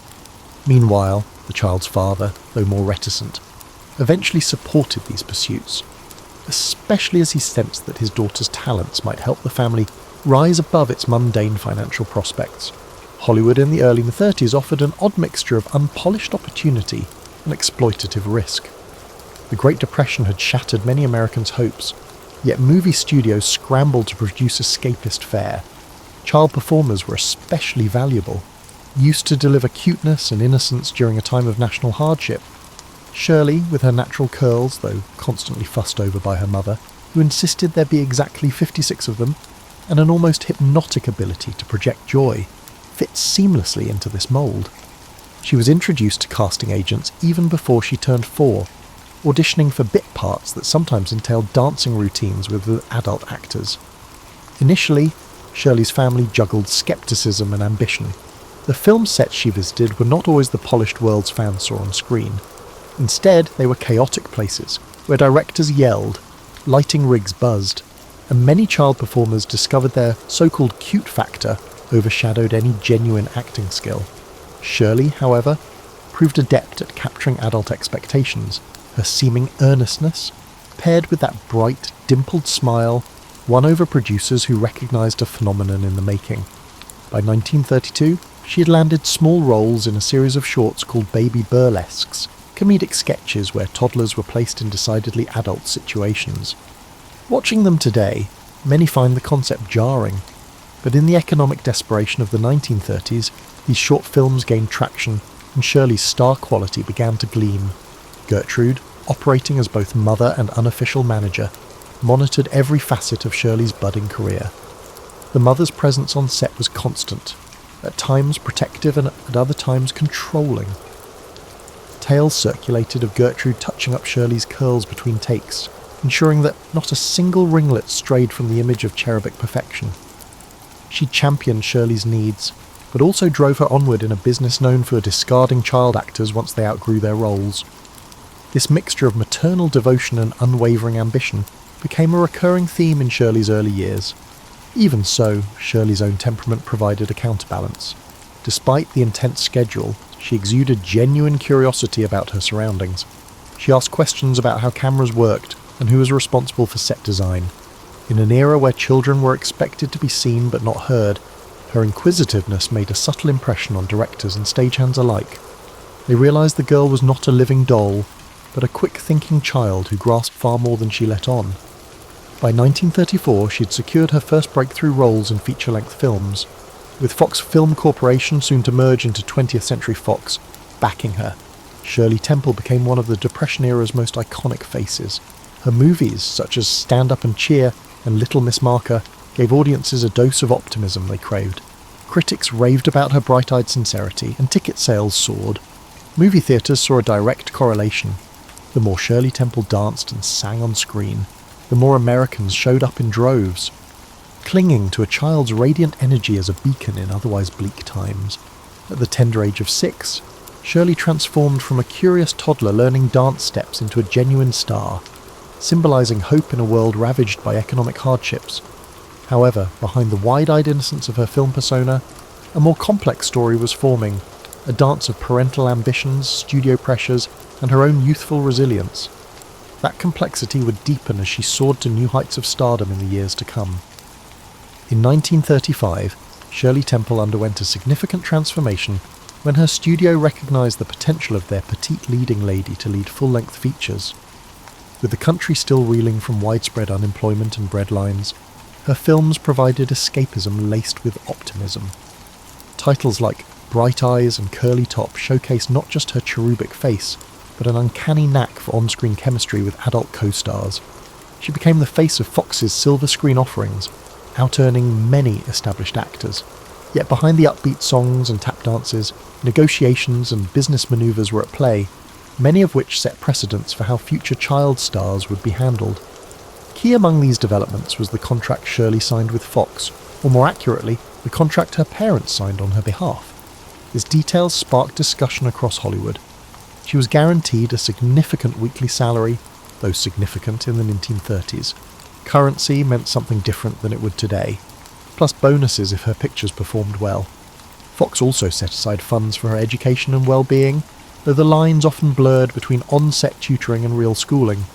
This arrangement acknowledged her star power, yet did little to protect her from an exhausting work schedule that some might deem exploitative.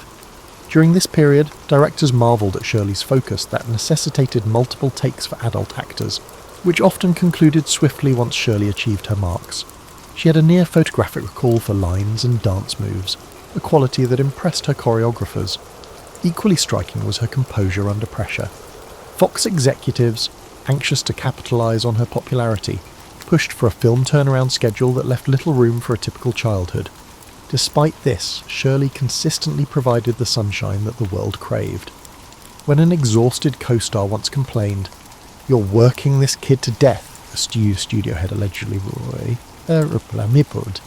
"If anything, she's staving us."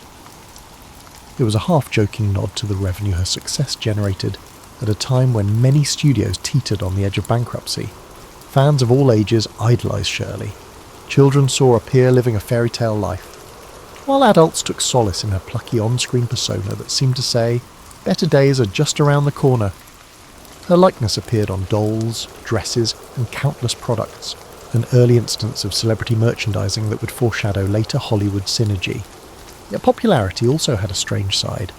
Rumours circulated that the bright-eyed star wasn't a child at all, but a little person posing for the cameras. This bizarre conspiracy theory gained such traction overseas that the Vatican once considered investigating her age. In truth, Shirley Temple was no more than 10 at the time, rapidly growing into a global household name. Curiously, Shirley's rise paralleled shifts in the film industry itself. The production code, Hollywood's moral guidelines, tightened restrictions on on-screen content. Shirley's clean, wholesome image fit perfectly into this new environment. Gone were the edgier comedic elements from her earliest shorts. In their place emerged full-blown family-friendly musicals and romances. She sang with experienced adult crooners, sharing lines and duets that might otherwise look awkward for a child. Yet her sincerity let her glide past potential awkwardness. Audiences believed her rosy worldview, if only for the duration of a matinee. Not that it was all smooth sailing. Inside the Temple household, tensions simmered.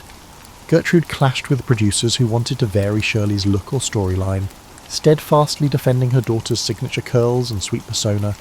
George Temple, meanwhile, found himself overshadowed, primarily attending to financial matters, while Gertrude guided their daughter's creative direction. In a twist reminiscent of many showbiz families, the father sometimes felt sidelined, overshadowed by the formidable bond between mother and star-daughter. As Shirley approached her 10th birthday, the industry noticed that her presence at the box office wasn't just consistent, it was heroic. Some of her films overshadowed even major adult releases. The juvenile star was effectively bankrolling Fox's operations, preventing pure financial cuts that might have devastated the studio. It became a well-known quip in Hollywood circles that if you needed a guaranteed hit, you hired Shirley Temple. Yet the relentless pace hinted at challenges to come. Child actors grow, their appeal, which studios often reduce to cuteness, can dissipate. Shirley's mother, well aware of that, fought to keep her in roles that showcased her innocence, worrying that a more mature role might fracture her image. Time was against them.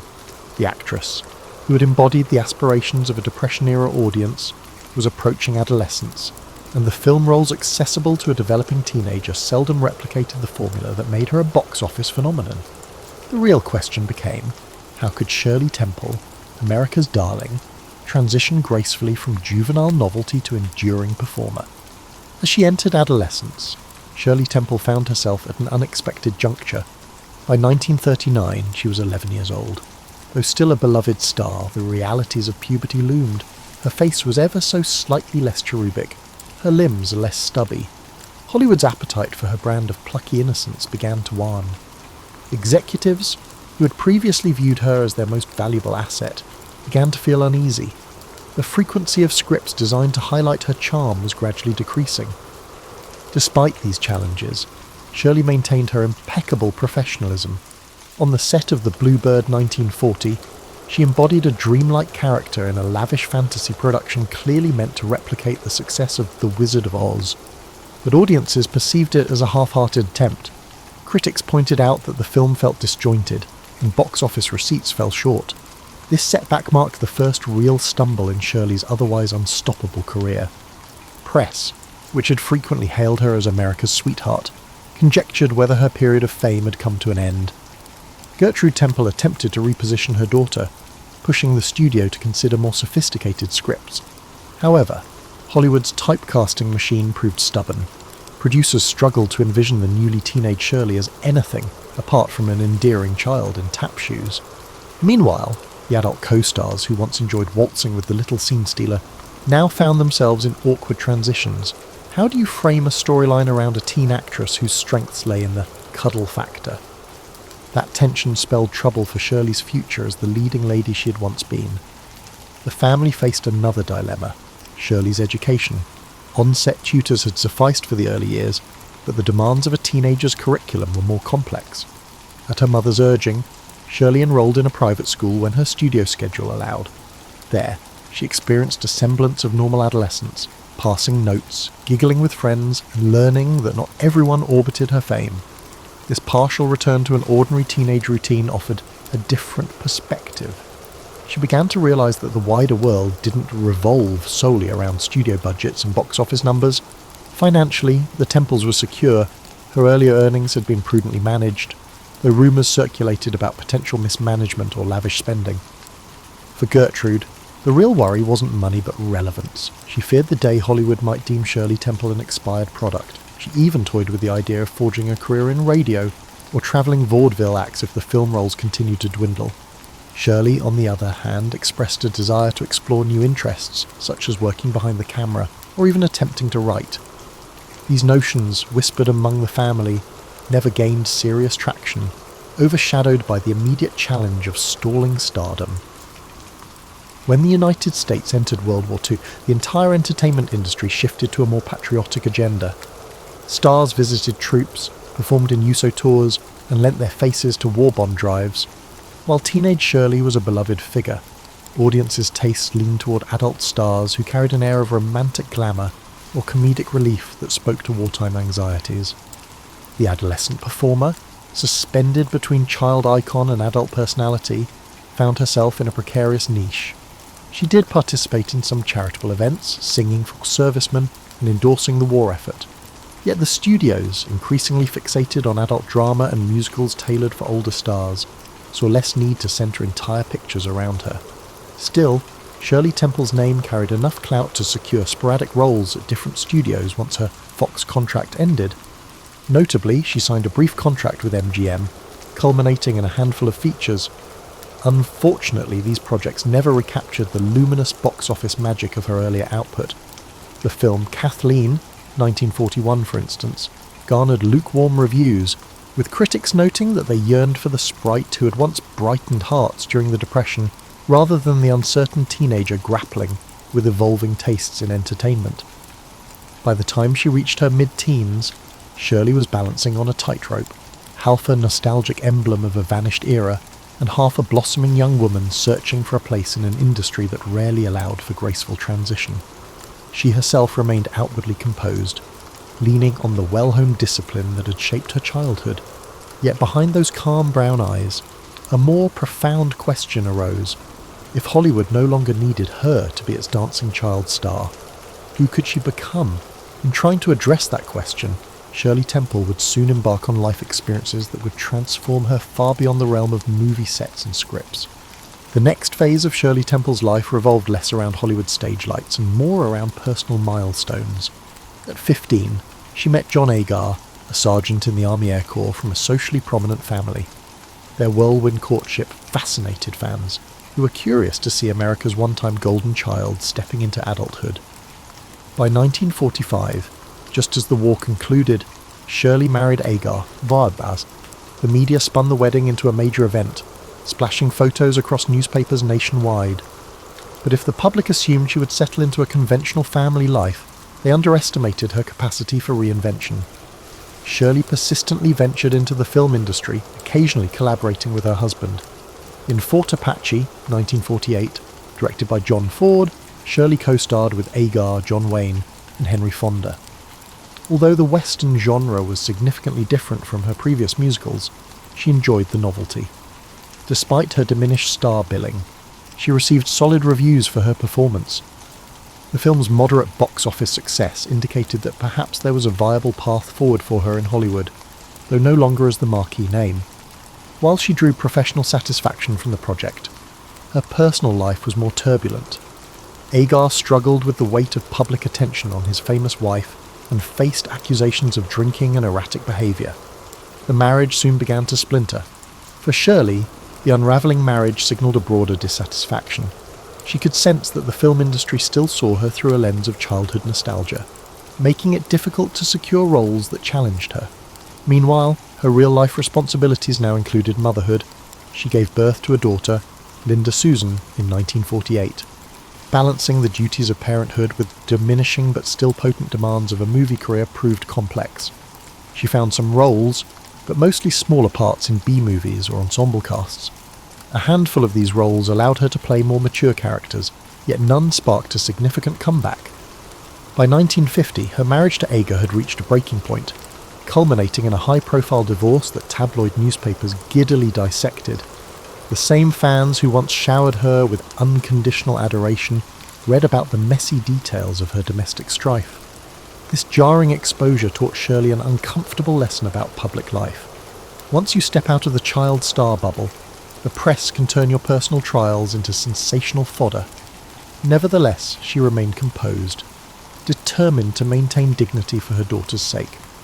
A new chapter beckoned when she crossed paths with Charles Alden Black, a Navy intelligence officer from a well-connected California family. Their first meeting, ironically, involved neither film nor fanfare, just two individuals sharing conversation at a dinner party. Black claimed he had never seen a single Shirley Temple movie, which she found refreshing. Their relationship blossomed quickly, partly because Shirley found an anchor in Charles's unpretentious yet cultivated manner. They wed in December 1950, a union markedly different from her first. Charles's devotion offered a calm refuge from the swirling storms of the entertainment industry. Suddenly, the idea of continuing a somewhat aimless pursuit of second-tier film roles lost its allure. Facing the reality that her Hollywood career was winding down, Shirley made a bold decision in 1950. She retired from the silver screen at the age of 22. It was a startling move for someone whose name still held nostalgic weight among a wide swath of moviegoers. Yet she had reached a point where the roles available failed to match her aspirations. Instead of clinging to a diluted version of her earlier stardom, she chose to explore new frontiers. She also recognised that the intense work she'd endured since toddlerhood had left little room for ordinary experiences. Eager to cultivate a more grounded lifestyle, she embraced family life with Charles Black in the San Francisco Bay Area. In the late 1950s and early 1960s, she briefly returned to show business with the television series Shirley Temple's Storybook. The show reimagined fairy tales and children's classics, allowing her to explore a producing and hosting role rather than front and centre acting. Fans appreciated the chance to see her again, no longer a child star but a poised, articulate adult. This step back into the public eye felt more on her terms, without the constraints of a studio system dictating her every move.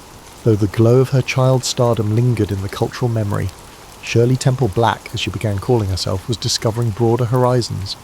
Her youth had exposed her to the highs and lows of American celebrity culture. Now she looked at life with a fresh perspective, realising that her journey might shift away from film entirely. What emerged next would surprise many. A pivot from Hollywood starlet to public servant and diplomat, roles that would define her final decades in ways few observers could have predicted.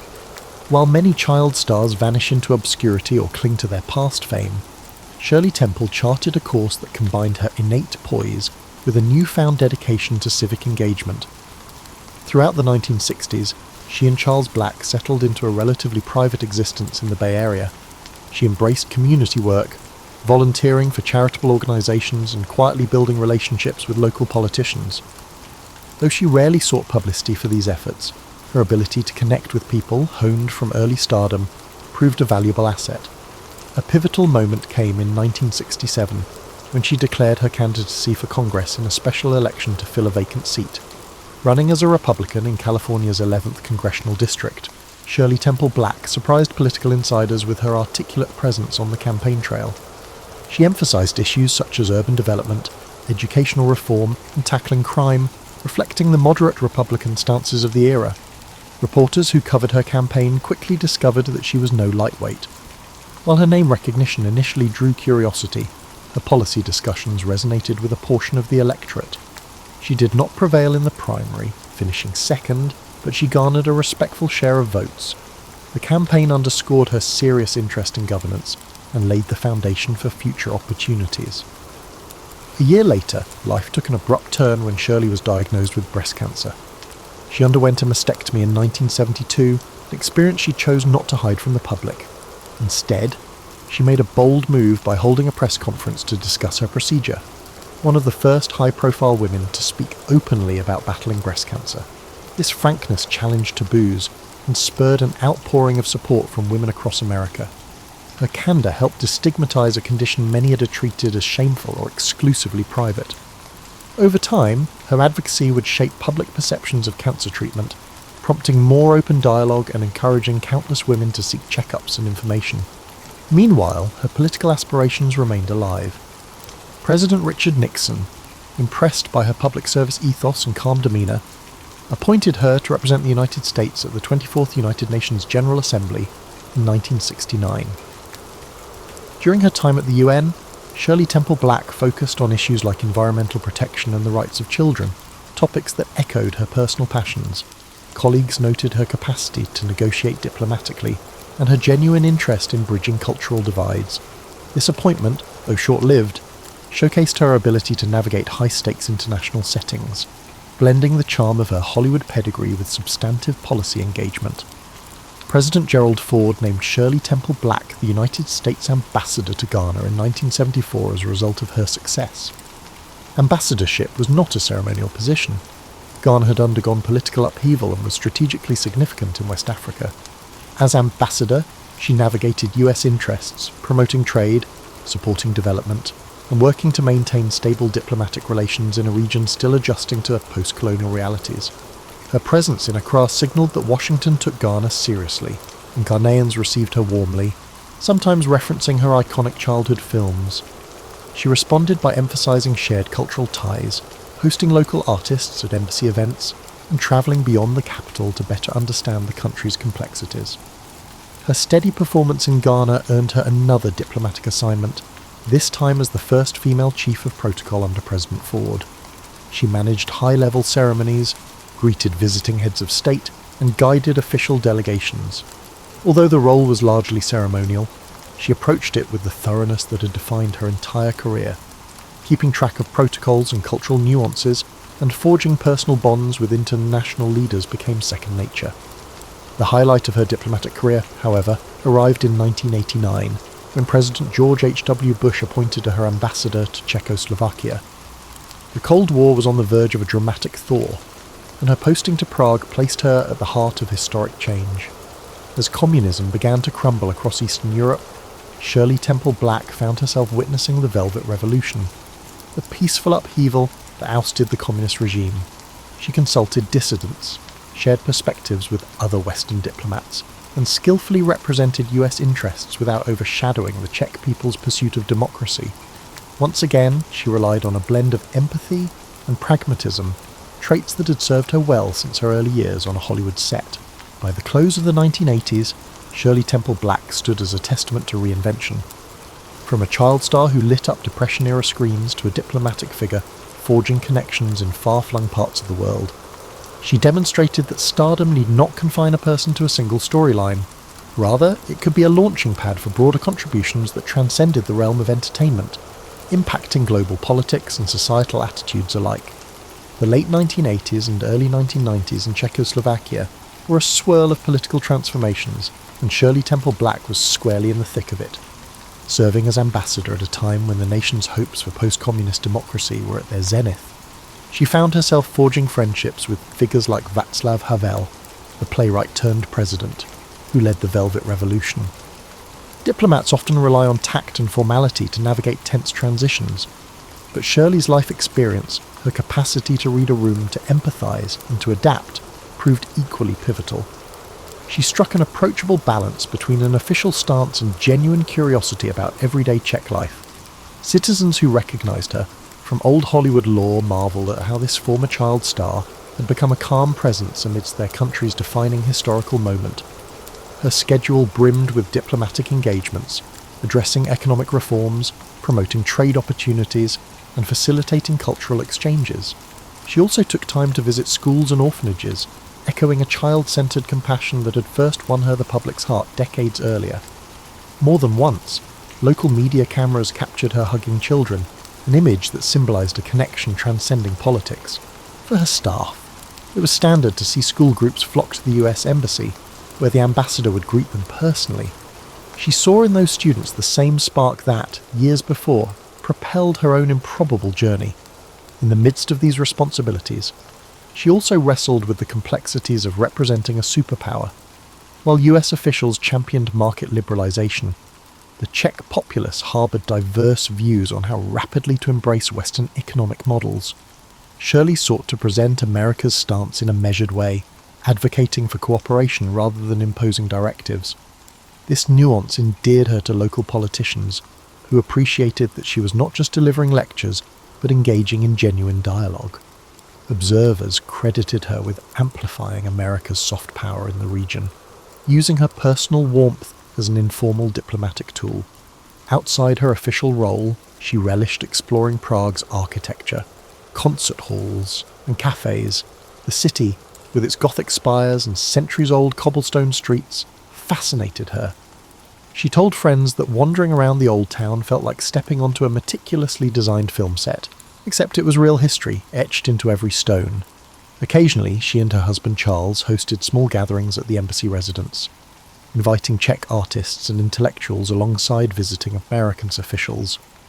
These soirees, bridging cultural gaps with music and conversation, mirrored a style of diplomacy that aligned with her persona, blending formality with the personal touch.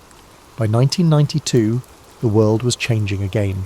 Czechoslovakia split peacefully into the Czech Republic and Slovakia. Shirley Temple Black's time as ambassador wrapped up, and while the region's politics continued evolving, she left behind a legacy of empathy-driven diplomacy. Stepping away from her official duties, she returned stateside with a sense that her life's second act had equalled the first in terms of impact, even if fewer paparazzi cameras trailed her every move. Retirement from formal diplomacy did not entail retreating into quiet anonymity.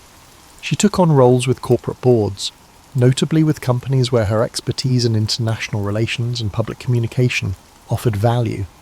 Though her Hollywood name still commanded attention, she leveraged it selectively, more inclined to champion charitable causes than to cash in on old fame. Among her philanthropic interests, cancer research remained a focal point. She continued to advocate publicly for early detection, recalling her battle with breast cancer. Each time she spoke at fundraisers or medical conferences, attendees saw not a fragile survivor, but a resolute voice urging progress. Those who encountered her socially in these later years describe a woman both gracious and candid. She was not one to dwell on her childhood stardom unless prompted. Indeed, many who knew her as an ambassador or a board member noted they often forgot she had once been the biggest child star on Earth. She was simply Shirley, a thoughtful colleague who asked incisive questions and brought a wealth of worldly experience to any conversation. If pressed about her Hollywood days, she might offer a light anecdote, perhaps about dancing with Bill Bojangles Robinson, but she rarely glorified the spectacle. Instead, she framed it as a valuable but distant chapter in a life driven by personal growth. As she moved into her 70s, Shirley Temple Black observed with equal measures of pride and humility the enduring affection so many still held for her. Around the globe, older fans recalled her films as a joyful beacon amid depression hardships, while younger generations discovered them on home video. It was a testament not just to her on-screen persona, but also to the universal appeal of sincere optimism. Yet for Shirley herself, the highlight reel comprised more than movie clips. It was her service to her country, her forging of diplomatic pathways in fraught times, and her unwavering ability to adapt that truly defined her adult identity. Reflecting on Shirley Temple's life is like perusing a panoramic album of 20th century America, spanning an era of economic turmoil, world war, cultural upheaval, and global realignment. She departed the world on February 10th, 2014, at age 85, leaving behind a legacy that defied simple categorization. Most headlines upon her passing remembered her as the dimpled darling who danced on staircase railings in black and white musicals. Yet, to view her exclusively through that nostalgic lens is to overlook the deeper arc of her journey. Her funeral, held privately, revealed the quiet dignity she had long preferred. Friends and family spoke of a person whose warm spirit extended far beyond the camera. Tributes poured in from around the globe, movie fans recalling her as a childhood idol, diplomats and politicians lauding her statesmanship, and cancer survivors thanking her for raising awareness when few others did. It was a moment when a star's mythos converged with the reality of a life well lived.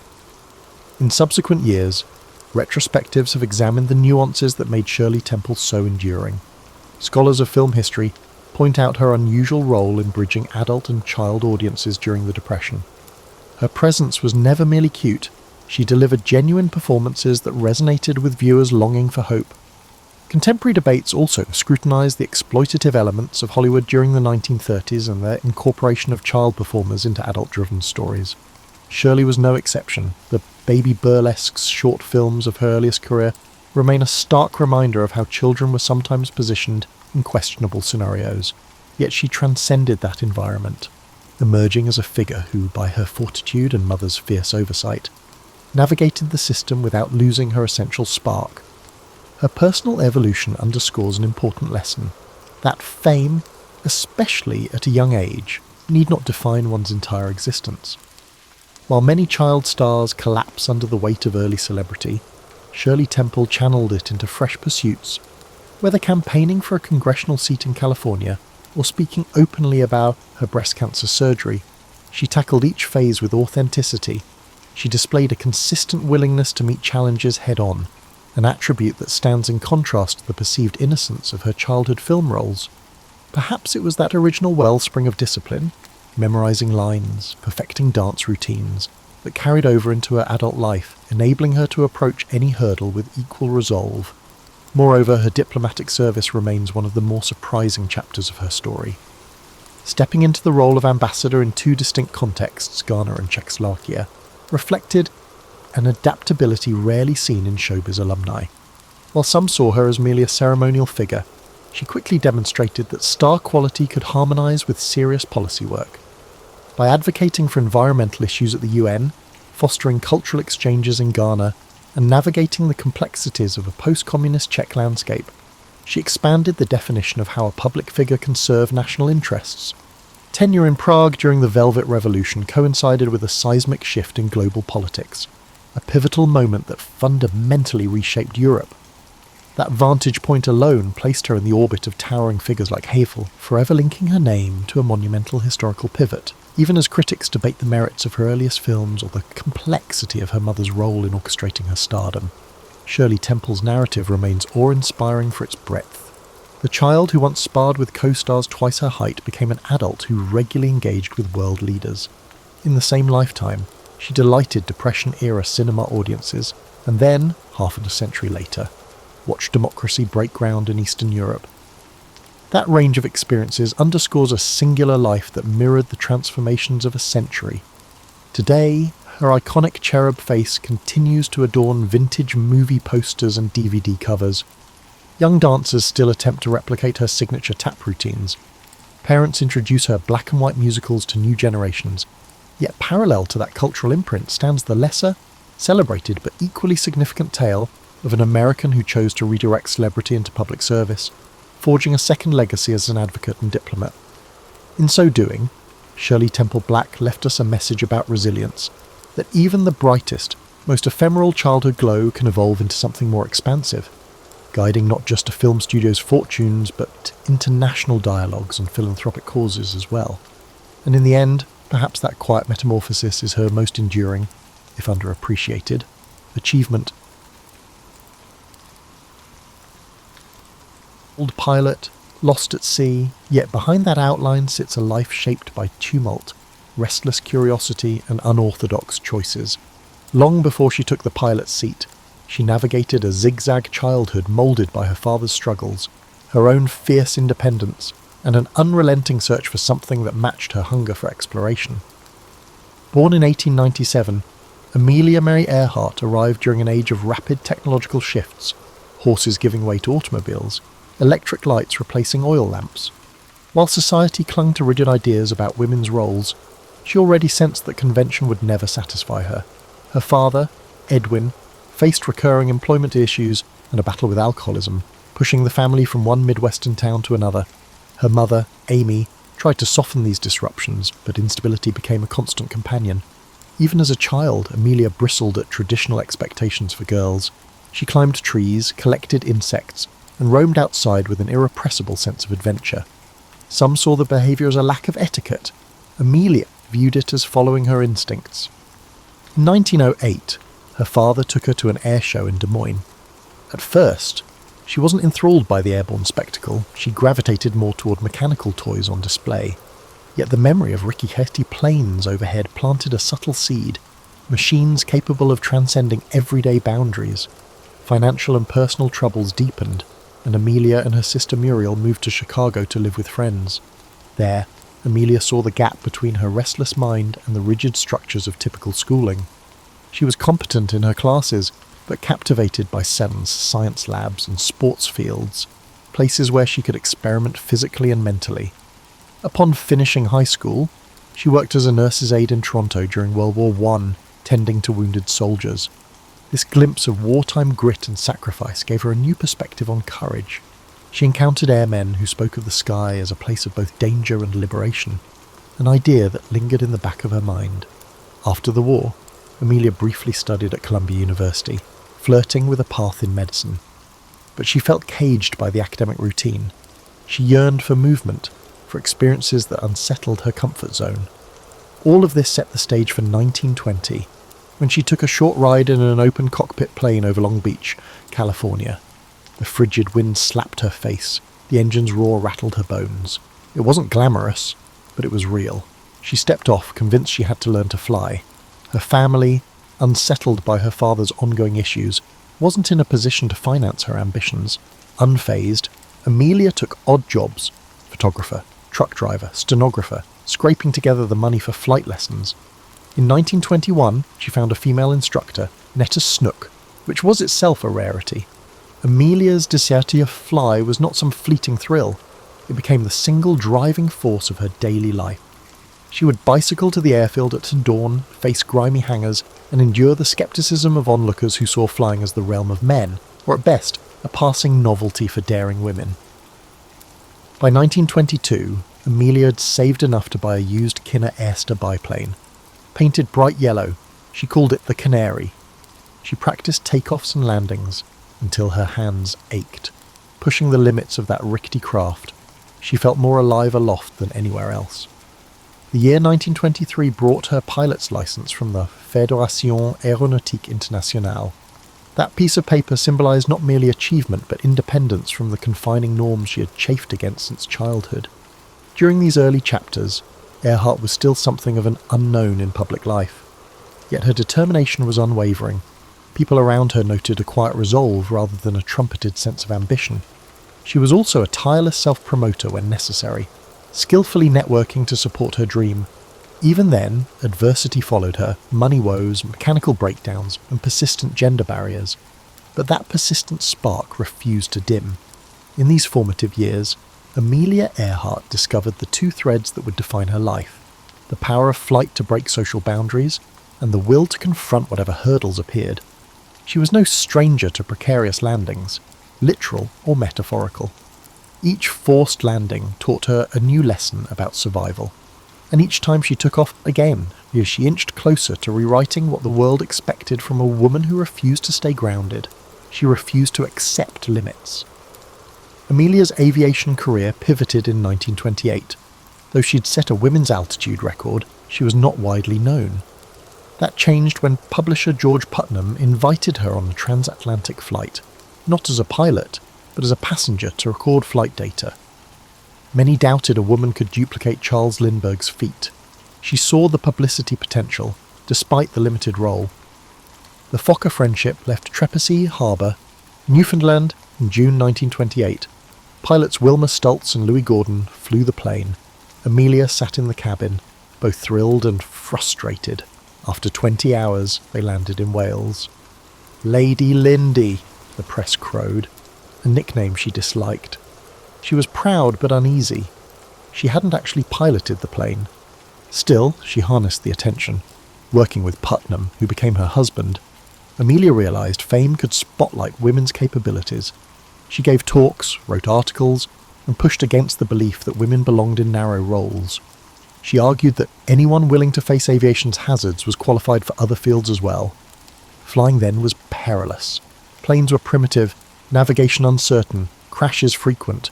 Men monopolised the field due to entrenched power, not superior skill. Amelia, often overlooked, gleaned tips from male aviators, proving adept at turning knowledge into action. By 1930, she was setting speed records. Knowing such achievements drew sponsors. Financial backing kept her in the air. In 1932, 5 years after Lindbergh's solo crossing, Amelia tackled it at the Atlantic alone. She left Harbour Grace, Newfoundland, aiming for Paris. Storms and mechanical troubles forced her to land near Londonderry, Northern Ireland. She still became the first woman to fly solo across the Atlantic. Her 14-hour ordeal included icy winds and failing instruments. Exhausted upon landing, she casually mentioned wanting hot chocolate, an offhand remark that endeared her to millions. Suddenly, Queen of the Air was everywhere. She tolerated the hype, preferring to focus on her cause. Through speaking tours, books, and founding the 99s, she fought for female pilots' rights and pushed airlines to hire women. She was firm yet courteous, insisting that if she could manage transatlantic flight, other barriers should fall. Her efforts targeted institutions and attitudes. She recognised the power of formal networks like the 99s, giving women pilots a unified voice. Her personal fame provided opportunities, which she utilised to exert pressure on flight schools and manufacturers. Beneath the public persona, she was already planning bigger horizons, a round-the-world flight, which could further shatter doubts about women's roles in aviation. Although cameras captured her calm confidence, Amelia dealt with real danger in the skies and relentless scrutiny on the ground. She paid no mind to skeptics, focusing instead on fuel capacity, route planning, and advancing aircraft design. Celebrity wasn't her endgame. It was a tool to prove that women had the skill, grit, and imagination to lead in any domain. By the early 1930s, she had evolved from an obscure pilot to a global symbol, showing that records weren't mere stunts, but gateways to progress. Every new achievement underscored her core belief that barriers were illusions, begging to be dismantled. And the more she accomplished, the more the world saw her courage as a call for transformation. Each success hinted that she, and all women, were only beginning to test the limits of possibility. Her schedule became relentless. She juggled flying demonstrations, interviews, and writing commitments that funded her daring pursuits. She understood the power of mass media, yet was careful to remain authentic.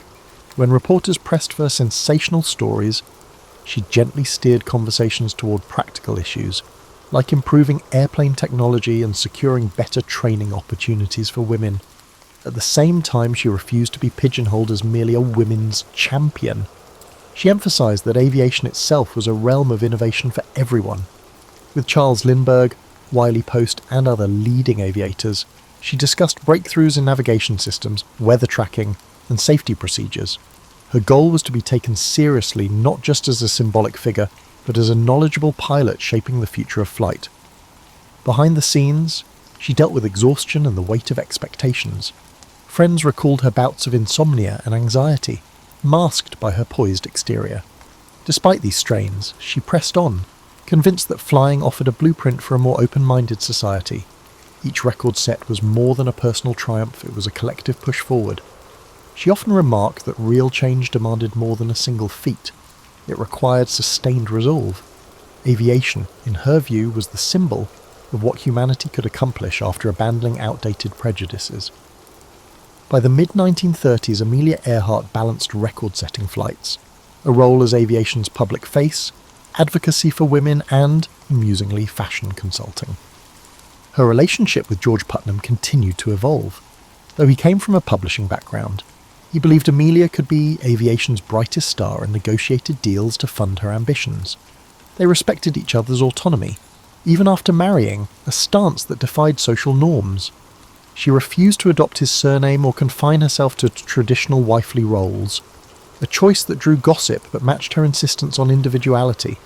Putnam's PR skill brought endorsement offers, from luggage to sportswear, but Amelia stayed selective, wanting authenticity over empty promotion. She used her public profile to push improvements in flight infrastructure, better runways, weather stations, and aircraft maintenance. Far from glory hunting, she believed proper resources would make aviation safer and more accessible. She also mentored younger pilots, sharing the lesson that technique, not bravado, saved lives in the sky.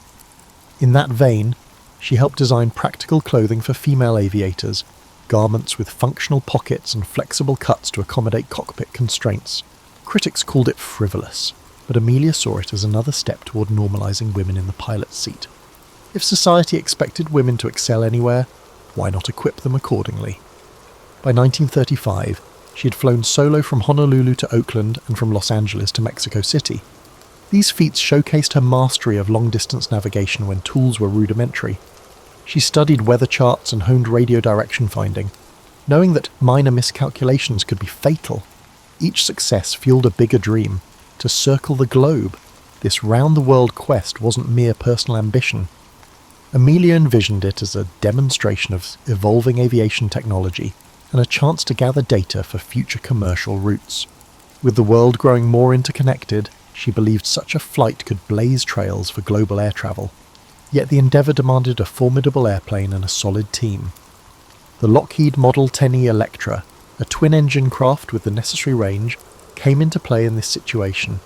Backed partly by Purdue University, where she advised female students on career paths, Amelia acquired and modified the plane, adding fuel tanks and shedding unnecessary weight. She invited Fred Noonan, an expert navigator familiar with Pacific routes, to join her. The plan covered nearly 29,000 miles across multiple continents.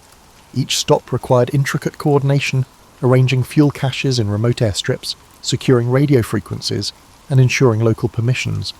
The press buzzed incessantly about her route and her gear. Public fascination soared, but Amelia kept her poise, recognising that no amount of planning could guarantee success against the capriciousness of weather and machinery. Though calm in interviews, she privately weighed the risks. Storms, mechanical failures, human errors, any could derail the flight. Yet she was no stranger to danger, having built her career on the thin line between ambition and peril. She saw risk as part of forging new paths, echoing her lifelong stance. Progress often demanded boldness. Her entire adult life had been a testament to stepping into uncharted territory, whether challenging social norms or expanding the very frontiers of flight. In early 1937, her first attempt at the round-the-world flight suffered a crash in Hawaii, damaging the Electra. Undaunted, she regrouped, repaired the plane, and adjusted her route. Determination was her hallmark, a blend of practicality and daring. As she finalised her second attempt, she noted in public statements that records and accolades weren't her primary aim. She wanted real data on routes, fueling strategies, and navigational tactics. The flight would offer invaluable insights for the commercial airlines that would soon cross oceans routinely. That stance embodied Amelia's broader philosophy. Each high-profile flight was less about personal conquest than about broadening horizons for everyone. She had devoted years to proving that women were fully capable, but she also believed that aviation itself was the wave of the future. In bridging these perspectives, she became an avatar of possibility, a living emblem of how one individual's determination could shift cultural assumptions. And now, poised for her greatest adventure yet, Amelia was ready to test the limits again. A risk-laden gamble that might cement her reputation, or cast it into haunting uncertainty. Her calm outlook belied the sheer complexity of her plans. She understood that failure would breed critics who believed women had no place in extreme aviation. Yet she moved forward, convinced that taking flight for knowledge and progress was worth every risk. In Amelia's view, flying wasn't just her destiny, it was a collective awakening and societal evolution. Amelia Earhart's second round-the-world attempt launched on May 21st, 1937, from Oakland, California. This time, she and Fred Noonan flew eastward, hopping between continents with the Lockheed Electra. The trip started smoothly, moving from Miami through Central and South America, then across the Atlantic into Africa. Each stop brought fresh refueling challenges, mechanical checks, and updated weather data, but Amelia maintained her signature resolve. By June, they had traversed Africa and the Middle East, arriving in India amid monsoon rains. They pressed on to Southeast Asia, landing in locales like Rangoon and Singapore, places few Americans had seen. Amelia's dispatches noted extreme heat, erratic wind currents, and the rigorous demands of accurate navigation. Fred Noonan's precise star fixes ensured they stayed on course, despite unpredictable skies. Eventually, they reached New Guinea with about 7,000 miles to go. The next leg aimed for Howland Island, a tiny speck in the Pacific. US Coast Guard cutter Itasca would guide them via radio. Finding such a minuscule island required near-perfect navigation and clear weather. On July 2nd, 1937, they departed Lae in the pre-dawn darkness. Loaded with fuel for roughly 20 hours aloft, they transmitted periodic position reports. At first, signals were clear. Then Amelia's messages hinted at difficulty pinpointing Howland. Overcast conditions likely obstructed Noonan's celestial fixes. Radio contact with the Itasca became sporadic. Some messages were garbled, others incomplete. She mentioned low fuel and an inability to spot the island. Their final known transmission: "We are on line 157, 337, running north and south." Then silence. The Itasca initiated a massive search, scouring open ocean for any sign of the Electra. Naval ships joined, searching nearby waters and atolls. No wreckage surfaced. Weeks passed, and official efforts wound down. Public disbelief was immediate. George Putnam financed private searches, clinging to hope that Amelia and Noonan might be stranded or rescued. Rumours swirled: capture by foreign forces, survival under new identities, or mechanical failure leading to a fatal crash. Eventually, prevailing theories pointed to fuel exhaustion and a crash at sea. Howland Island had proved elusive, even to skilled aviators. For admirers worldwide, her disappearance felt unreal. She'd seemed unstoppable, a figure who pushed boundaries without fear. Now the iconic pilot vanished into the Pacific's expanse. Her loss struck a nerve, amplifying the emotional investment many had in her journey. Yet as shock turned to grief, her achievements took on a different hue, no longer just records, but testaments to a bold spirit. Films, newsreels, and reprints of her articles kept her story alive. School children learned of her feats, and future women pilots cited her as inspiration. Her final flight overshadowed the rest of her life, but it also cast her as a perennial question mark, fueling endless conjecture. Some insisted she was alive somewhere. Others believed the crash was certain, but uncovered no physical proof. Still others proposed exotic scenarios, each more elaborate than the last.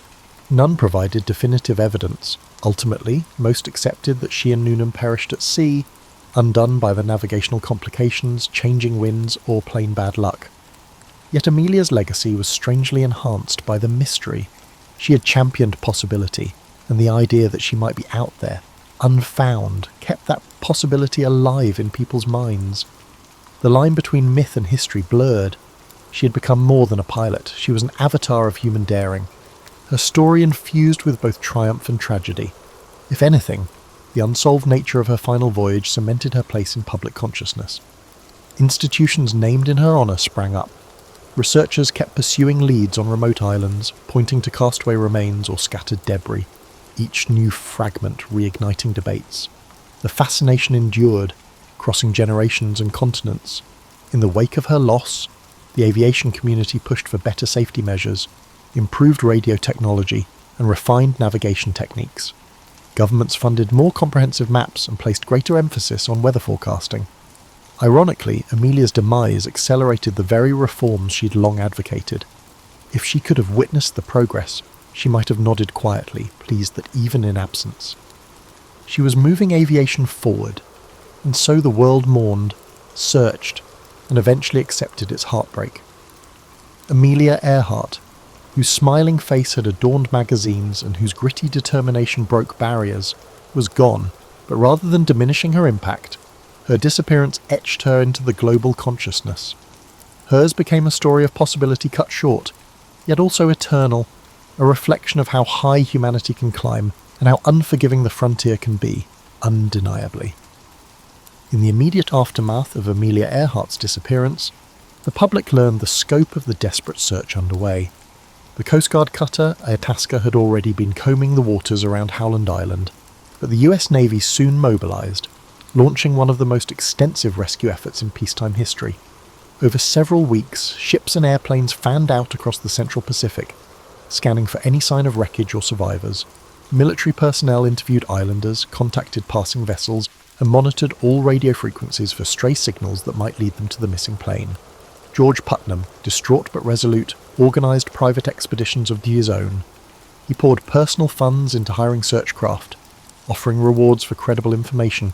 Messages from psychics, adventurers, and self-appointed investigators flooded his office. Though many leads were far-fetched, Putnam refused to dismiss them outright, afraid of missing any clue that might point to Amelia's location. A handful of newspapers criticised the urgency, questioning the expense at a time when global tensions were on the rise. Still, for countless admirers worldwide, the operation was a moral duty.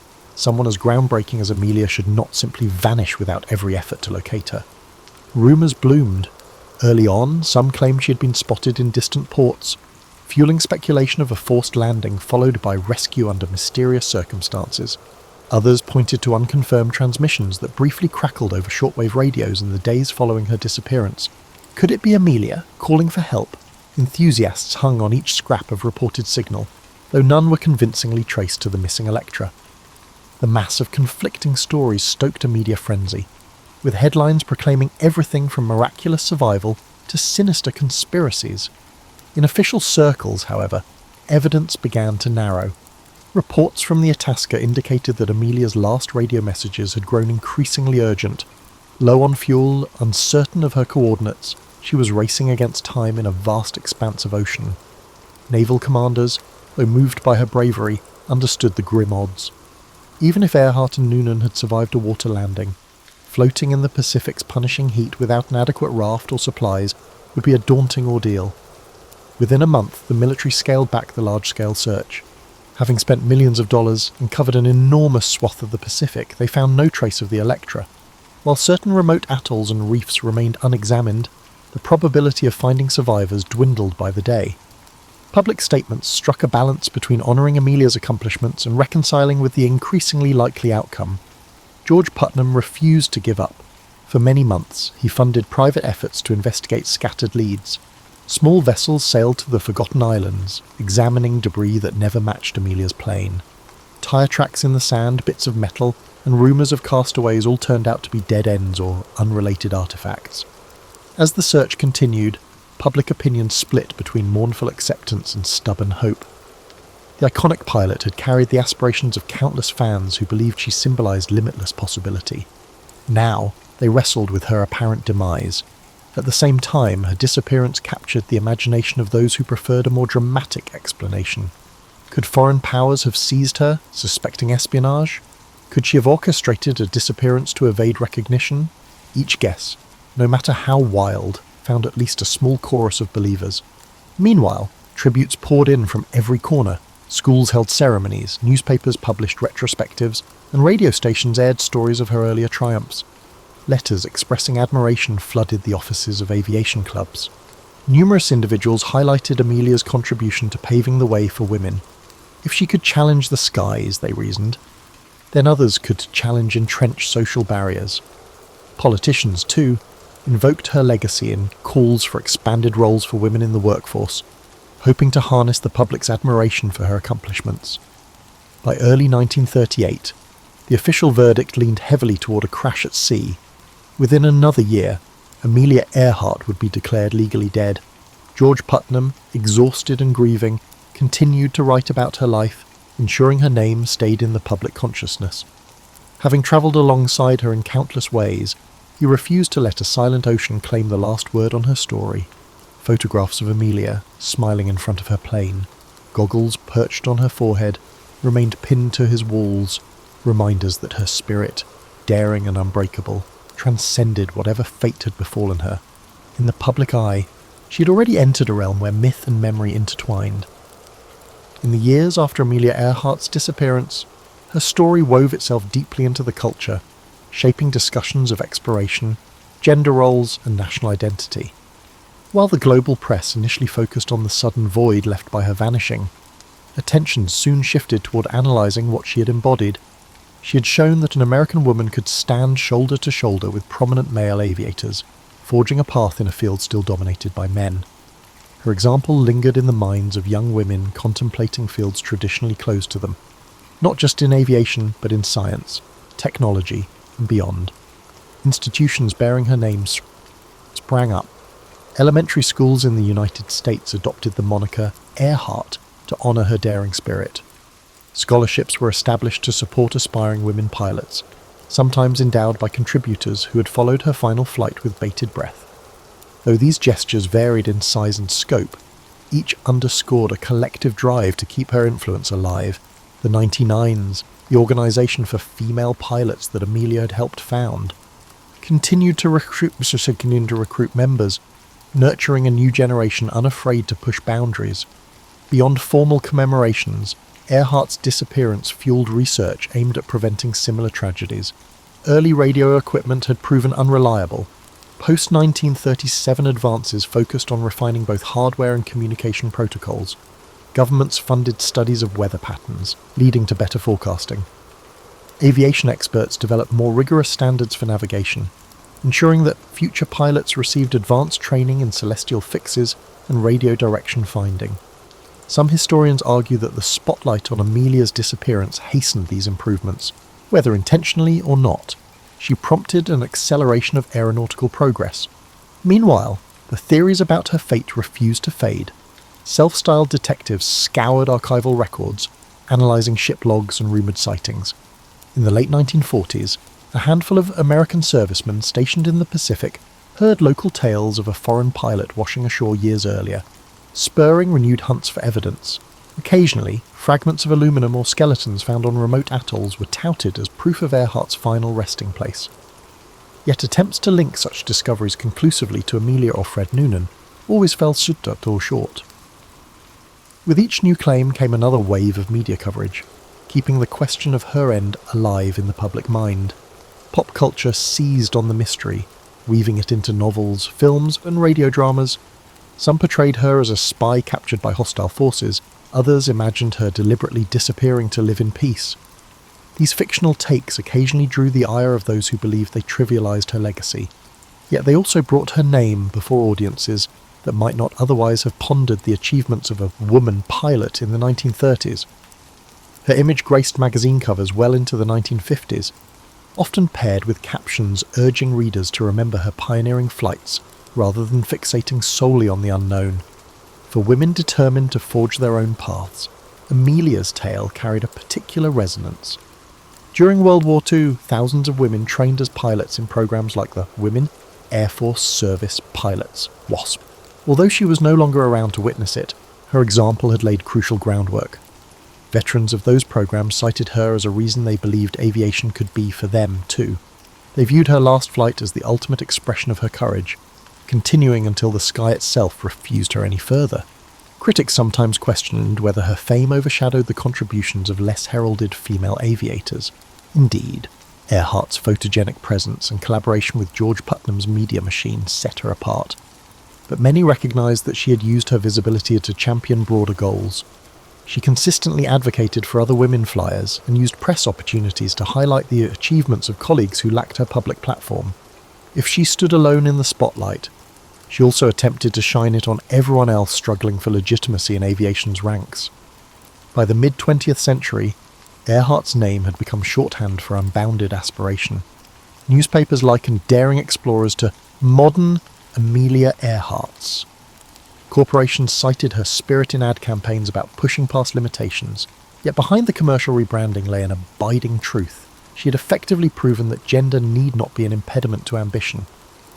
Even decades later, that message held profound significance. For every sceptical remark about knowing your place, Earhart's memory offered a counter-argument, that risks were there to be taken, frontiers to be tested, and that sometimes only the bold see how far they can really go.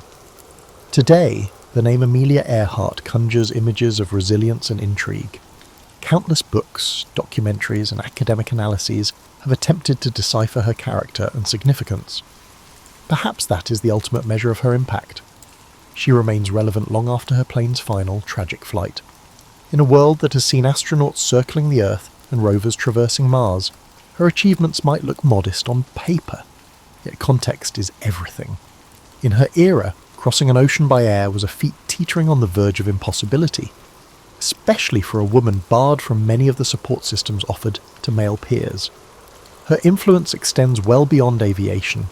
Modern discussions of women's leadership, work-life balance, and personal autonomy still reference Earhart's refusal to bow to convention.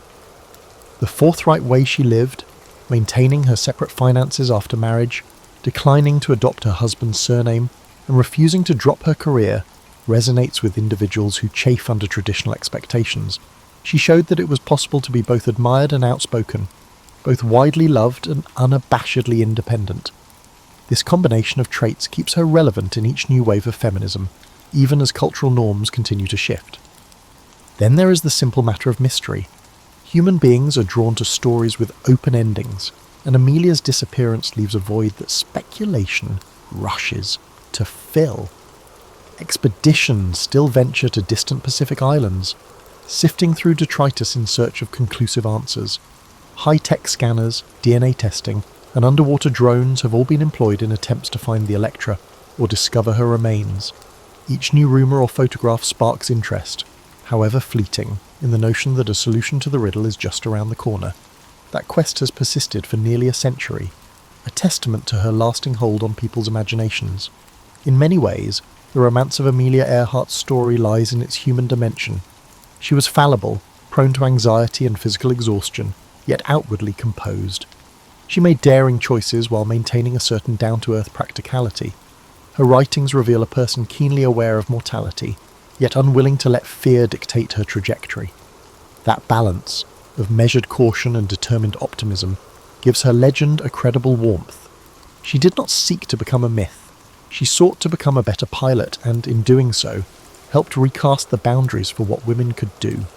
Time has a way of distilling a person's accomplishments until only the major highlights remain. In Earhart's case, those highlights are luminous enough: the first woman to cross the Atlantic by air, a fearless record breaker, a voice championing women's legitimacy in aviation, and the architect of a near-world circling journey that ended all too soon. Yet her true gift to posterity is the blueprint she left for challenging expectations.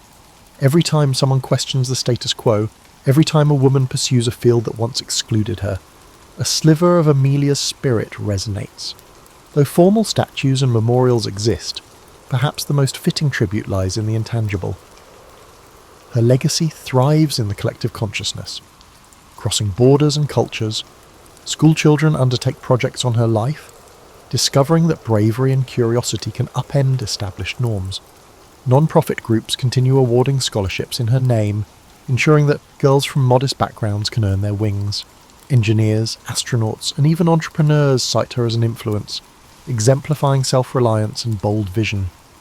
Critics might argue that the aura surrounding Amelia Earhart romanticizes risk-taking. Indeed, she faced criticisms in her lifetime for the dangers she accepted, but her approach, grounded in rigorous practice and serious study, suggests she treated risk as a necessary ingredient in progress, not a reckless thrill. The spirit that drove her planes into the sky was the same spirit that drives any pioneer, an abiding desire to see what lies beyond the horizon.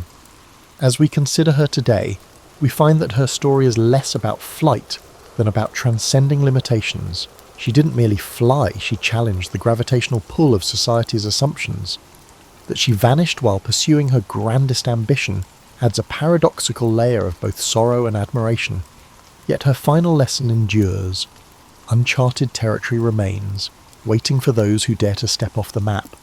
In that sense, she is still aloft, guiding those who look skyward with their dreams of possibility, and a steadfast refusal to accept the confines others have drawn.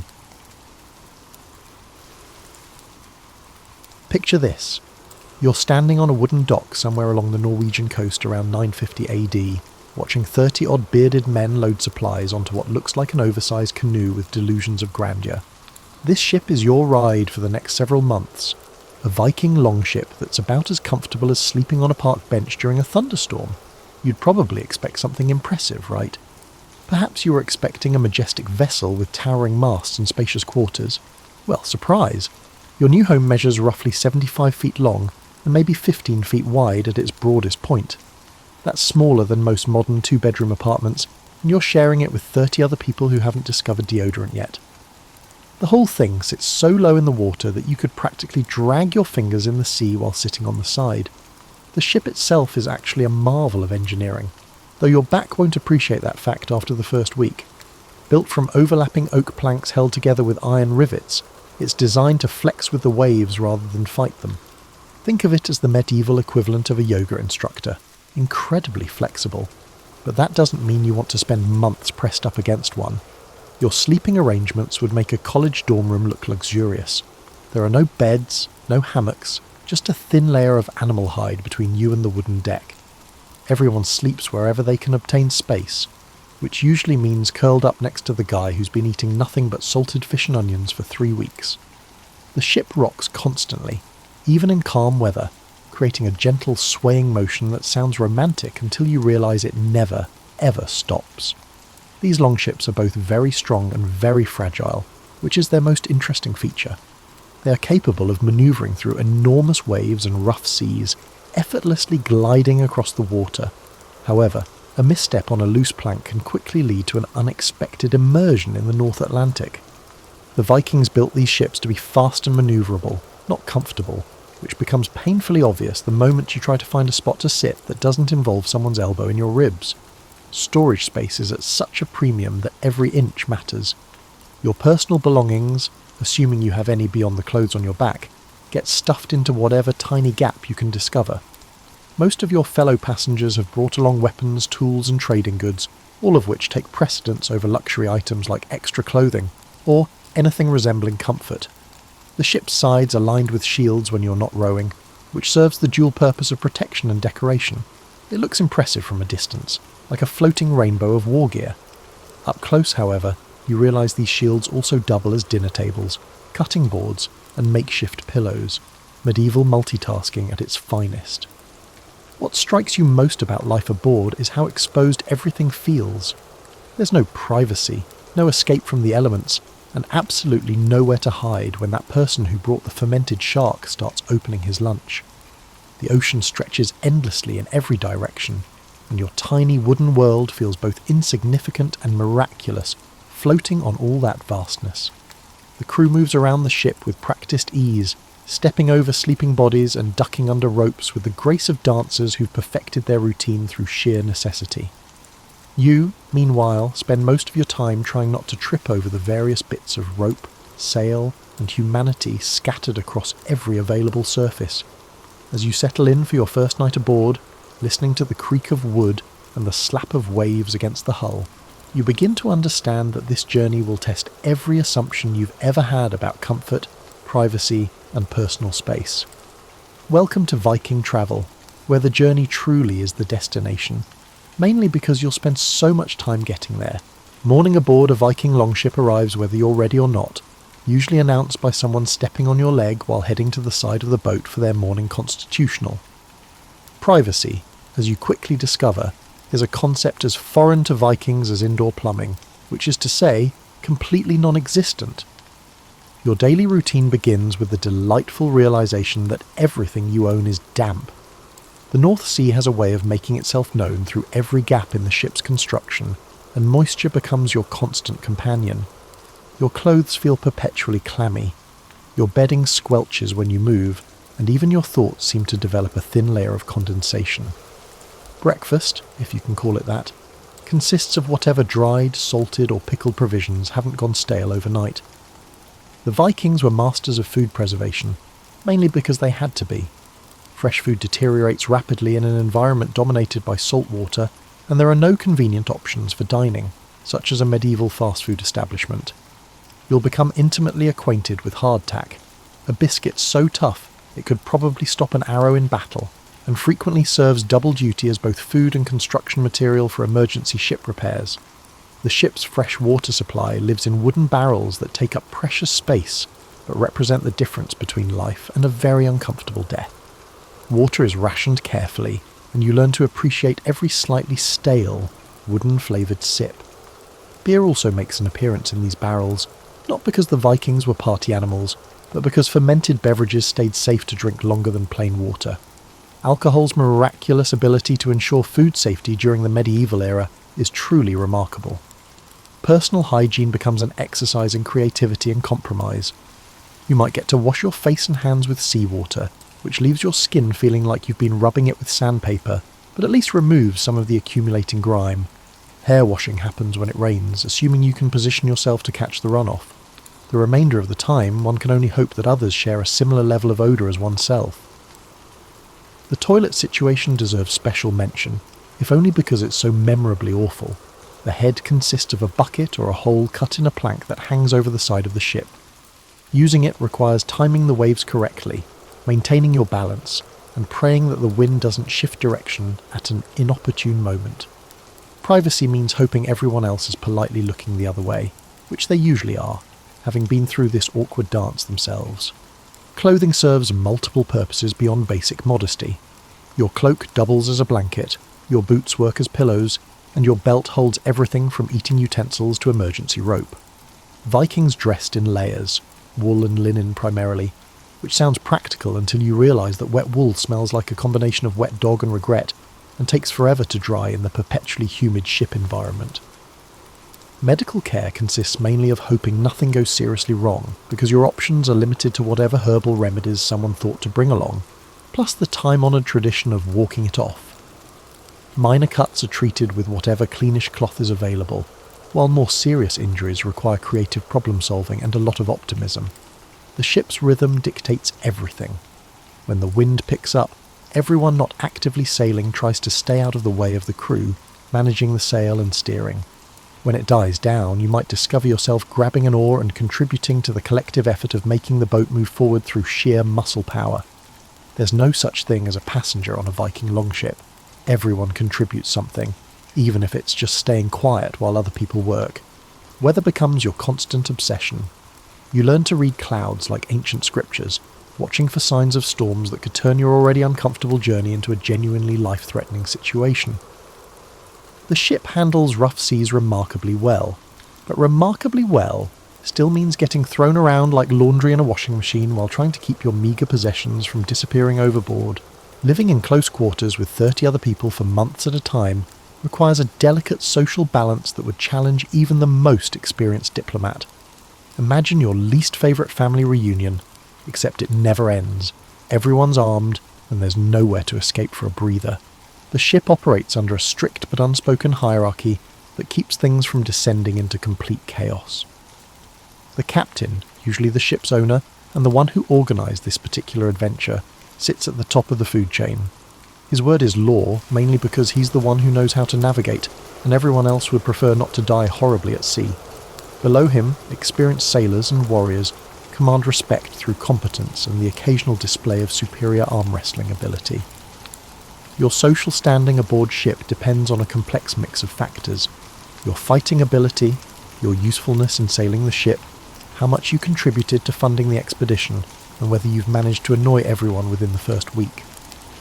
Respect gets earned through actions, not birth, though being related to someone important certainly doesn't hurt your cause.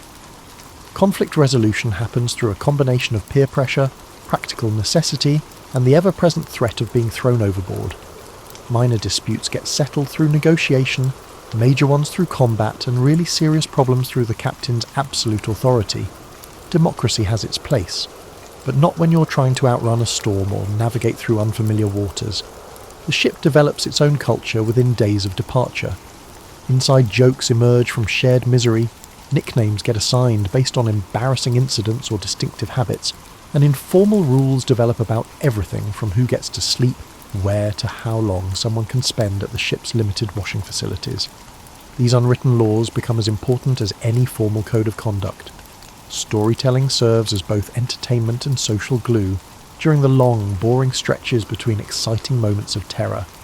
The Vikings were master storytellers, and evenings often featured elaborate tales of heroic deeds, mythical creatures, and adventures both real and imagined. These stories serve multiple purposes. They pass time, preserve cultural knowledge, and provide a socially acceptable way for people to brag about their accomplishments, without seeming too obnoxious about it. Gambling provides another outlet for social interaction and tension release. Dice games, contests of strength, and betting on everything from weather patterns to wildlife sightings help break up the monotony. Vikings would bet on practically anything, partly for entertainment, and partly because small-stakes competition helps establish social dynamics without resorting to actual violence. Personal space becomes a negotiated commodity. Your designated sleeping spot is sacred territory, but everything else is open for communal use. Learning to respect others' few possessions while protecting your own requires diplomatic skills that would impress modern, United Nations peacekeepers. The golden rule aboard ship is simple. Don't mess with other people's stuff, and they probably won't mess with yours. Food sharing follows strict protocols based on contribution, status, and practical necessity. Everyone eats from common stores, but portion sizes and food quality reflect your position in the ship's hierarchy.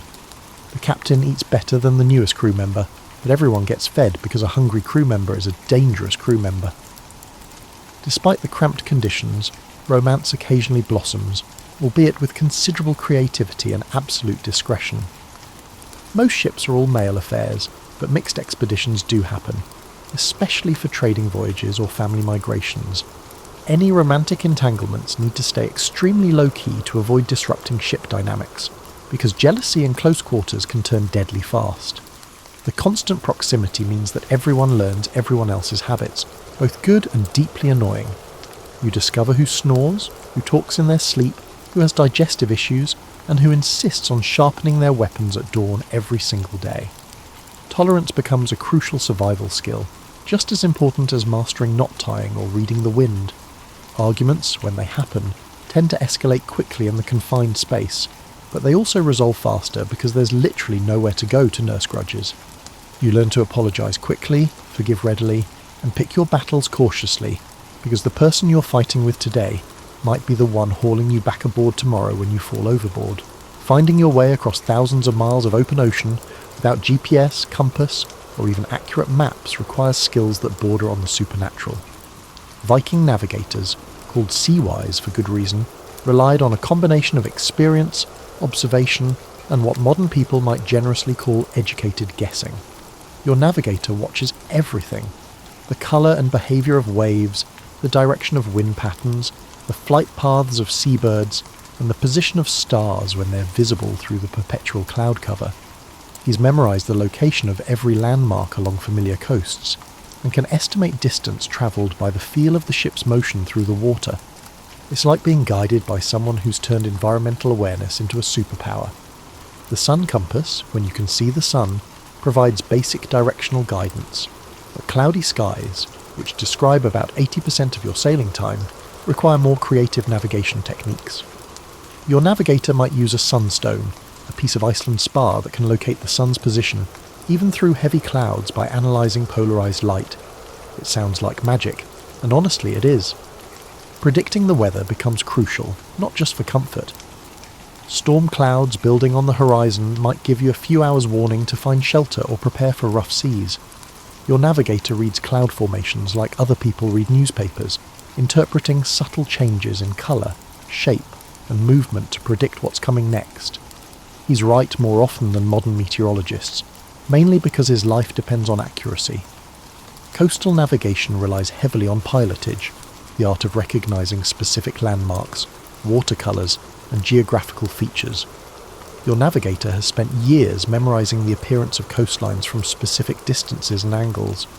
That distinctive headland, the particular shade of green water near a river mouth, or the way mountains line up in the distance all serve as navigational signposts on the medieval maritime highway. Open ocean navigation challenges these skills to the utmost extent. Without land references, your navigator estimates position through dead reckoning, calculating distance and direction travelled from a known starting point. It requires constant attention to speed, wind direction, and the subtle clues that indicate current and drift. One small error in calculation, compounded over days or weeks, can leave you hundreds of miles from where you think you are.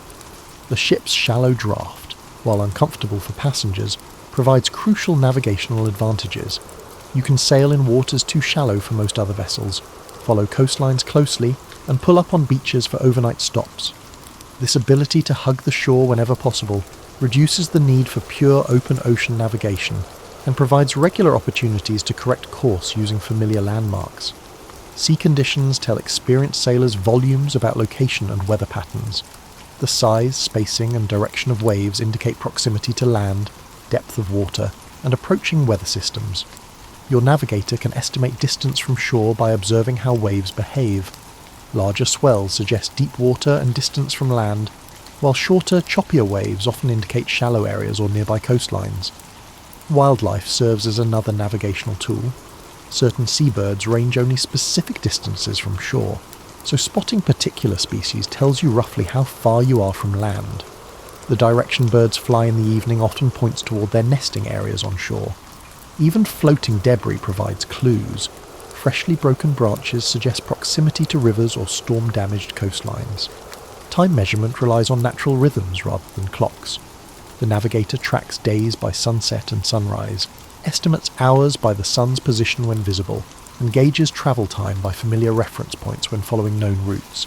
It's imprecise by modern standards, but adequate for navigation, that focuses more on reaching general areas than specific coordinates. When everything goes wrong, storms blow you off course, clouds obscure celestial navigation aids, and you lose track of your position, survival depends on the navigator's ability to make educated guesses and gradually work back toward known waters. Your task might involve following bird flight patterns toward land, watching for changes in water colour that indicate shallow areas, or simply maintaining a consistent direction until you encounter recognisable coastline. The psychological pressure on navigators is enormous.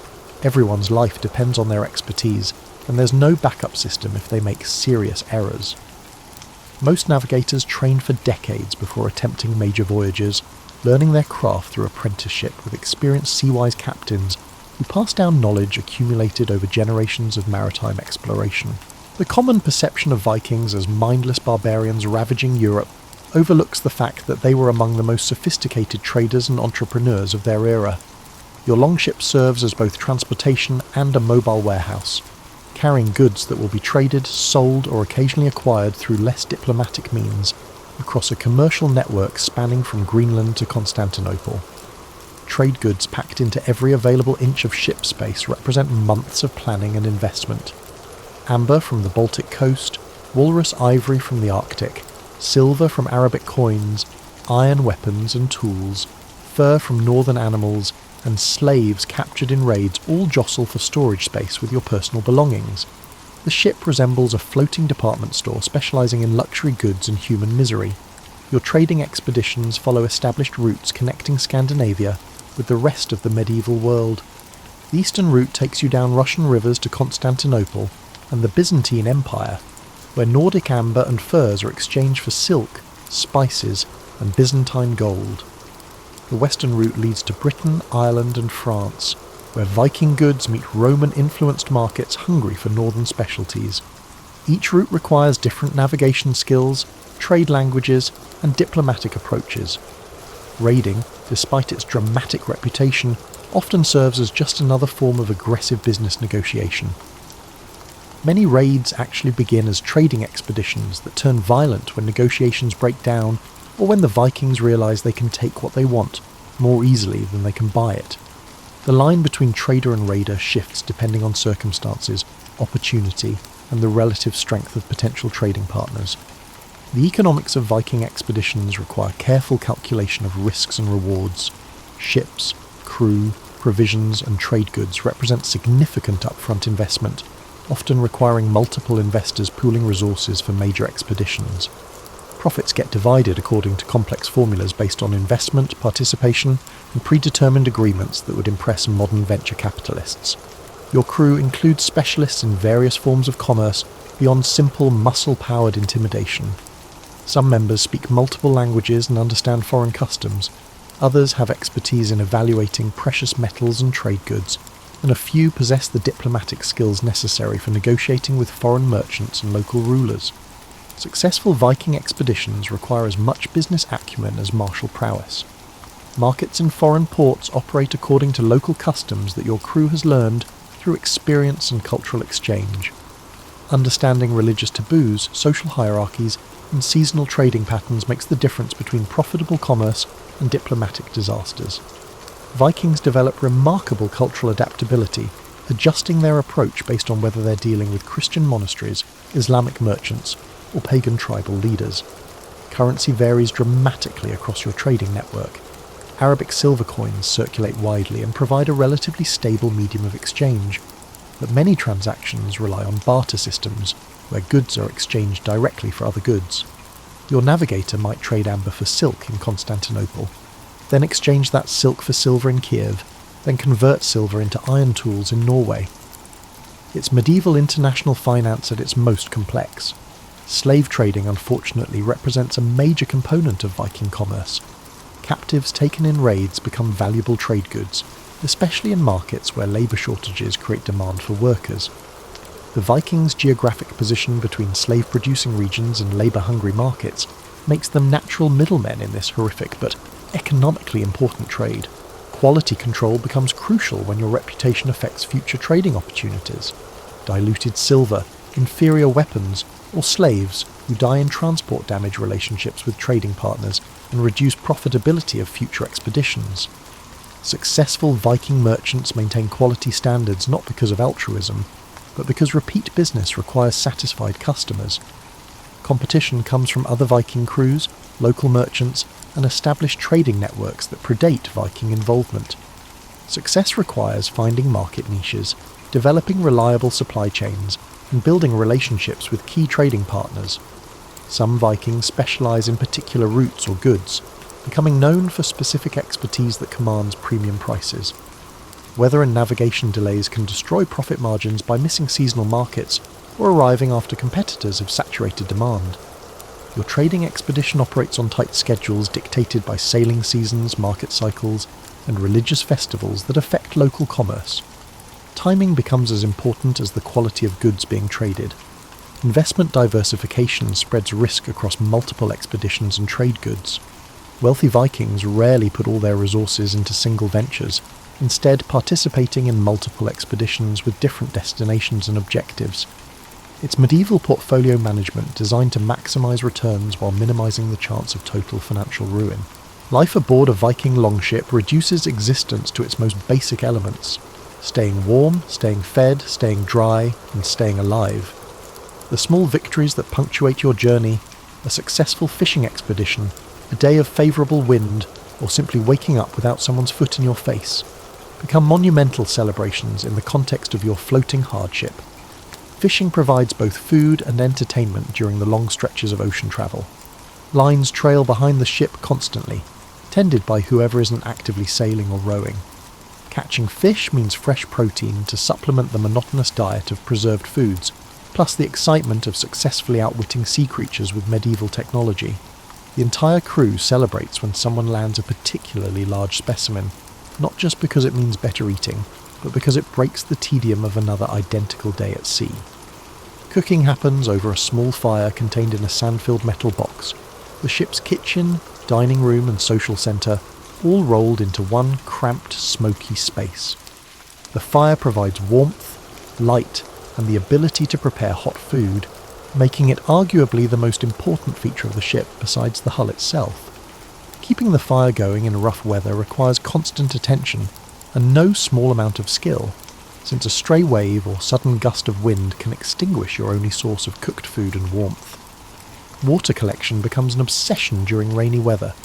Every available container gets pressed into service to catch precious fresh water, from cooking pots to empty helmets. You learn to position containers strategically to catch runoff from the sail, and everyone develops an almost supernatural ability to wake up when rain starts falling, no matter how exhausted they are. Fresh water tastes like the most luxurious beverage ever created when you've been rationing stale barrel water for weeks. Entertainment relies heavily on human creativity and social interaction. Riddles, word games, and contests of memory help pass time during calm weather. Physical competitions, arm wrestling, balancing contests, or games of skill with weapons provide excitement and help maintain fighting fitness. Music, when someone has brought along an instrument, transforms evening gatherings into something approaching civilization. Maintenance tasks occupy much of the crew's attention during daylight hours. The ship requires constant care, bailing water that seeps through the hull, adjusting rigging, and repairing equipment damaged by salt spray and constant use. These tasks provide structure to otherwise formless days and give everyone something productive to do. The ship becomes like a needy pet that requires constant attention to keep it healthy and functional. Personal rituals and superstitions develop to cope with the psychological stress of prolonged ocean travel. Some crew members develop elaborate morning routines. Others create personal ceremonies around meals or navigation checks. These behaviours, while sometimes appearing irrational, provide psychological anchors in an environment where every day blends into the next. Sleep becomes both escape and challenge. Despite cramped conditions and constant motion, exhaustion enables sleep, but regular interruptions from weather changes, navigation emergencies, or natural calls interrupt rest. You learn to fall asleep quickly when opportunity presents itself, and to function effectively on fragmented sleep patterns that would leave modern people completely dysfunctional. Weather protection requires constant adaptation and creativity. Your clothing layers are adjusted throughout the day as conditions change, adding garments when wind picks up, removing them when physical work generates heat, and rearranging everything when rain starts falling.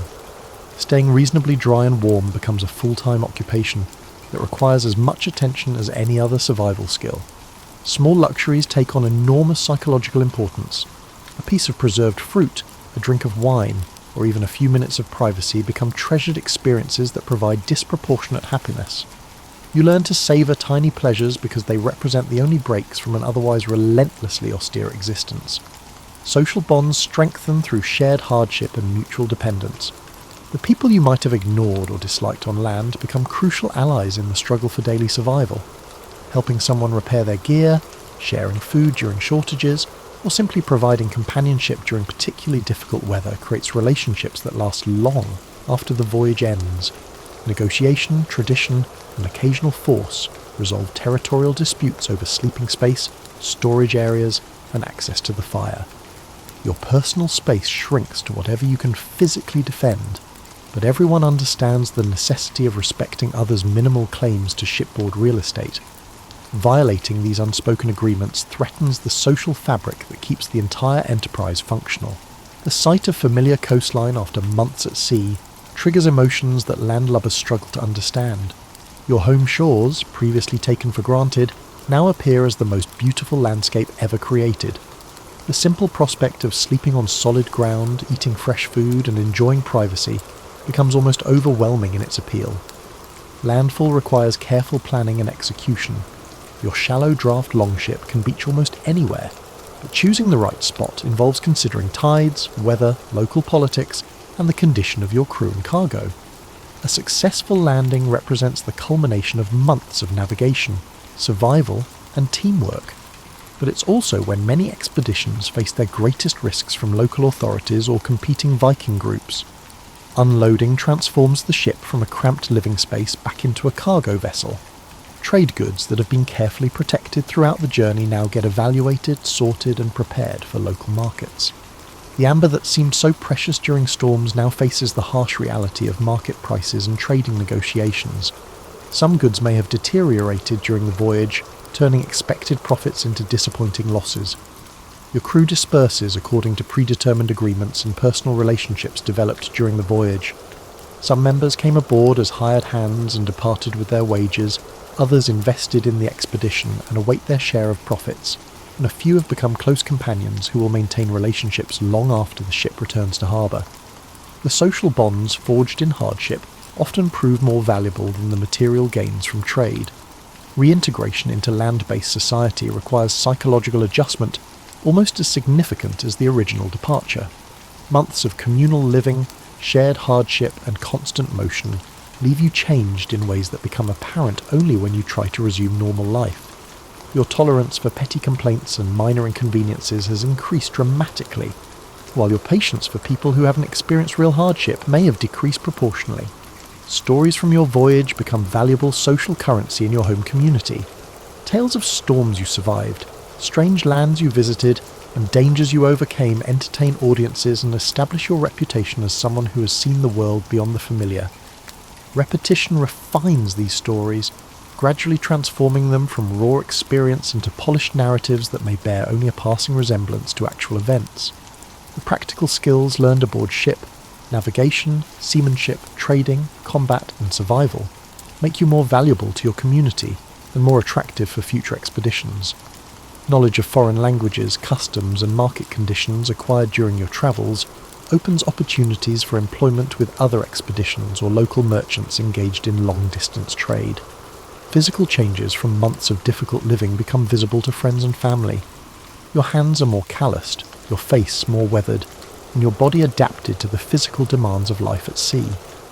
These changes serve as permanent reminders of your journey and mark you as someone who has endured what many people cannot imagine attempting. Financial outcomes vary dramatically depending on the expedition's success, your initial investment, and market conditions at journey's end. Some crew members return wealthy enough to buy farms or ships of their own. Others barely cover their expenses, and a few face financial ruin if the voyage encounters serious problems. The Viking economy rewards success handsomely but punishes failure harshly. Planning for future expeditions often begins before the current voyage is completely finished. Successful trips generate demand for repeat journeys, while lessons learned suggest improvements for next time. The ship requires maintenance and modifications, crew members need replacement or recruitment, and trade goods must be selected based on experience with foreign markets. Your transformed perspective on risk, comfort, and human relationships affects decisions about future life choices. Some people observe that land-based existence feels limiting after experiencing the freedom and intensity of ocean travel, while others discover that one major expedition satisfies their desire for adventure permanently. The voyage changes everyone, but not always in predictable directions. The cycle of departure, journey, and return that defines Viking expeditions reflects larger patterns in medieval life, where travel was dangerous, expensive, and transformative. Your months aboard the Longship represent not just a business venture or adventure, but a rite of passage that separates those who dream about distant places from those who have actually seen them. Years later, when the pain is gone and the profits are spent, all that remains is the knowledge that you succeeded in one of the hardest endeavours of your time. You crossed vast oceans in a wooden ship, survived storms that could have killed you, traded with foreign peoples in distant lands, and returned home to tell the tale. In a time when the majority of people rarely venture more than a few miles from their birthplace, this accomplishment alone distinguishes you as a unique individual, someone who chose the extraordinary over the ordinary and persevered to share the story. From the vantage of old Macedonia, where elders gathered beneath olive trees to swap hushed lore, the story of Hercules emerged in sparks of disbelief. They whispered about a force that blurred the boundaries between the mortal and divine realms. This child, born in modest Tiryns, possessed an unsettling gift. Feats of strength performed so calmly that some wondered if the gods had quietly laid a blessing or a curse at his feet. Tiryns was a farming community framed by rocky hills and cloud-strewn skies, a place defined by the routine labour and rigid social caution. The boy's first display of uncanny power was witnessed by a shepherd. With a single tug, he reined in an ox known to drag grown men like ragdolls. It wasn't the show of force itself that troubled onlookers. It was the eerie silence with which he did it, as though testing a boundary rather than revelling in might. Soon, neighbours recalled other oddities, doors unhinged by a careless push, footprints left in stone, and animals that yielded to his hand without resistance. Though some saw him as Tiryns' protector in training, others felt uneasy. Mortals were fragile beings. Gifts of such magnitude often drew divine ire. Hercules, for his part, behaved like any curious youth, combing riverbanks for turtles or carving shapes into the soft rock. Yet beneath each childlike pastime lurked an awareness of difference. He sensed that the world around him fit like a shirt one size too small, familiar but constricting. A single miscalculation could fracture relationships or destroy trust. As he neared 15, rumours of unnatural predators swept across the farmland. Shepherds muttered of wolves the size of ponies, with eyes lit by feral intelligence. The local militia dared not test the truth of those claims, leaving the fields in a state of hush. Hercules, compelled by equal parts curiosity and duty, gathered a simple spear and ventured into the pine forests alone. For 3 nights, the darkness swallowed him. On the 4th dawn, he reappeared at the village edge, clothes torn, blood running down his arms. Yet he carried no trophy, only the quiet certainty that the threat was gone. Word of his deeds spread through travellers' wagons and along shepherds' routes, echoing into lands beyond. It was said that the monstrous wolves vanished as swiftly as they had come. In the villagers' eyes, such might have signalled a guardian, or even a chosen instrument of the gods. Soon they built humble altars to honour him. They offered tiny bowls of grain and small cups of wine as offerings to the boy who had ensured their nights.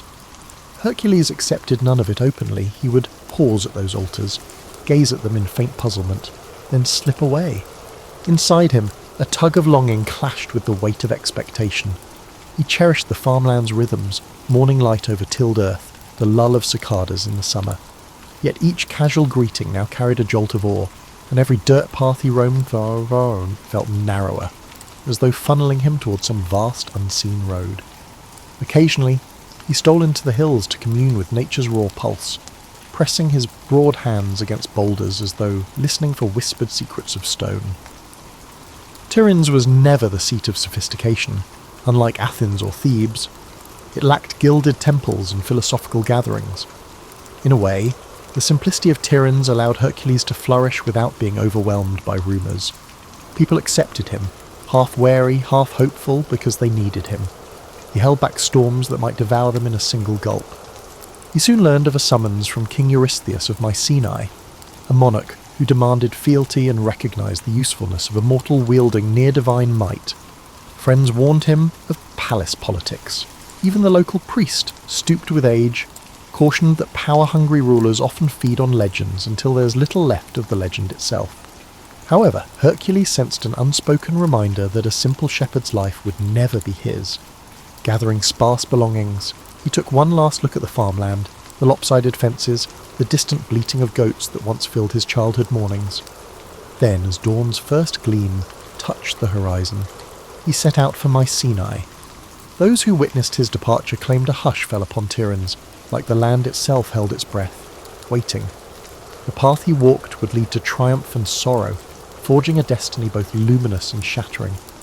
In his heart, Hercules hoped to find a way back to quiet fields someday, but deep down, he suspected the gods had other plans entirely. The road to Mycenae stretched through rolling plains dotted with olive groves and jagged hillsides.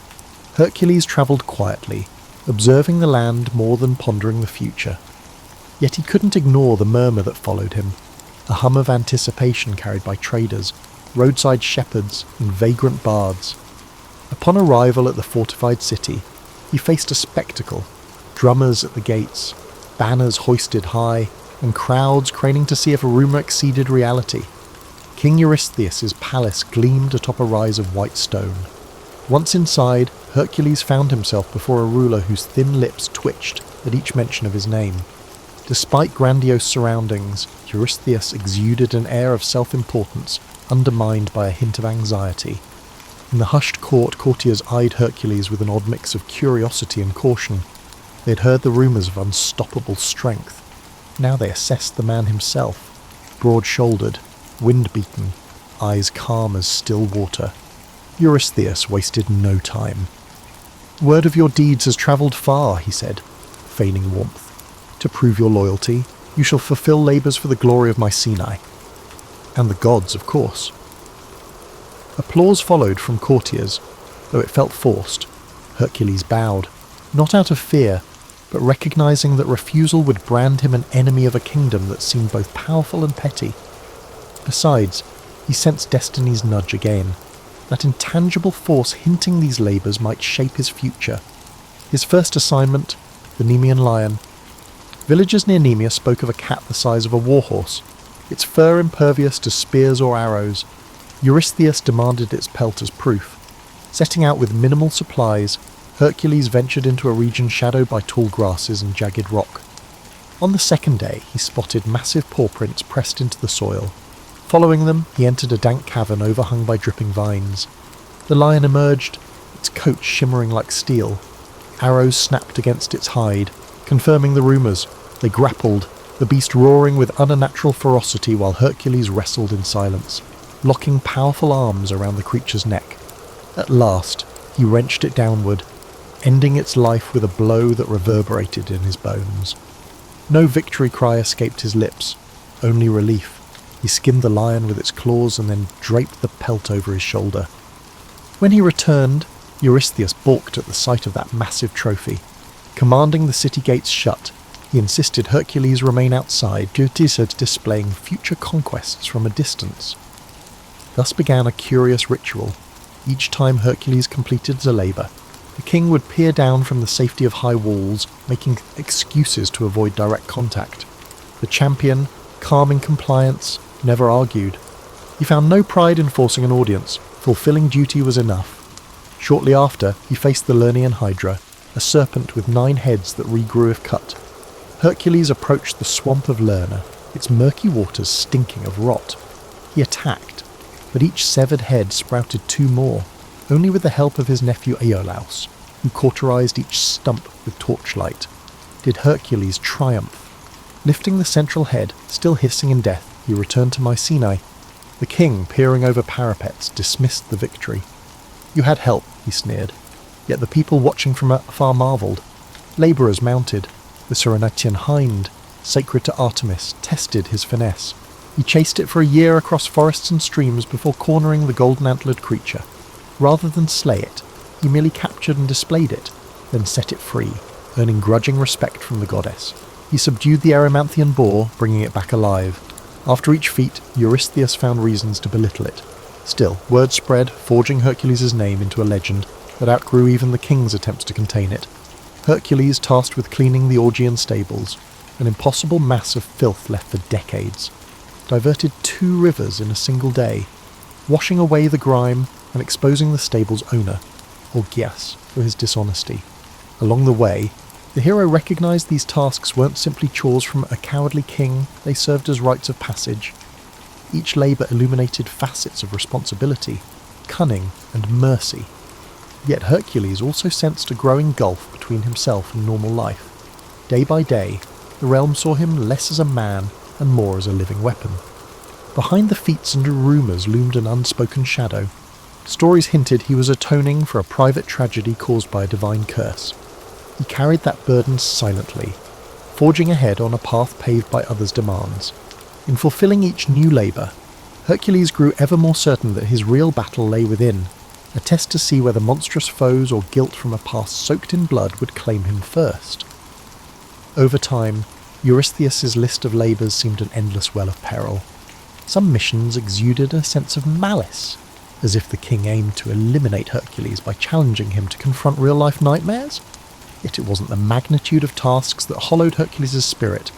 It was the sense that each success fueled the king's resentment. Mycenae now revered a champion who strode in only to drop proof of another victory before vanishing again. At dawn one day, a messenger gasping for breath approached Hercules outside the city walls. A threat lurked by Lake Stymphalus, where ravenous birds terrorized farmers. Their iron-like feathers cut flesh, and the beating of their wings filled the sky with a menacing clang. Stymphalian birds were rumoured to be spawn of an ancient curse, feasting on anyone who strayed near the marsh. Eurystheus' decree was terse: exterminate them. Travelling to the lake, Hercules found the marshland choked with tall reeds and stagnant water. At dusk, he glimpsed shadowy shapes perched in twisted trees. Arrows alone wouldn't suffice. For every creature he felled, others scattered into the gloom. Recalling an old tale, he fashioned bronze clappers, forging a racket so loud it startled the flock skyward. As they took flight, he shot them down systematically. Their carcasses drifted into reeds, painting the swamp red under the waning sun. The few that escaped took the legend of this unstoppable archer with them. More labour followed. Fetching the Cretan bull, a massive beast rumoured to breathe fire, brought him face to face with an animal maddened by captivity. Rather than slay it, he subdued it and brought it to Mycenae, only to watch Eurystheus cower behind the gate. Later, capturing the mares of Diomedes required wrestling savage horses bred for violence. Some say Hercules fed Diomedes to his mares in a moment of grim poetic justice, ending their thirst for human flesh. Yet it was an act that left Hercules uneasy. Dispatching a tyrant solved one evil, but the memory haunted him. What lines separated righteous punishment from barbarity? In these wanderings, He discovered people who welcomed him as a living legend, yet recognised his underlying melancholy. Children peered around corners, hoping to see the giant who wrestled monsters. Old men offered wine, praising him as champion of the downtrodden. Occasionally, Hercules paused to help build a wall or fix a broken roof, acts of normalcy that anchored him to everyday life. But the moment always came when a new labour call or a rumour of a monstrous threat demanded his presence. At night, he grappled with nightmares. The unwritten story behind his forced servitude gnawed at him, a rumour that he'd once been driven crazed by Hera's wrath, causing him to commit unspeakable deeds against those he loved. Although few dared mention it aloud, the weight of that guilt never left his eyes. Even the unstoppable Hercules could not outrun sorrow that sprang from within. Eventually, Eurystheus delivered yet another test, to steal the girdle of Hippolyta, queen of the warrior women known as Amazons. In a land beyond the Aegean, Hercules came upon a culture of disciplined fighters who lived independent of typical patriarchal laws. Initially, Hippolyta welcomed dialogue, impressed by rumours of a hero who balanced power with compassion. She considered granting him the girdle as a diplomatic gesture, but Hera, ever meddlesome, spread deceit among the Amazons, whispering that Hercules planned to abduct their queen. In the ensuing chaos, swords clashed, alliances shattered, and Hippolyta fell. Dying, she handed the girdle to Hercules, her expression etched with betrayal and sorrow. He departed with the prize, cursing the gods who twisted every peaceful solution into conflict. This pattern of tragedy bled across each mission. The more he accomplished, the less solace he found. The blame was easily laid at Eurystheus' feet, but Hercules understood that the seeds of discord came from the gods themselves, and from his heart, burdened by regrets. No monstrous hydra or invulnerable lion caused him as much pain as the memories he couldn't erase. Each labour, though celebrated by others, felt like an extension of penance. Still Hercules pressed on, partially out of duty and partially from an instinct that stopping might let darker forces run rampant. He was no politician, no orator, but people believed in him, and in their belief, he found a reason to shoulder his tortured past. So he continued, forging alliances with honest souls, meeting cunning foes in remote lands, and slaying nightmares so ordinary folk could rest at night. Through scorching deserts and perilous seas, Hercules roamed like a wandering guardian. His reputation derived more from his deeds than his words. Even so, a question circled endlessly in his mind. Would saving the world ever wash away the blood on his conscience, or was he doomed to carry his haunted legacy until the end? As the labours approached their conclusion, Hercules observed a change in the political landscape.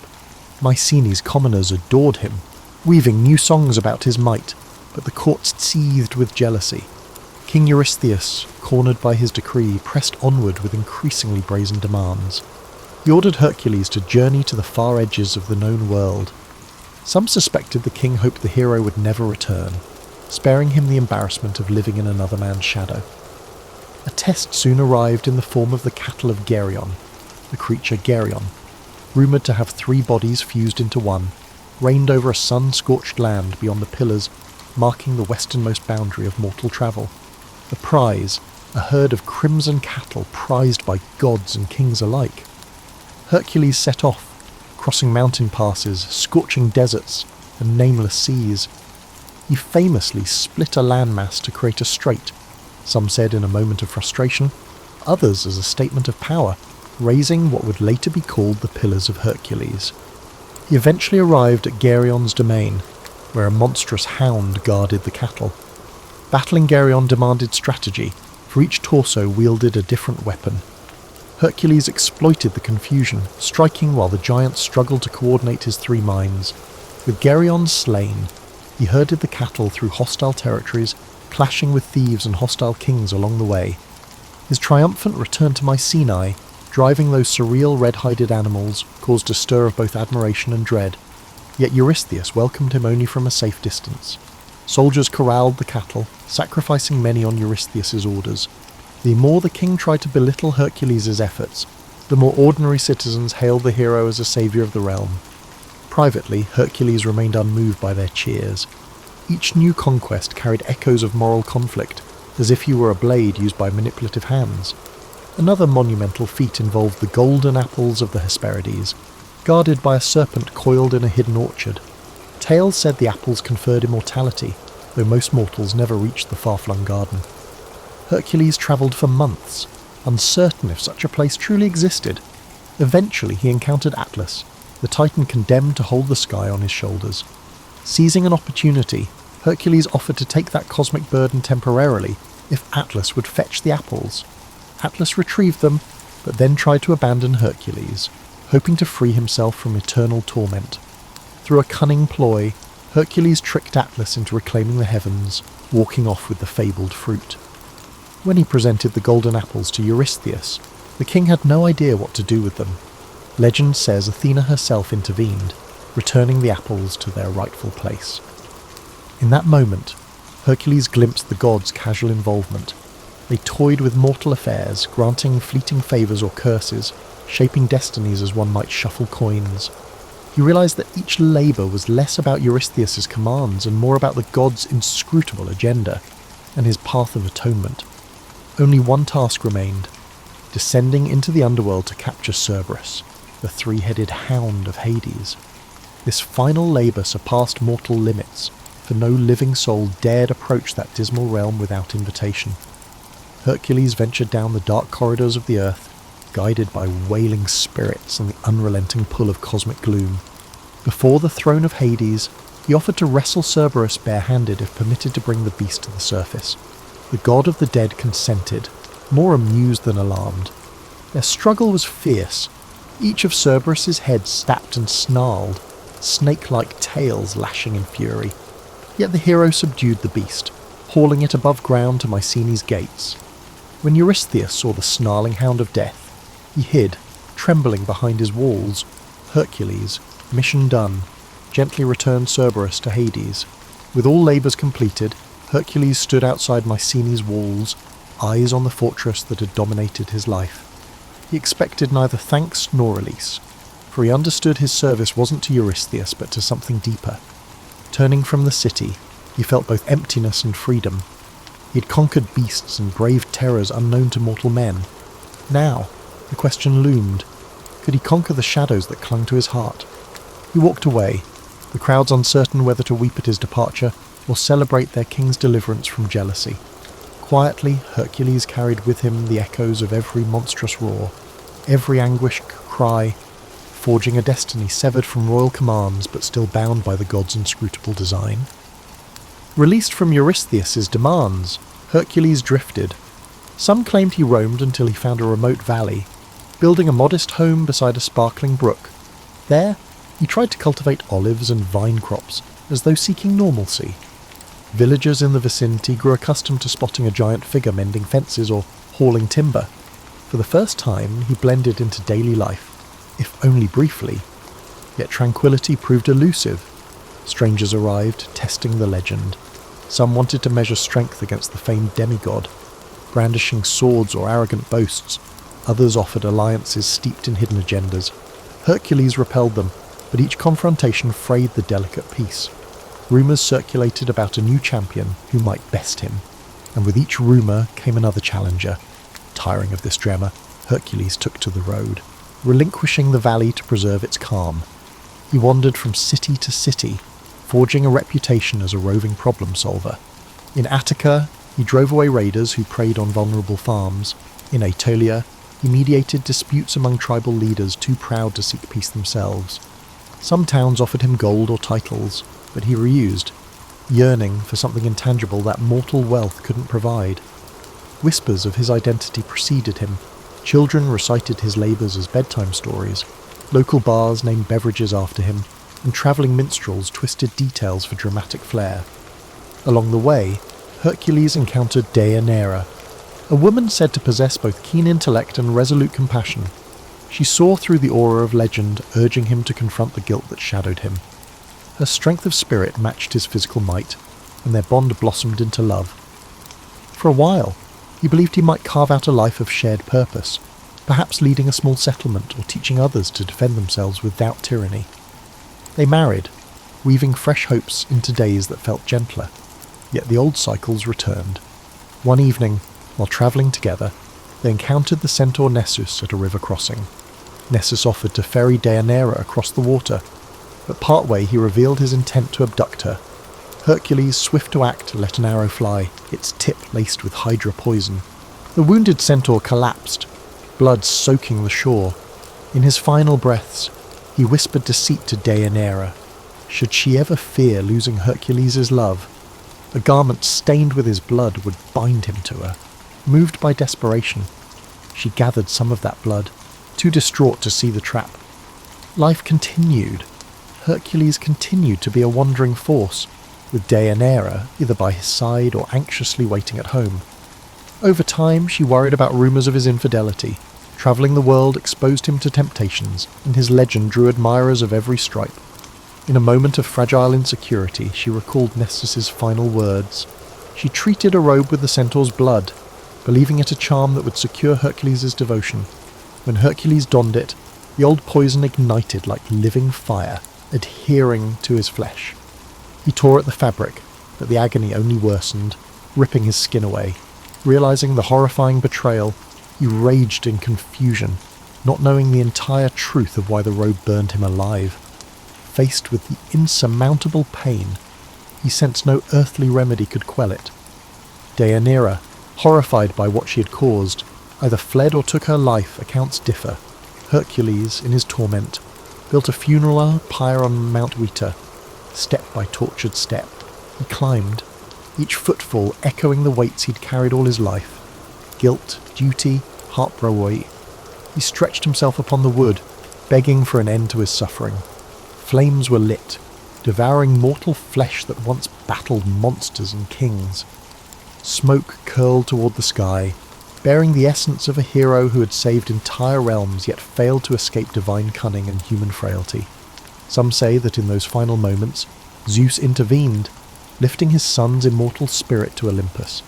Others claim Hercules simply became ash, the price of mixing superhuman deeds with all too human vulnerabilities. Wherever the truth lies, the legendary champion's last mortal breath vanished in the fulfilling of the destiny shaped by both triumph and agony. Even the wind seemed to pause in reverence, as though acknowledging that no beast or king had ever broken him as completely as love and betrayal. Hercules' end on Mount Weta thundered through the Greek world like a mournful lament. Those who'd admired him as a liberator stood in stunned silence, while others who had envied him spoke in hushed voices about the cruel caprice of fate. Priests in local temples offered contradictory explanations. Some insisted his spirit rose to the heavens, others deemed it just another tragic demise, albeit of an extraordinary mortal. In the weeks that followed, altars across the Aegean bore solemn offerings in his memory. Drips of wine, handfuls of grain, even small wood carvings depicting a lion's pelt or a hefty club. Ordinary folk struggled to reconcile the downfall of a figure who had bested lions, hydras, and giants. How could such a champion succumb to something as simple, yet devastating, as poisoned fabric? For many, it confirmed that no one, not even a demigod, was immune to the brutal interplay of divine grudges and human failings. At Mycenae, King Eurystheus' court reportedly watched the news unfold with uneasy satisfaction. Though the king had long resented Hercules, learning of his agonizing death offered no genuine relief, only a hollow sense that the realm's most potent shield was gone. Some whispered that if a champion like Hercules could be vanquished, perhaps the gods would turn a harsher eye on lesser mortals. Fear lingered in the corridors of their power, as though Hercules' fiery end had shifted the cosmic balance in unpredictable ways. Stories multiplied, as tales do. Certain bards favoured the uplifting version. Zeus, recognizing his son's heroism, welcomed him among the immortals. They spun visions of Hercules seated on Olympus, sipping ambrosia in the presence of swirling constellations. Others told the bleaker side, that the flames consumed not just his body, but every vestige of his once glorious spirit, scattering him into oblivion. Across the seas, foreign scribes embellished details, turning him into a half-legendary king in lands he never visited, or crediting him with feats he never performed. Amid these tales, Deianira's part in the tragedy sparked endless debate. Some portrayed her as a naive victim of Nessus' deception. Others painted her as a jealous spouse who rashly destroyed what she claimed to love. Still others insisted the real blame lay with the gods. To many listeners, it hardly mattered. Heartbreak had been the final monster Hercules couldn't defeat. Curiously, in small villages scattered near the sites of his labours, Hercules' memory retained a more grounded quality. In these pockets, older farmers recalled how he once repaired a broken dike or rescued a lost child in the midst of a colossal quest. Children heard bedtime stories of a giant who was kind enough to share bread with travellers in need. Here, the heroic feats remained awe-inspiring, but so did the everyday decency he displayed. Over time, that dichotomy, colossal strength paired with unfeigned humility, became the tapestry of his legend. Rulers from other city-states, seeing the potency of Hercules' name, erected shrines dedicated to him as a protective spirit. They wanted travellers to believe their territory enjoyed the hero's blessing. In some cities, small festivals arose, featuring contests of strength reminiscent of his fabled deeds. However, a whisper of caution permeated every public commemoration. Hercules had conquered monstrous beasts and overcome impossible tasks, yet a subtle sting from the mortal realm had undone him. Might alone could not outmaneuver fate or quell the complexities of love. For those who once knew him personally, warriors like Aurelius or local chiefs grateful for his help, his absence left an ache beyond description. They recalled the quiet convictions that guided him, the guilt that shadowed his eyes after each impossible feat. His final torment seemed a cosmic injustice, yet also a stark reminder that the line between divine and human was never clean. Hercules had walked that line throughout his life, wrestling monstrous forms on behalf of the powerless, while an invisible war of deities raged overhead. Over decades, recollections softened.